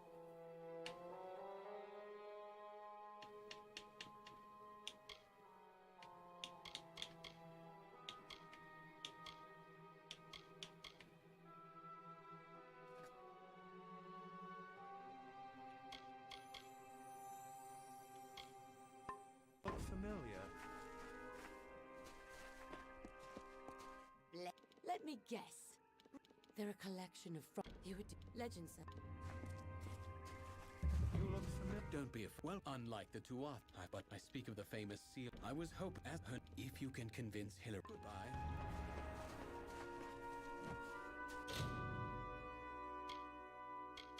Okay, so we're gonna save here.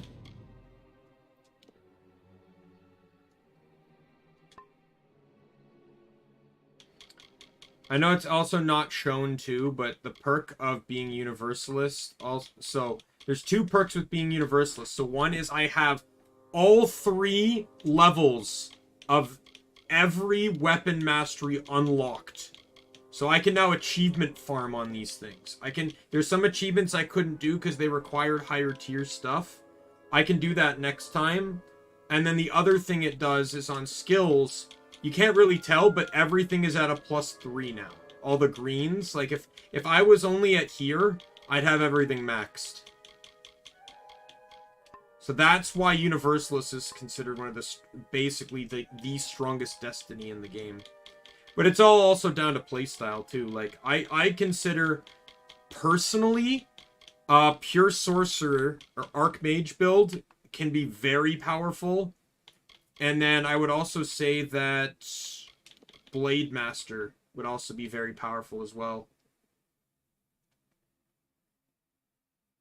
And if you're doing a non-magic run, I'd say use this one.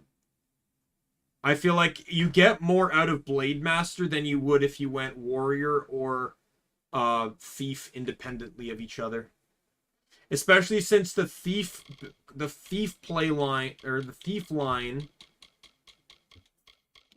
only ends up buffing range damage. Ranged and piercing. It doesn't buff physical, so daggers and Feyblades end up working at less than damage. While Blade Master does buff ranged, but also buffs melee and piercing. Meaning all three.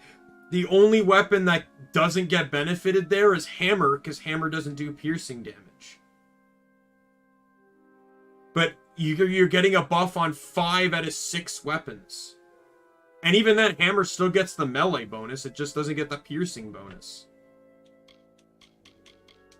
My first playthrough was this one, Shadowcaster. It was Finesse and Sorcery. So you get Dread, so when an enemy is panicked or like lit on fire basically, you're guaranteed to crit against them. Crits restore mana, and instead of dodging, you blink, and your blink will do poison damage. There's, I think, 3 classes in the game that have blink. Archmage is the other, and they get Ice Blink. And then Battle Mage, or Champion, I believe it's called. Yeah, Champion gets the other, and it's just normal. Neutral blink. Kind of surprised that Universalist doesn't get it. A blink, but, you know. Despite what it says, I guess you can't truly be good at everything. Yeah. Oh man, has it been a long amount of time to get to this level of character here.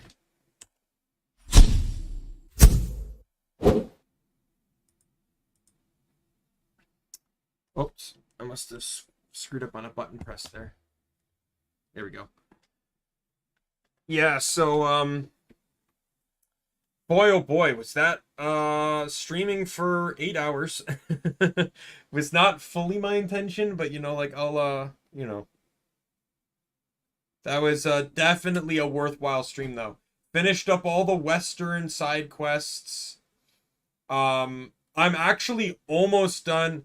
Pretty much, I think I should be able to beat the base game next stream, which is Saturday. Then I got 3 DLCs to go through.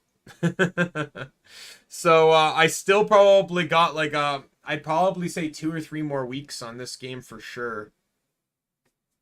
And that's only banking off of streaming 2 days a week on my days off.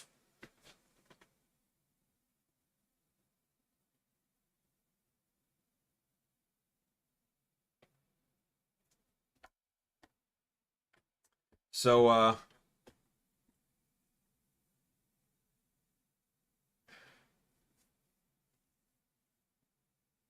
first time at end of stream? What do you mean? Have you never made it to the end of a stream before?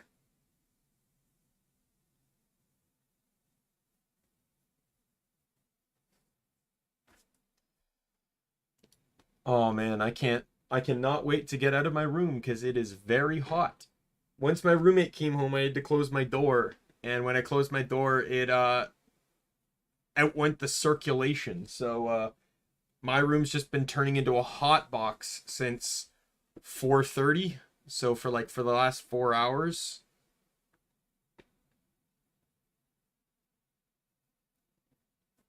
So, but yeah, so tomorrow's stream is cross stitching. We are cross stitching tomorrow. And then it'll be GTA on Thursday, Tiny Tina's on Wonderland, and Kingdoms of Amalur on Saturday. That is the remaining of the week. So tomorrow and Thursday's streams will be starting at 7 p.m. EST. Because of work, I'm getting out a bit later than normal. So, I will, definitely have,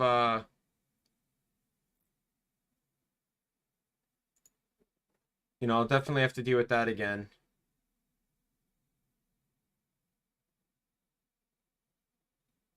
Oh, this nonsense again. All right, sorry. I was looking at a trending tag on Twitter. Yeah, so I'm gonna call it here. Tomorrow is the cross-stitching stream, so look forward to that. I did get the materials I need to try to patch up my mistake from the last time. I don't know if I'll have it fixed before stream, but we can fix it on stream if that's the case. Yeah, fair enough.